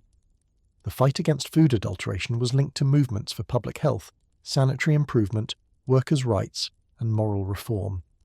People who were already engaged in these other causes found it natural to extend their concern to food, while food activists often found themselves drawn into related movements. By the end of the 1860s, the groundwork for more comprehensive legislation was firmly laid. The public understood the problem. The organisational infrastructure was in place. The political arguments had been developed and tested. All that remained was to translate this preparation into effective law, a task that would require continued effort but that was now clearly achievable. The housewives who had conducted the first home tests probably didn't imagine that their small acts of scepticism would contribute to fundamental changes in how food was regulated. The neighbourhood organisers who had convened meetings in church halls probably didn't expect their local efforts to merge into a national movement. The pamphlet distributors who had handed out literature on street corners probably didn't foresee that their message would eventually become law. But that's how social change often happens. Not through the dramatic actions of a few heroic individuals, but through the accumulated efforts of countless ordinary people, each contributing what they could to a cause larger than themselves. The voice of the people, speaking first in whispers and growing gradually louder, eventually became impossible to ignore. The story we've been telling in this chapter is ultimately a story about the democratization of knowledge and power. Information that had been the exclusive province of experts became available to ordinary consumers. Decisions that had been made by markets and elites became subject to popular input. A system that had operated in darkness was forced to operate in light. This democratization was neither complete nor permanent. The food safety systems that eventually emerged still depended on experts for their technical operation, and on governments for their enforcement. Ordinary people couldn't inspect every factory or test every product. The hope was that the institutions created would represent and protect ordinary interests, a hope that would be tested in every generation. But something fundamental had changed. The expectation of pure food, once a naive hope that only the gullible would voice, had become a legitimate demand backed by organised power. The burden had shifted from the consumer to prove fraud to the vendor to demonstrate honesty.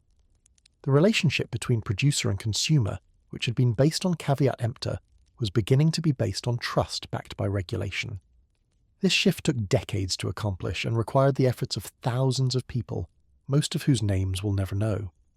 The scientists in their laboratories get the credit in the history books, but the movement they served was made up of housewives and workers, activists and organisers, ordinary people who refused to accept that they should be poisoned for profit.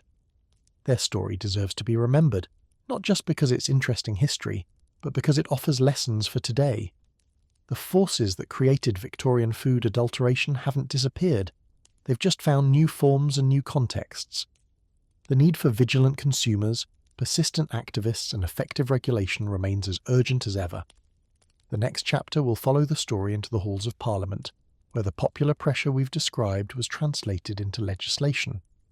But let's pause here to acknowledge the people who made that legislation possible, the millions of ordinary individuals who tested their food, shared their knowledge, organised their neighbours, and refused to give up until something changed. They were the voice of the people, speaking truth to power, and eventually they were heard. Their victory wasn't perfect. No victory in public health ever is.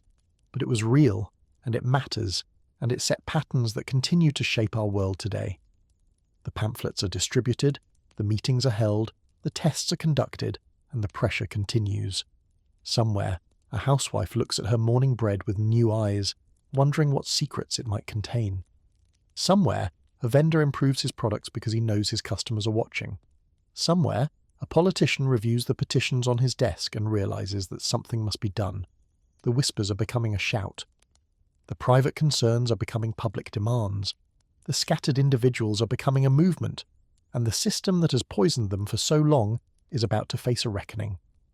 That reckoning is the subject of our next chapter, where we'll follow the fight into Parliament and watch as decades of pressure finally produce meaningful reform. But the victory there was only possible because of the work done here, in kitchens and neighbourhoods and meeting halls, by people who never saw themselves as making history but who made it nonetheless. Before we move on, though, let's spend some more time with the pamphlets and publications that carried the message of food reform to the masses, because these documents reveal so much about how ordinary people understood and responded to the adulteration crisis. The pamphlet was the blog post of the Victorian era, a cheap, easily distributed format for getting ideas into circulation. Anyone with access to a printing press could produce pamphlets, and many people did. The result was a chaotic marketplace of ideas where cranks and geniuses, fraudsters and reformers competed for the attention of readers who had no easy way to evaluate competing claims. Pamphlets about food adulteration came from many sources. Scientific investigators published simplified versions of their findings for popular audiences. Reform organisations produced educational materials for their members and potential recruits. Individual activists with strong opinions and access to a printer put out their own publications. Even some in the food trade produced pamphlets, either defending their practices or attacking competitors they claimed were less honest. The tone of these pamphlets varied enormously. Some adopted the measured voice of scientific authority, presenting findings in careful, qualified language that acknowledged uncertainty while still conveying concern.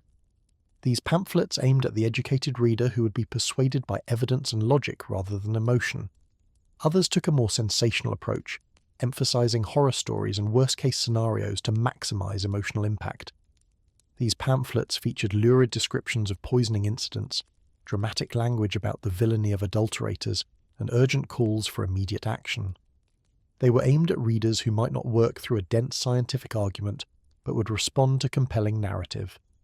Still others focused on practical self-help, providing readers with information they could use immediately to protect themselves and their families. These pamphlets were heavy on home tests, lists of suspicious signs to watch for, and advice about which vendors to trust. They assumed that government action might be slow in coming, and that consumers needed to take matters into their own hands. The best pamphlets combined all three approaches: solid evidence presented accessibly, emotional resonance that motivated action, and practical advice that readers could implement right away. This combination was difficult to achieve, and many pamphlets fell short in one dimension or another. But the ones that got it right could have significant impact, spreading widely and shaping public opinion. The distribution of pamphlets was as important as their content. A brilliant pamphlet that nobody read achieved nothing. Effective distribution required networks, people who would carry the pamphlets to where they would be read, who would hand them out at meetings and markets, who would leave them in shops and taverns where curious readers might pick them up. These distribution networks overlapped significantly with the organising networks we discussed earlier. The same people who conducted home tests and organised meetings also distributed pamphlets, integrating the different activities of the movement into a coherent whole. A woman who learned about adulteration from a pamphlet might start testing her own groceries, then share what she learned with her neighbours, then attend a meeting, then help distribute more pamphlets to others. Each activity reinforced the others. The cumulative effect of all these pamphlets, over years of production and distribution, was a significant shift in public consciousness. Ideas that had seemed radical when first proposed became common knowledge.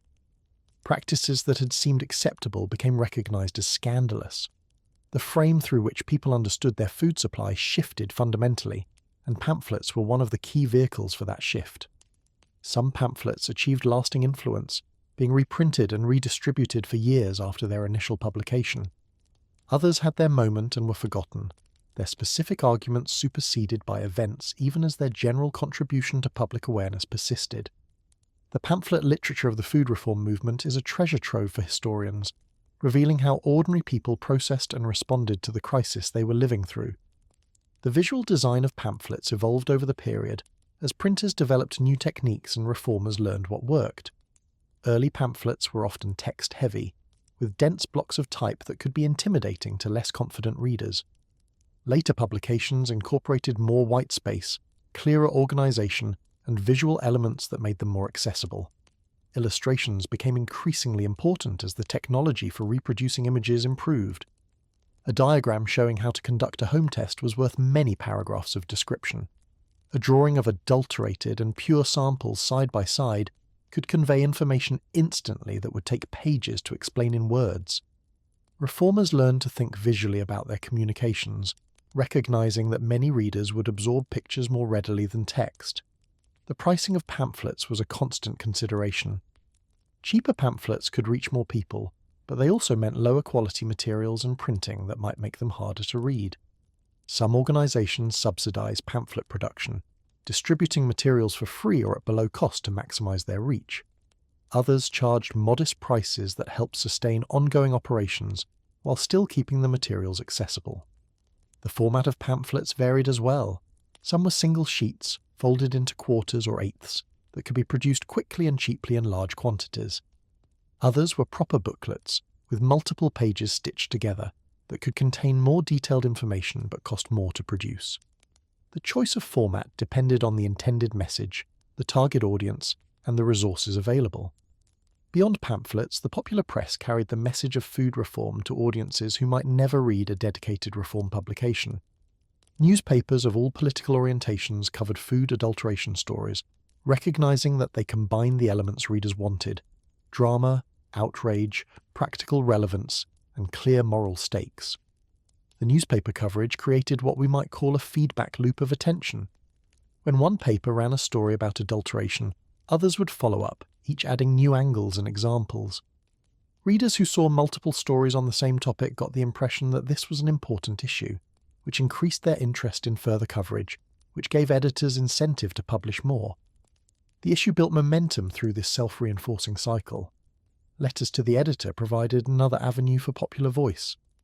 Readers who had experiences with adulterated food could share their stories in print, reaching audiences far larger than they could have reached through personal conversation alone. These letters served multiple functions. They provided evidence of the scope of the problem, they validated the experiences of other readers who might have thought they were alone, and they demonstrated public concern that politicians couldn't easily dismiss. Some letter writers became recognizable figures in the ongoing debate, publishing repeatedly over months or years on food issues. They developed distinctive voices and arguments, building followings among readers who looked for their contributions.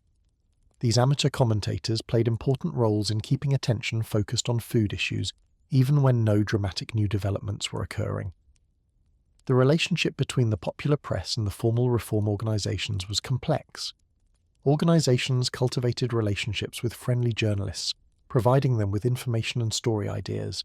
They wrote letters and submitted articles for publication. They held press conferences and issued statements timed to maximize coverage. These media strategies were essential for translating organizational activities into public awareness. But the press was not simply a tool of the reform movement. Editors had their own interests and judgments about what stories to run and how to frame them. Some were sympathetic to reform but had to balance that sympathy against commercial pressures to sell papers. Others were skeptical of reform arguments or had relationships with the food trade that complicated their coverage. The movement had to work with and around these various press orientations. The food trade had its own media strategies, of course. Trade associations placed advertisements that implicitly defended industry practices. Friendly journalists published articles questioning the extent or severity of adulteration. Letters to the editor from industry representatives challenged the claims of reformers. The media landscape was contested terrain, with different parties competing to shape public perception. The contests over media representation reflected deeper contests over the meaning of food and commerce. Was adulteration a crime against consumers, or a legitimate business practice that reformers were unfairly stigmatizing? Was government regulation the solution, or would it create more problems than it solved? Was the food supply actually dangerous, or were reformers exaggerating for political effect? These questions were debated not just in Parliament but in newspapers, pamphlets, and public meetings across the country. Public lectures provided another important venue for spreading the reform message. In an era before electronic media, the public lecture was a major form of both entertainment and education. People would gather to hear speakers on topics ranging from science to politics, to travel to self-improvement. The lecture circuit was a way for ideas to reach audiences beyond the reading public. Food adulteration proved to be excellent lecture material. The topic had inherent dramatic interest. combining science with scandal in ways that kept audiences engaged. Demonstrations of testing methods provided visual elements that livened up what might otherwise have been dry presentations. And the practical relevance of the information, everyone ate after all, ensured that audiences felt personally invested in what they were learning. Some lecturers became celebrities of a sort, touring widely and drawing large crowds. They developed polished presentations that combined information, entertainment and inspiration, leaving audiences both informed and motivated. These star lecturers served as ambassadors for the reform cause, carrying its message to communities that might not otherwise have engaged with it. Local speakers were equally important, if less famous. A respected member of a community who gave a lecture on food adulteration carried weight that a travelling stranger might lack. The local doctor, the chemistry teacher at the Mechanics' Institute, the minister who had become concerned about the moral dimensions of the issue, these figures could reach their neighbours in ways that outside experts couldn't. The Mechanics' Institutes deserve special mention as venues for popular education about food issues. These working-class educational organisations provided lectures, libraries, and classes to members who sought self-improvement through knowledge. They were natural homes for information about food adulteration, which combined scientific interest with practical relevance for working-class audiences. The curricula of Mechanics' Institutes increasingly included content about food science, covering both the basic chemistry of food and the problems of adulteration. Workers who attended these lectures came away with knowledge that helped them navigate the marketplace, and that they could share with their families and co-workers. The institutes served as multipliers, turning individual learners into vectors for spreading information. Women's educational initiatives provided similar functions for female audiences. Though formally excluded from many mechanics institutes, women had their own venues for learning, classes organised by churches, lectures at literary societies, educational programs run by reform organisations. These settings increasingly addressed domestic science, including the evaluation and testing of food. The integration of food quality concerns into domestic education had long-term effects that extended beyond the immediate reform campaign. Young women learning household management absorbed lessons about sceptical consumption that they would practice throughout their lives and pass on to their daughters. The vigilance that reform activists were trying to cultivate became embedded in domestic culture, institutionalized in the training of new generations of homemakers. The religious dimension of the reform campaign shouldn't be overlooked. Churches provided venues for meetings and lectures. Religious leaders spoke from pulpits about the moral dimensions of food fraud. The language of sin and righteousness was deployed to frame adulteration as not just a commercial or public health problem, but a spiritual one. Some religious groups took particularly strong positions on food purity.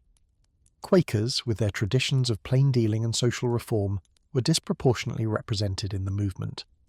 Methodist congregations, with their working-class bases and commitments to self-improvement, provided receptive audiences for reform messages. The temperance movement, with its focus on the dangers of alcohol, found natural common ground with those concerned about other adulterants in the food supply. The moral framing of food reform connected it to broader Victorian concerns about character and virtue. In a culture that placed enormous emphasis on moral improvement, the adulteration of food could be portrayed as a symptom of moral decay. Greed, overcoming honesty, profit trumping duty to one's neighbour. This framing resonated with audiences who might not have been moved by purely scientific or economic arguments. At the same time, the moral rhetoric could sometimes be problematic. The tendency to divide the world into villains and victims, sinners and innocents, obscured the systemic nature of the adulteration problem. Individual vendors who adulterated their products were often themselves victims of competitive pressures they hadn't created and couldn't escape. Moralizing about their wickedness felt good, but didn't necessarily point toward effective solutions. The more sophisticated reform advocates recognized this limitation and tried to balance moral critique with systemic analysis. They argued that the problem wasn't just bad people but bad systems, that the structure of unregulated markets created incentives for adulteration that even decent people would struggle to resist. The solution, therefore, had to be structural, changing the rules under which markets operated so that honest dealing became the profitable strategy. This systemic understanding didn't always translate well into popular communication, which tended towards simpler moral narratives. The pamphlets and lectures that reached the widest audiences often featured clear villains and heroes, dramatic stories of poisoning and rescue, emotional appeals that motivated action without necessarily conveying analytical nuance. This was effective for mobilizing outrage, but less effective for building understanding of what actually needed to change. The tension between effective mobilization and accurate education was a recurring challenge for the movement. Simplification was necessary to reach broad audiences, but too much simplification could lead to solutions that address symptoms rather than causes. The reform leaders who proved most effective were those who could communicate simply without sacrificing essential complexity, a difficult balance that not everyone achieved. As the 1860s progressed, the accumulated effect of all these communication efforts became increasingly visible. Public opinion polls didn't exist in the modern sense, but other indicators suggested that awareness of food adulteration had become widespread. Politicians reported receiving letters from constituents concerned about the issue. Newspapers cited public demand as justification for their coverage. Commercial enterprises began advertising their products as pure, recognizing that consumers now cared about such claims. This shift in public consciousness was the essential precondition for legislative reform. Politicians who might have ignored a small group of agitators couldn't ignore a broad swell of public concern. The legitimacy of democratic government depended on responsiveness to public opinion, and food safety had become an issue on which the public had definite opinions and expected action. The popular movement had achieved what it set out to achieve. It had made food adulteration a political issue that demanded government response. The specific form of that response would be shaped by many factors: the balance of interests in Parliament, the details of legislative drafting, the implementation challenges that would follow enactment. But the fundamental victory of getting the issue on the agenda, of making it impossible to ignore, belonged to the ordinary people who had spread the word through pamphlets and lectures, home tests and boycotts, conversations and campaigns. Their work was far from over. Maintaining pressure through the legislative process and then enforcing the resulting laws would require continued effort. But they had demonstrated that popular mobilization could move an issue from the margins to the center of political debate, that ordinary people acting collectively could challenge the power of commercial interests and the inertia of government. This demonstration had significance beyond the immediate issue of food safety. It showed that democratic politics could address problems that markets created but couldn't solve. It proved that public awareness, properly cultivated and organized, could become a political force capable of changing the rules of the game. It established patterns of consumer activism that would be repeated in countless future campaigns on other issues. The voice of the people had spoken, and it would not be silenced until it was heard. The whispers had grown into demands, the private concerns had become public causes, and the scattered individuals had become a movement that no one could ignore. The machinery of government was beginning to respond, slowly and imperfectly, to the pressure that ordinary citizens had created. In our next chapter, we'll follow that response into the corridors of power, watching as parliamentary debates translated popular pressure into legislative action. But we should never forget where the power behind that action came from, not from experts or elites alone, but from the millions of ordinary people who refused to accept that they should be poisoned in silence. Their story is the heart of this history, and their achievement is the foundation on which our modern food safety systems rest. They deserve to be remembered, and their methods deserve to be studied, because the challenges they faced haven't entirely gone away, and the solutions they developed remain relevant. The pamphlets have been distributed, the lectures have been given, the tests have been conducted, and the pressure has been applied. Now it's time to see what happens when that pressure reaches the halls of power. The fight is about to enter a new phase, and the outcome will shape the food supply for generations to come. The popular movement had built the pressure. The scientists had provided the evidence. Now it was time for the machinery of government to grind into action, slowly, reluctantly, and with all the grace of a Victorian locomotive climbing a steep hill. Welcome to the world of parliamentary politics, where good ideas go to be debated, amended, weakened, strengthened, debated again, and eventually, if everyone is very lucky, turned into something resembling law. The role of the press in this transformation cannot be overstated. We've touched on journalism before, but now we need to examine it in detail, because the newspapers of Victorian England served functions that we might not immediately recognise. They were not just sources of information but arenas of public debate, engines of moral pressure, and instruments of political accountability. a well-placed newspaper exposé could accomplish what years of quiet lobbying might fail to achieve. The press discovered food adulteration as a story in the 1850s, around the same time that the scientific investigators were publishing their findings. The combination was powerful: scientific credibility provided by the analysts, human interest and moral outrage supplied by the journalists. The story had everything an editor could want: victims to sympathize with, villains to condemn, experts to quote, and practical relevance for every reader who happened to eat food, which was, conveniently, everyone.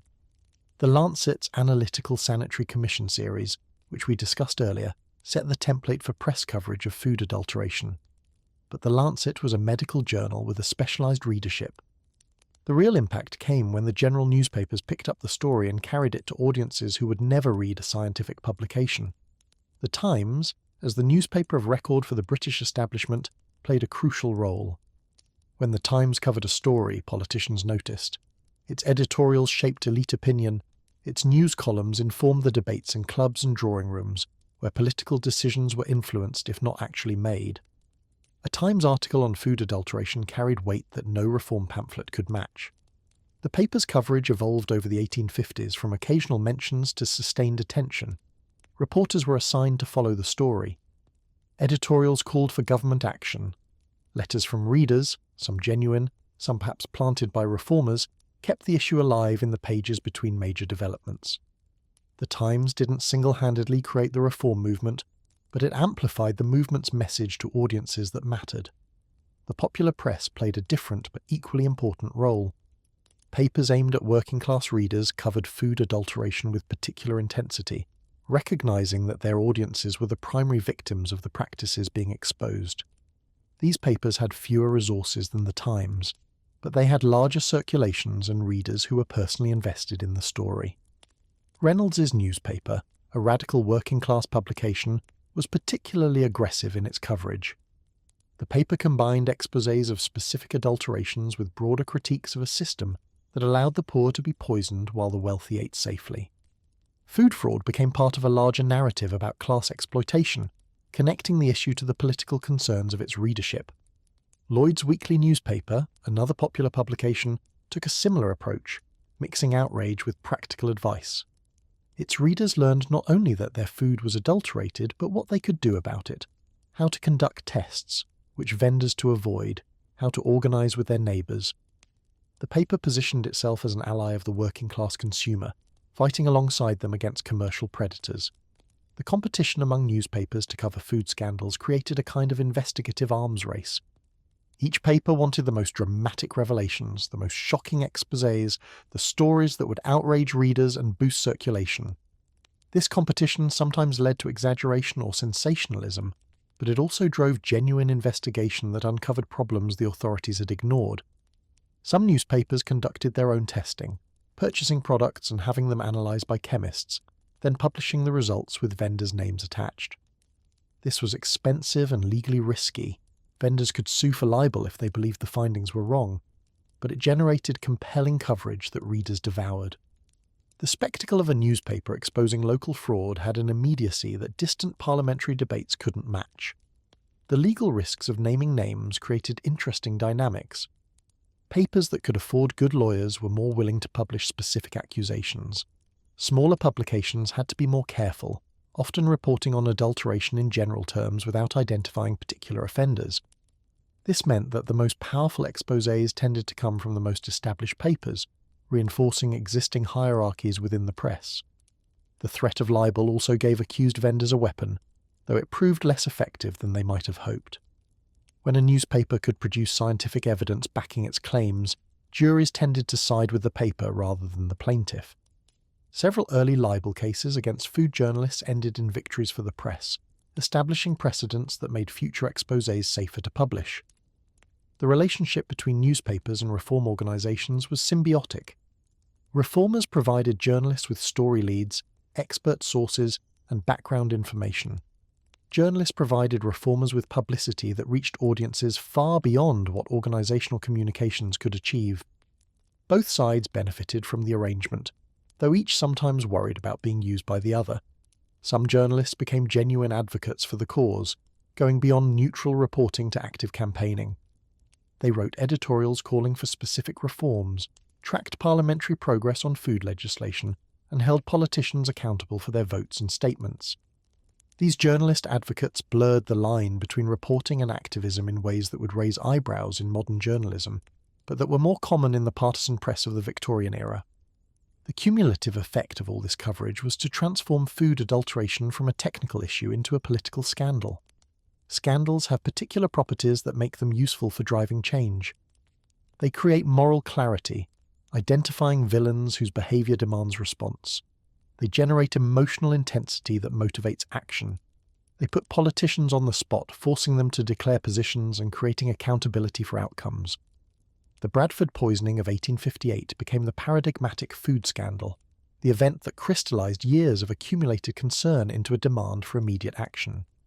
We've mentioned Bradford before, but let's now examine how the press covered it and how that coverage shaped the political response. The deaths in Bradford made national news almost immediately.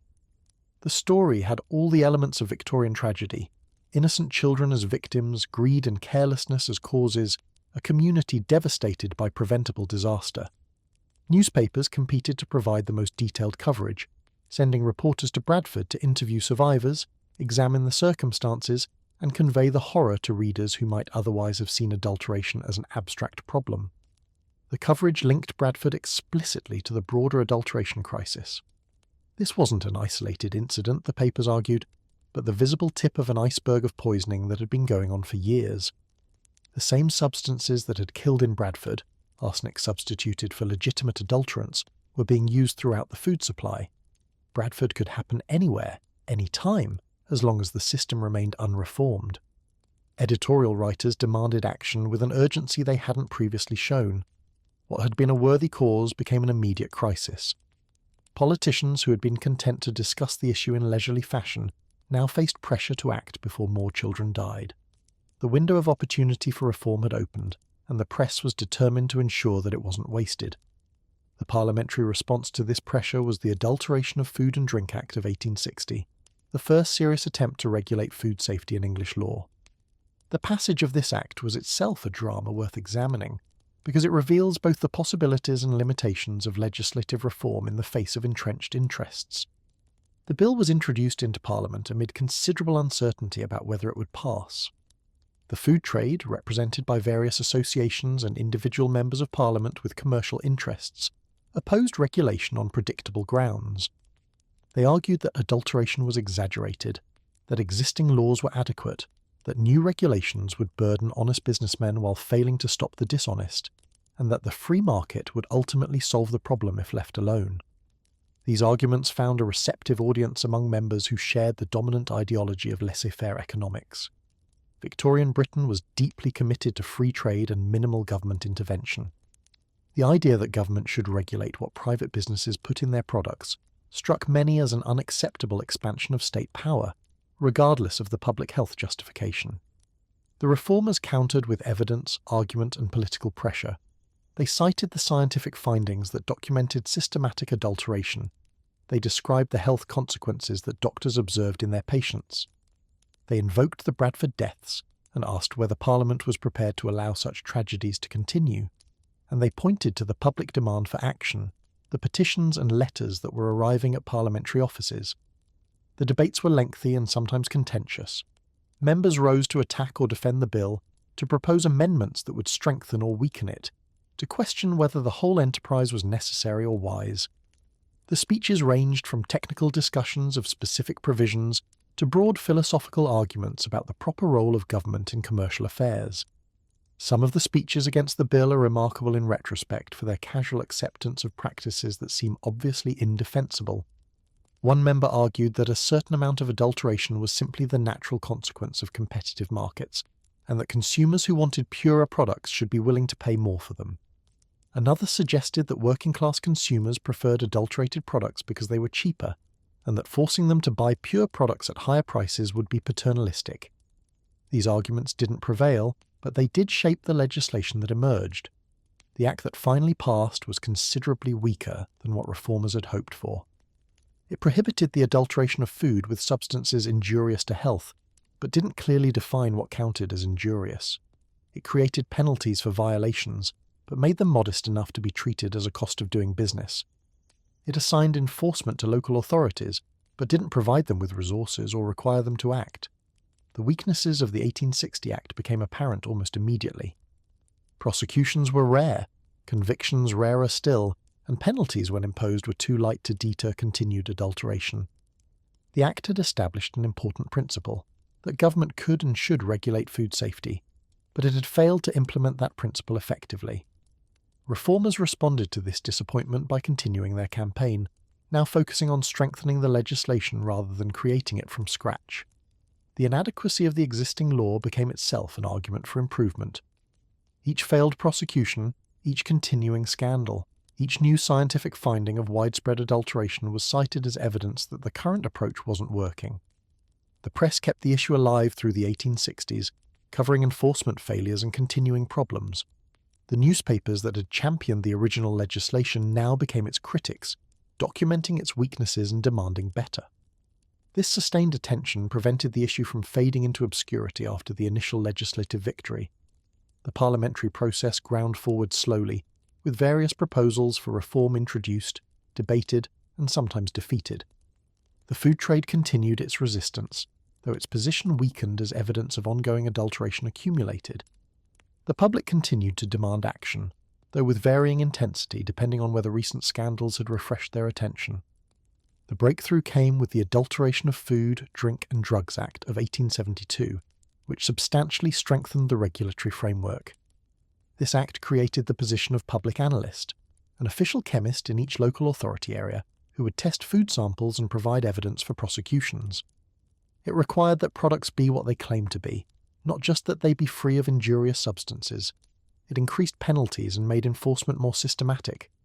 The creation of public analyst positions was particularly significant. For the first time, there would be official, ongoing monitoring of the food supply, not just reactive investigation after problems emerged. The public analysts would provide the scientific expertise that effective enforcement required, closing the knowledge gap that had allowed adulterators to operate with impunity.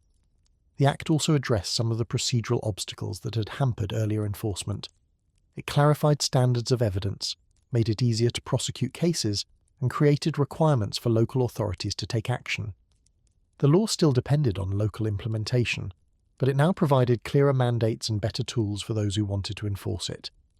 The passage of this stronger legislation represented a genuine victory for the reform movement, the culmination of decades of investigation, agitation, and political pressure.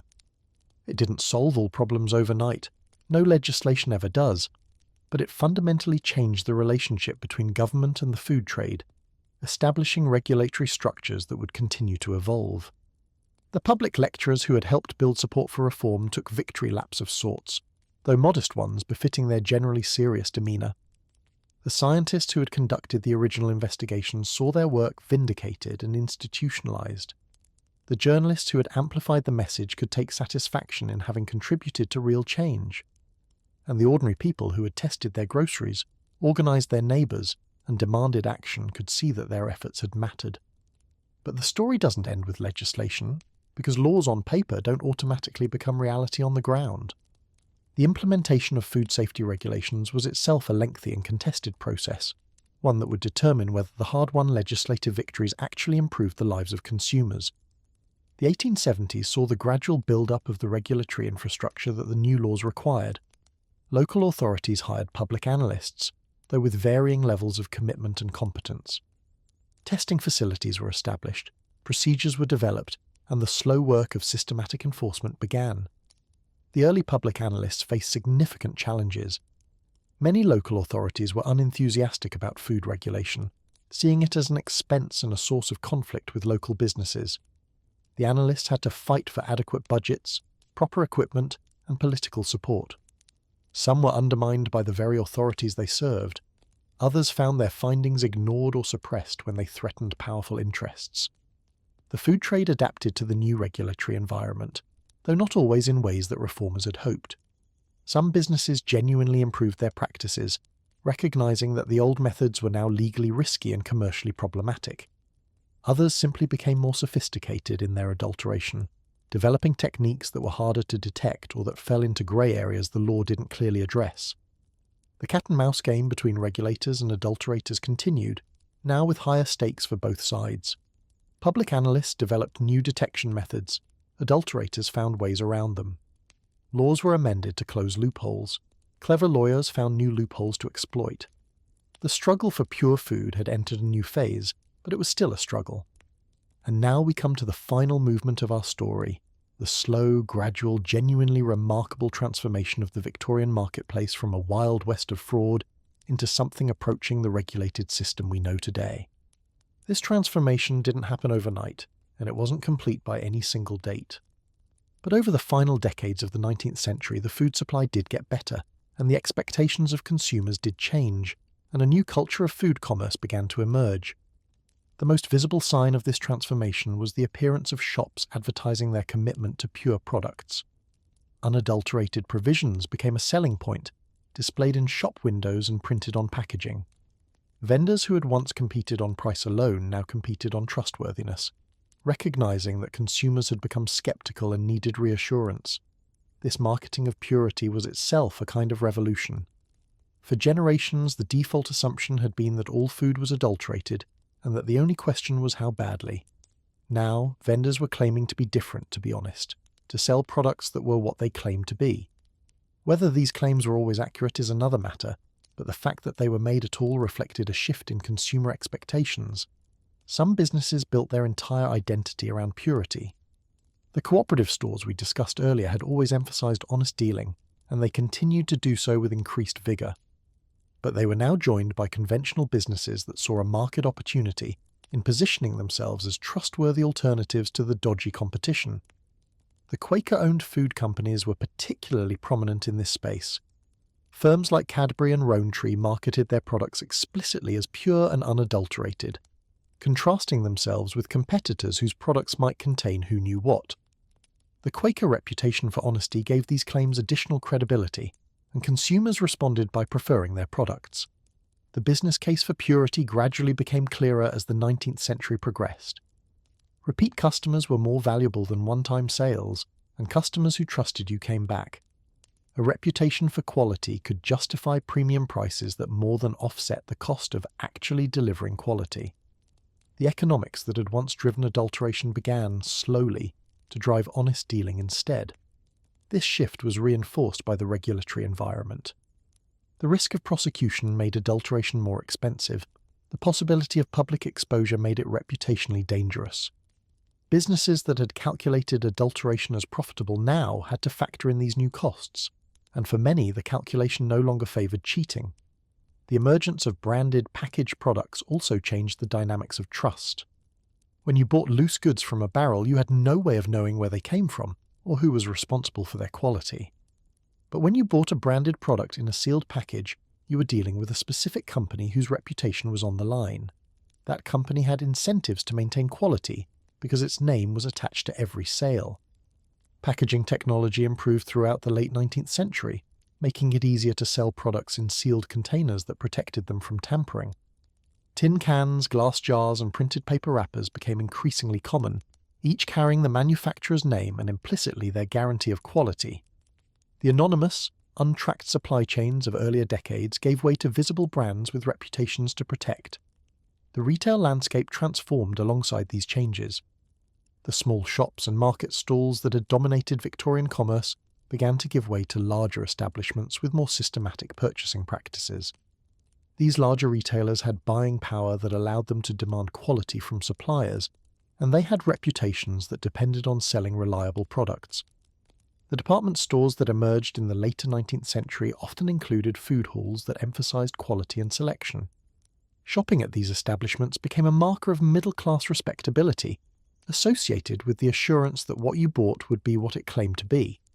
The class dynamics of food safety shifted.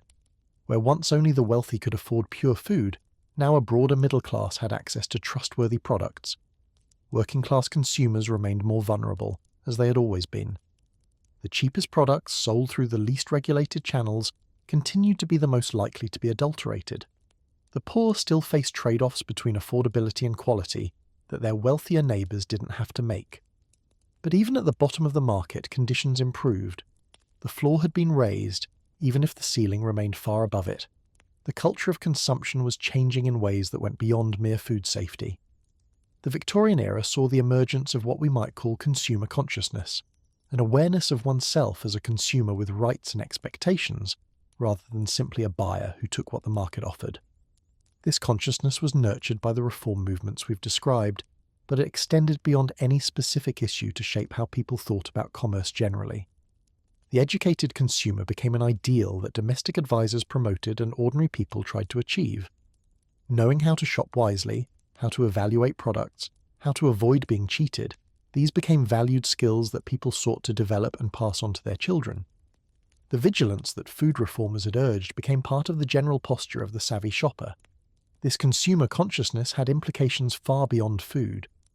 It contributed to movements for product safety in other areas, for honest advertising, for fair trading practices of all kinds. The skills and attitudes developed in the food reform movement transferred to other domains where consumers face similar information asymmetries and potential exploitation. The regulatory systems established for food became models for regulation in other areas. The template of scientific investigation, public exposure, legislative action, and ongoing enforcement was applied to other industries with similar problems. The victories won in the food fight provided both precedents and confidence for battles yet to come. Internationally, the British experience influenced approaches to food safety in other countries. The United States, facing similar adulteration problems, eventually passed its own Pure Food and Drug Act in 1906, drawing on lessons from the British experience.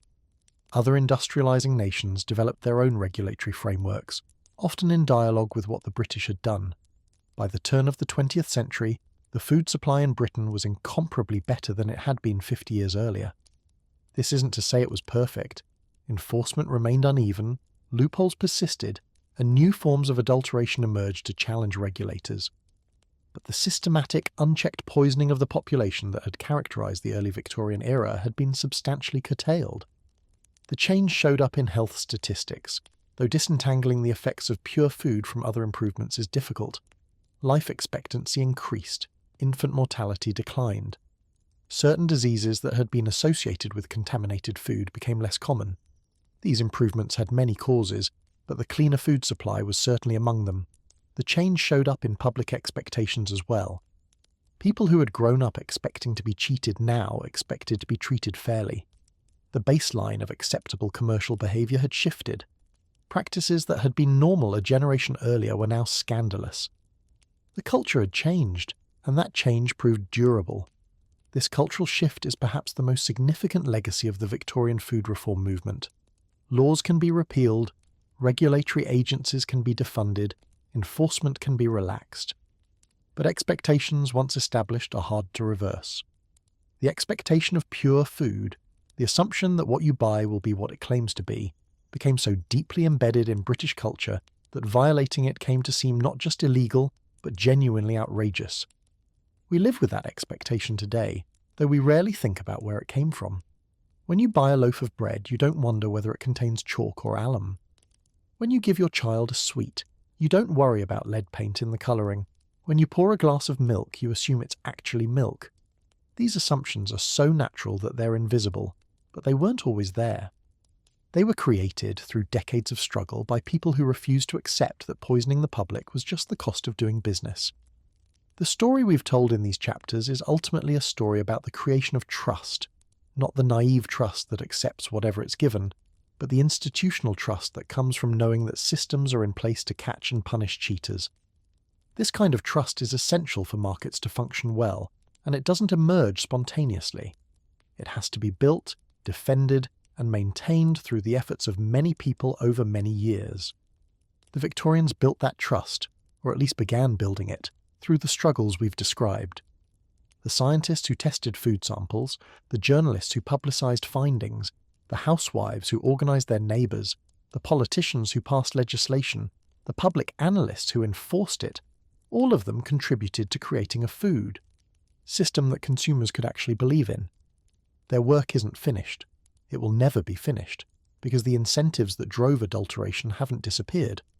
As long as there's profit in cheating and consumers can't easily detect fraud, someone will try to cheat. The regulatory systems that the Victorians created need constant maintenance and updating, constant vigilance against new threats and new tactics. But the foundation they laid remains solid. The principle that food should be what it claims to be, that government should enforce this standard, that consumers should expect honesty and have recourse when they don't receive it, these principles have endured for more than a century and show no signs of weakening. They represent real progress, won through real struggle, and they deserve to be remembered. So as we close this journey through the Victorian marketplace of fraud and reform, let's take a moment to appreciate what was accomplished. The investigators who first shone light into dark corners of the food trade, the activists who spread that light through meetings and pamphlets and conversations, the politicians who eventually reluctantly did their duty and passed the laws that were needed, the enforcement officials who made those laws real, and the ordinary consumers who changed their expectations, who stopped accepting adulteration as inevitable, who demanded and received something better. Their victory is our inheritance. The safe food that we take for granted is their gift to us, purchased with their effort and their persistence. We honour that gift by protecting what they built, by maintaining vigilance against those who would return to the old ways, and by remembering that what seems natural and inevitable was once radical and contested. The Victorian street market where we began this story has faded into history. The gas lamps are gone, replaced by electric lights.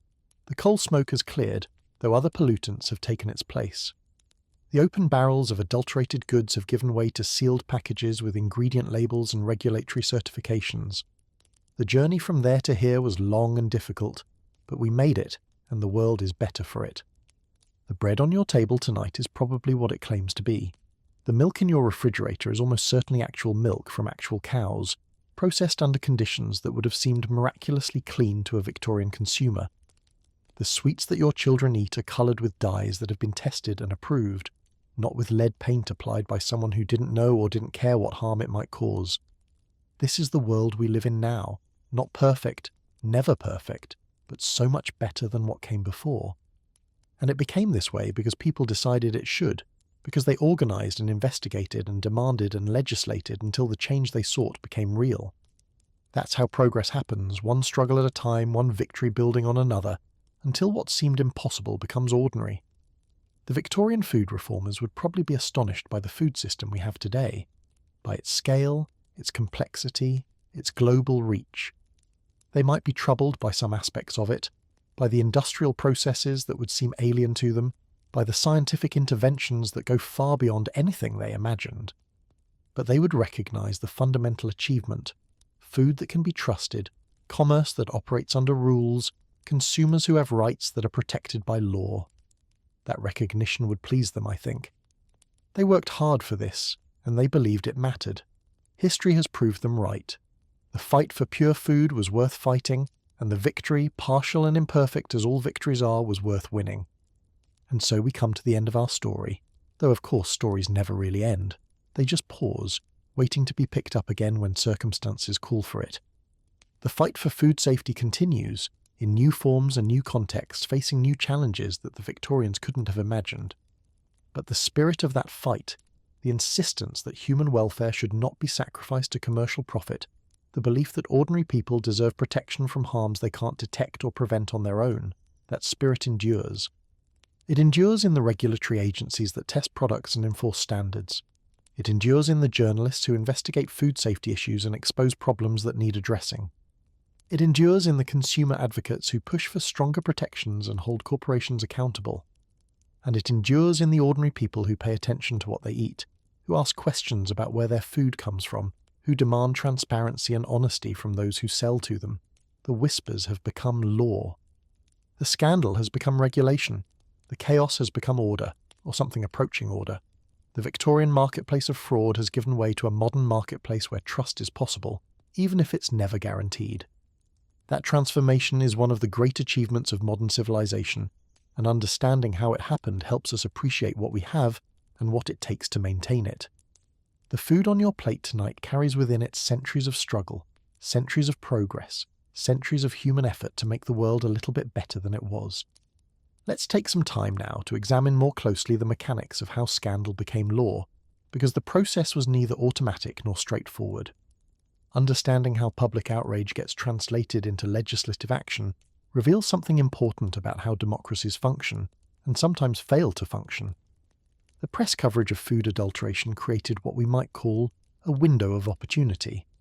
Public attention is a finite resource. People can only focus on so many issues at once. When food safety captured that attention, especially after dramatic events like the Bradford poisoning, reformers had a limited time to push their agenda before the public moved on to other concerns. Successful reform movements learn to recognize and exploit these windows. They prepare their proposals in advance so that when opportunity strikes, they're ready to act.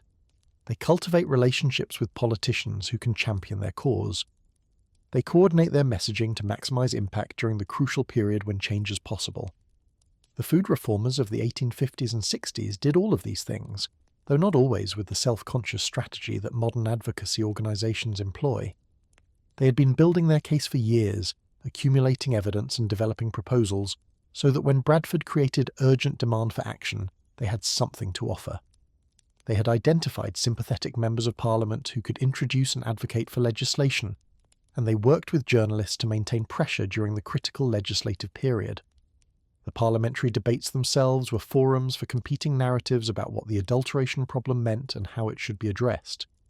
Reformers told a story of innocent consumers victimized by greedy traders demanding government protection. The food trade and its allies told a different story, of over-regulation threatening honest businesses, of market mechanisms being undermined by bureaucratic interference. These narrative contests mattered because they shaped how uncommitted members of Parliament understood the issue. A member who saw adulteration as primarily a problem of criminal fraud would support strong criminal penalties. A member who saw it as an inevitable consequence of market competition might prefer education and voluntary reform over regulation. The rhetorical framing of the issue influenced the substantive response. The reformers generally won these narrative contests, but not completely.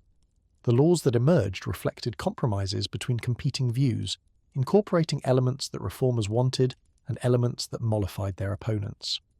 The result was legislation that satisfied no one entirely, but that at least established a framework for future improvement.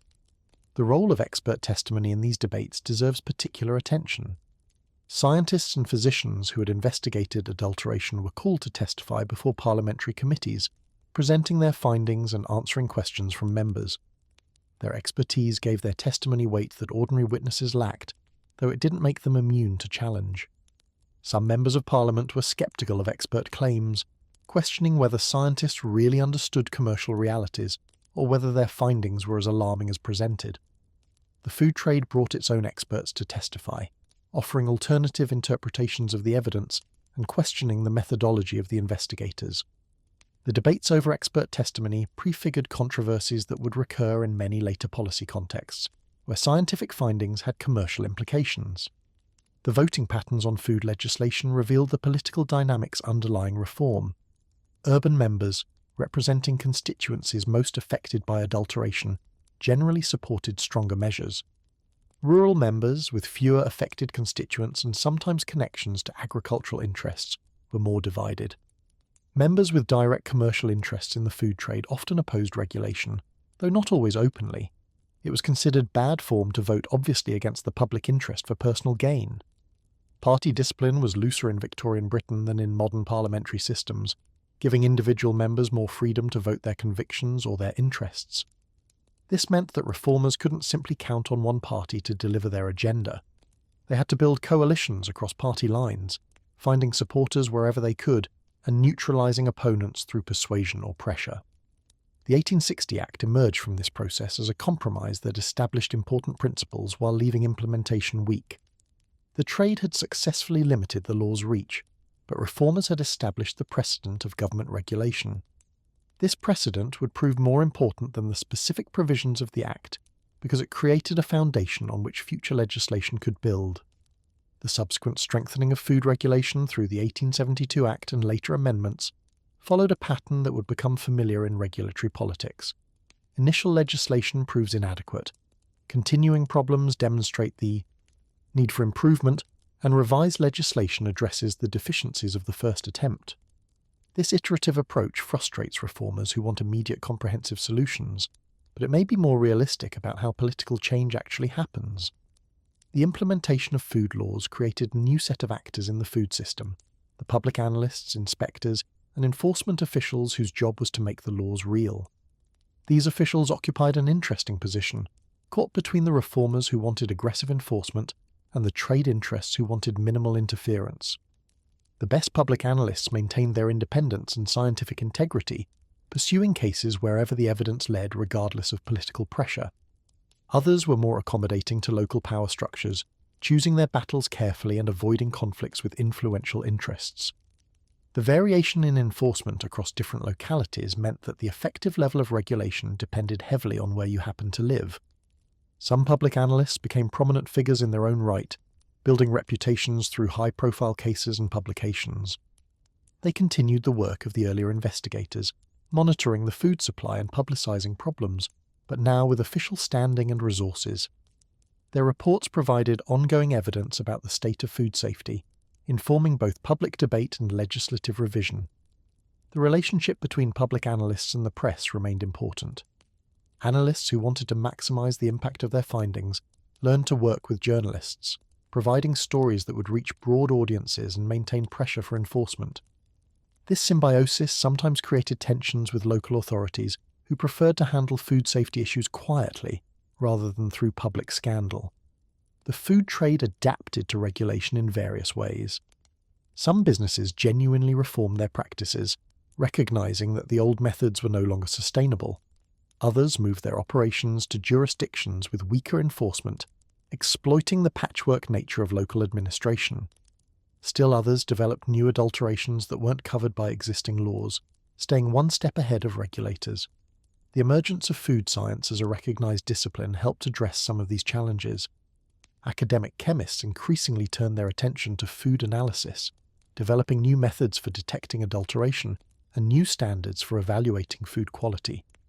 This scientific infrastructure supported both regulation and industry, providing tools that could be used for enforcement and for quality control. The professionalization of the food industry itself contributed to improved standards. Trade associations that had initially resisted regulation came to see value in self-policing that could demonstrate responsibility and forestall more aggressive government intervention. Industry developed standards, while never a complete substitute for public regulation, complemented official requirements and raised the general level of practice. Consumer education continued to play important roles even after regulation was established. People who understood what to look for could identify problems that official inspection missed. Informed consumers could make better choices in the marketplace, rewarding quality and punishing fraud through their purchasing decisions. The vigilance that reformers had cultivated remained valuable, even as institutional protections improved. The late Victorian period saw the emergence of what we might call modern food culture, a set of expectations, practices, and institutions that would shape how people related to food for the next century and beyond. This culture combined confidence in the safety of the food supply with ongoing vigilance about potential problems. It trusted regulation without being naive about its limitations. It expected honesty from food providers while maintaining healthy skepticism. The transformation wasn't limited to Britain, of course. Similar developments occurred across the industrializing world as countries grappled with the same basic problems of urbanization, commercial food production, and consumer protection. The British experience was influential internationally, providing both positive examples to emulate and negative examples to avoid. The United States faced particularly severe adulteration problems in the late 19th century, culminating in the passage of the Pure Food and Drug Act in 1906. The American reform movement drew on British precedents while adapting to American political conditions, including a federal system that complicated national regulation. The famous muckraking journalism that exposed food industry abuses paralleled the earlier British press campaigns. Continental European countries developed their own approaches, sometimes more centralized than the British model, sometimes less. The German system emphasized scientific expertise and professional standards. The French system reflected that countries' particular food traditions and administrative structures. These variations created a kind of natural experiment in regulatory approaches, generating lessons that informed ongoing reform efforts. The international trade in food created pressures for harmonization that would continue into the 20th century and beyond. Products that crossed borders needed to meet multiple regulatory requirements, creating complexity for traders and uncertainty for consumers. International agreements and organisations gradually emerged to address these challenges, building on the national regulatory frameworks that had been established in the Victorian era.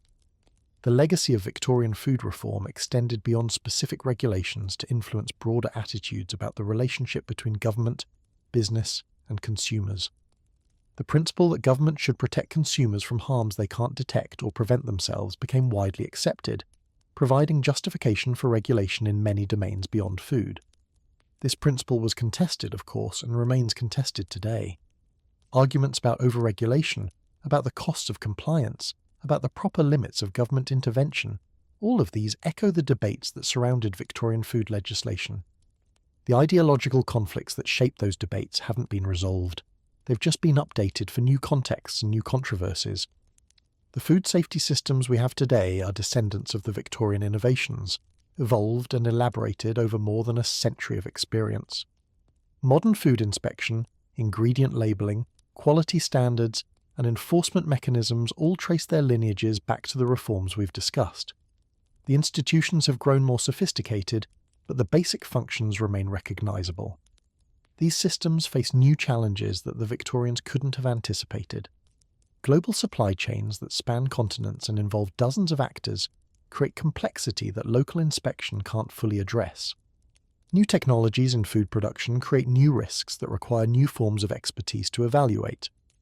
The industrialization of agriculture has raised concerns about sustainability and ethics that go beyond the simple question of whether food is what it claims to be. Yet the fundamental challenge remains the same, ensuring that the food supply serves human welfare rather than just commercial profit. The information asymmetry between producers and consumers that enabled Victorian adulteration still exists, though its forms have changed. The temptation to cut corners, to substitute cheaper for better, to deceive customers who can't detect the deception. These temptations are eternal features of commerce that require eternal vigilance to counter. The Victorian reformers understood this. They didn't imagine that their legislative victories would solve the problem forever. They knew that the struggle for pure food was ongoing, that each generation would face its own version of the challenges they had confronted. What they hoped to do was establish foundations strong enough to support continued progress, principles clear enough to guide future efforts, and institutions resilient enough to adapt to changing circumstances. They succeeded in this more than they probably knew. The framework they created has proven remarkably durable, surviving world wars, economic crises, technological revolutions, and political upheavals. It has been reformed and revised many times, but never abandoned. The basic commitment to food safety that they established has become so deeply embedded in our culture that questioning it seems almost unthinkable. This durability is itself a testament to the importance of what they achieved. Institutions that serve genuine human needs tend to persist. Those that don't tend to fade away. The food safety systems born in Victorian England have persisted because they address a real problem that doesn't go away, because people genuinely want and need the protection they provide, because the alternative, a return to the marketplace of fraud, is simply unacceptable. We are the beneficiaries of this legacy, whether we know it or not. Every safe meal we eat, every label we trust, every package we open with confidence rather than suspicion, all of these reflect the victories won by people who lived and died long before we were born. We owe them a debt that we can never fully repay, but we can honour it by protecting what they built and by facing the challenges of our own time with the same determination they showed in facing theirs. The story of Victorian food reform is thus not just history, it's instruction. It teaches us how change happens, how ordinary people can make a difference, how science and journalism and politics can combine to transform unjust systems. It reminds us that the comfortable arrangements we take for granted were once radical demands, that progress is possible but not inevitable, that the work of making the world better is never finished. These are lessons worth carrying forward as we navigate our own challenges, food-related and otherwise. The Victorian reformers didn't have all the answers, no one ever does, but they had something equally important: the courage to ask questions, the persistence to seek answers, and the determination to act on what they learned. These qualities are available to every generation, waiting to be awakened when circumstances call for them. Enjoy your meal, and enjoy the knowledge that you can eat it without wondering what hidden dangers it might contain. That's not nothing. That's the hard-won legacy of everyone who fought for pure food, from the first investigators with their microscopes to the last activist with their pamphlets. Their work lives on in every safe meal you consume, every healthy child who grows up free from the poisoning that earlier generations endured. The story is done, but the work continues. It will always continue, as long as there are markets and consumers and the eternal temptation to profit by deception. But the foundation has been laid, the principles established, the expectations set. Whatever challenges the future brings, we face them from a position of strength that our Victorian ancestors could barely have imagined. The changes we've traced through these chapters didn't just affect what people ate. They affected how people thought about eating, about commerce, about their rights as consumers and citizens. This shift in consciousness may have been even more important than the specific regulations that were enacted, because consciousness shapes behaviour in ways that laws alone cannot. Before the Reform era, the dominant attitude toward food purchasing was fatalistic acceptance. Adulteration was just how things were. Complaining about it was like complaining about the weather. This fatalism served the interests of adulterators, who benefited from consumers who didn't expect better, and therefore didn't demand better. The Reform movement challenged this fatalism, insisting that adulteration was a choice, not a natural law. If producers chose to adulterate, they could choose not to. If the law permitted adulteration, the law could be changed. If enforcement was inadequate, it could be improved. The Reformers rejected the idea that the existing state of affairs was inevitable, and in doing so, they opened space for imagining and creating alternatives.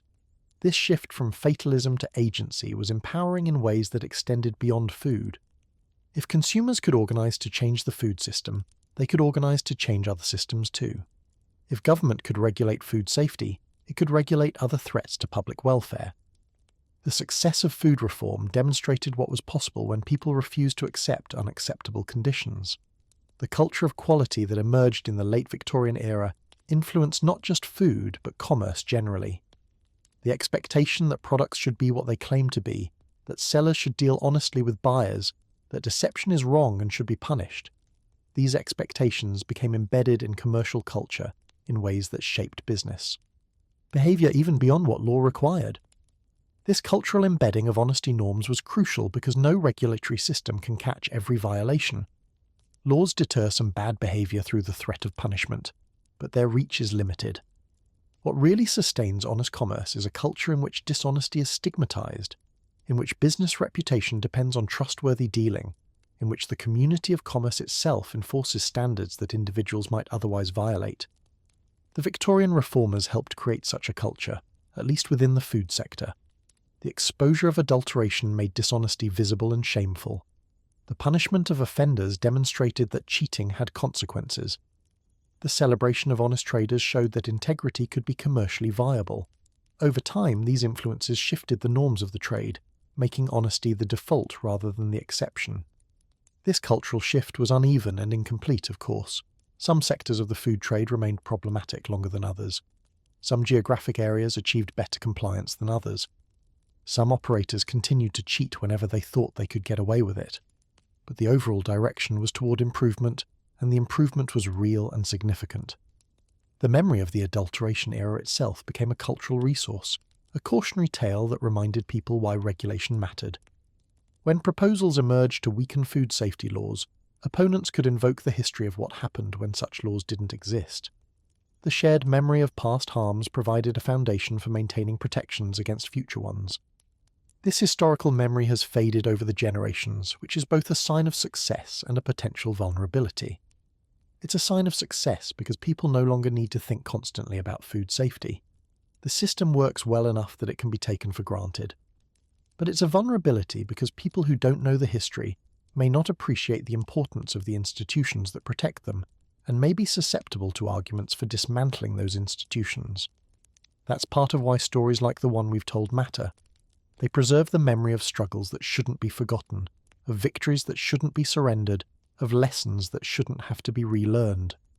Every generation needs to understand how we got where we are, so that they can maintain what their predecessors built and improve upon it where possible. And now, dear listeners, As we reach the end of this long journey through the dark and eventually brightening history of Victorian food, it's time to let these stories settle like a proper cup of honestly labelled tea. The gas lamps have been extinguished, the market stalls have been packed away, and the public analysts have filed their final reports of the evening. You've travelled with us through poisoned sweets and chalked milk, through alum-laden bread and mysterious meat pies, through the awakening of scientists and the organising of housewives, through parliamentary debates and the slow dawn of regulation. You've seen how ordinary people, armed with nothing more than suspicion, solidarity and eventually science, transformed a marketplace of deception into something resembling honest commerce. So sleep well tonight, knowing that your midnight snack almost certainly contains what its label claims it contains. Dream sweetly, secure in the knowledge that the food safety systems protecting you were built by people who cared enough to fight for them. And when you wake tomorrow, perhaps spare a thought for those Victorian reformers who made it all possible, the investigators, the activists, the journalists, the politicians, and most of all, the ordinary people who simply refused to accept that being poisoned was an acceptable price for being fed. The fight for pure food took generations. The victory, when it came, was incomplete. But it was real, and it mattered, and it continues to matter every single day, in every meal we eat with confidence rather than fear. Good night, wherever you are in the world, whatever time has found you listening to these tales of poison and progress. Good night, and sweet dreams.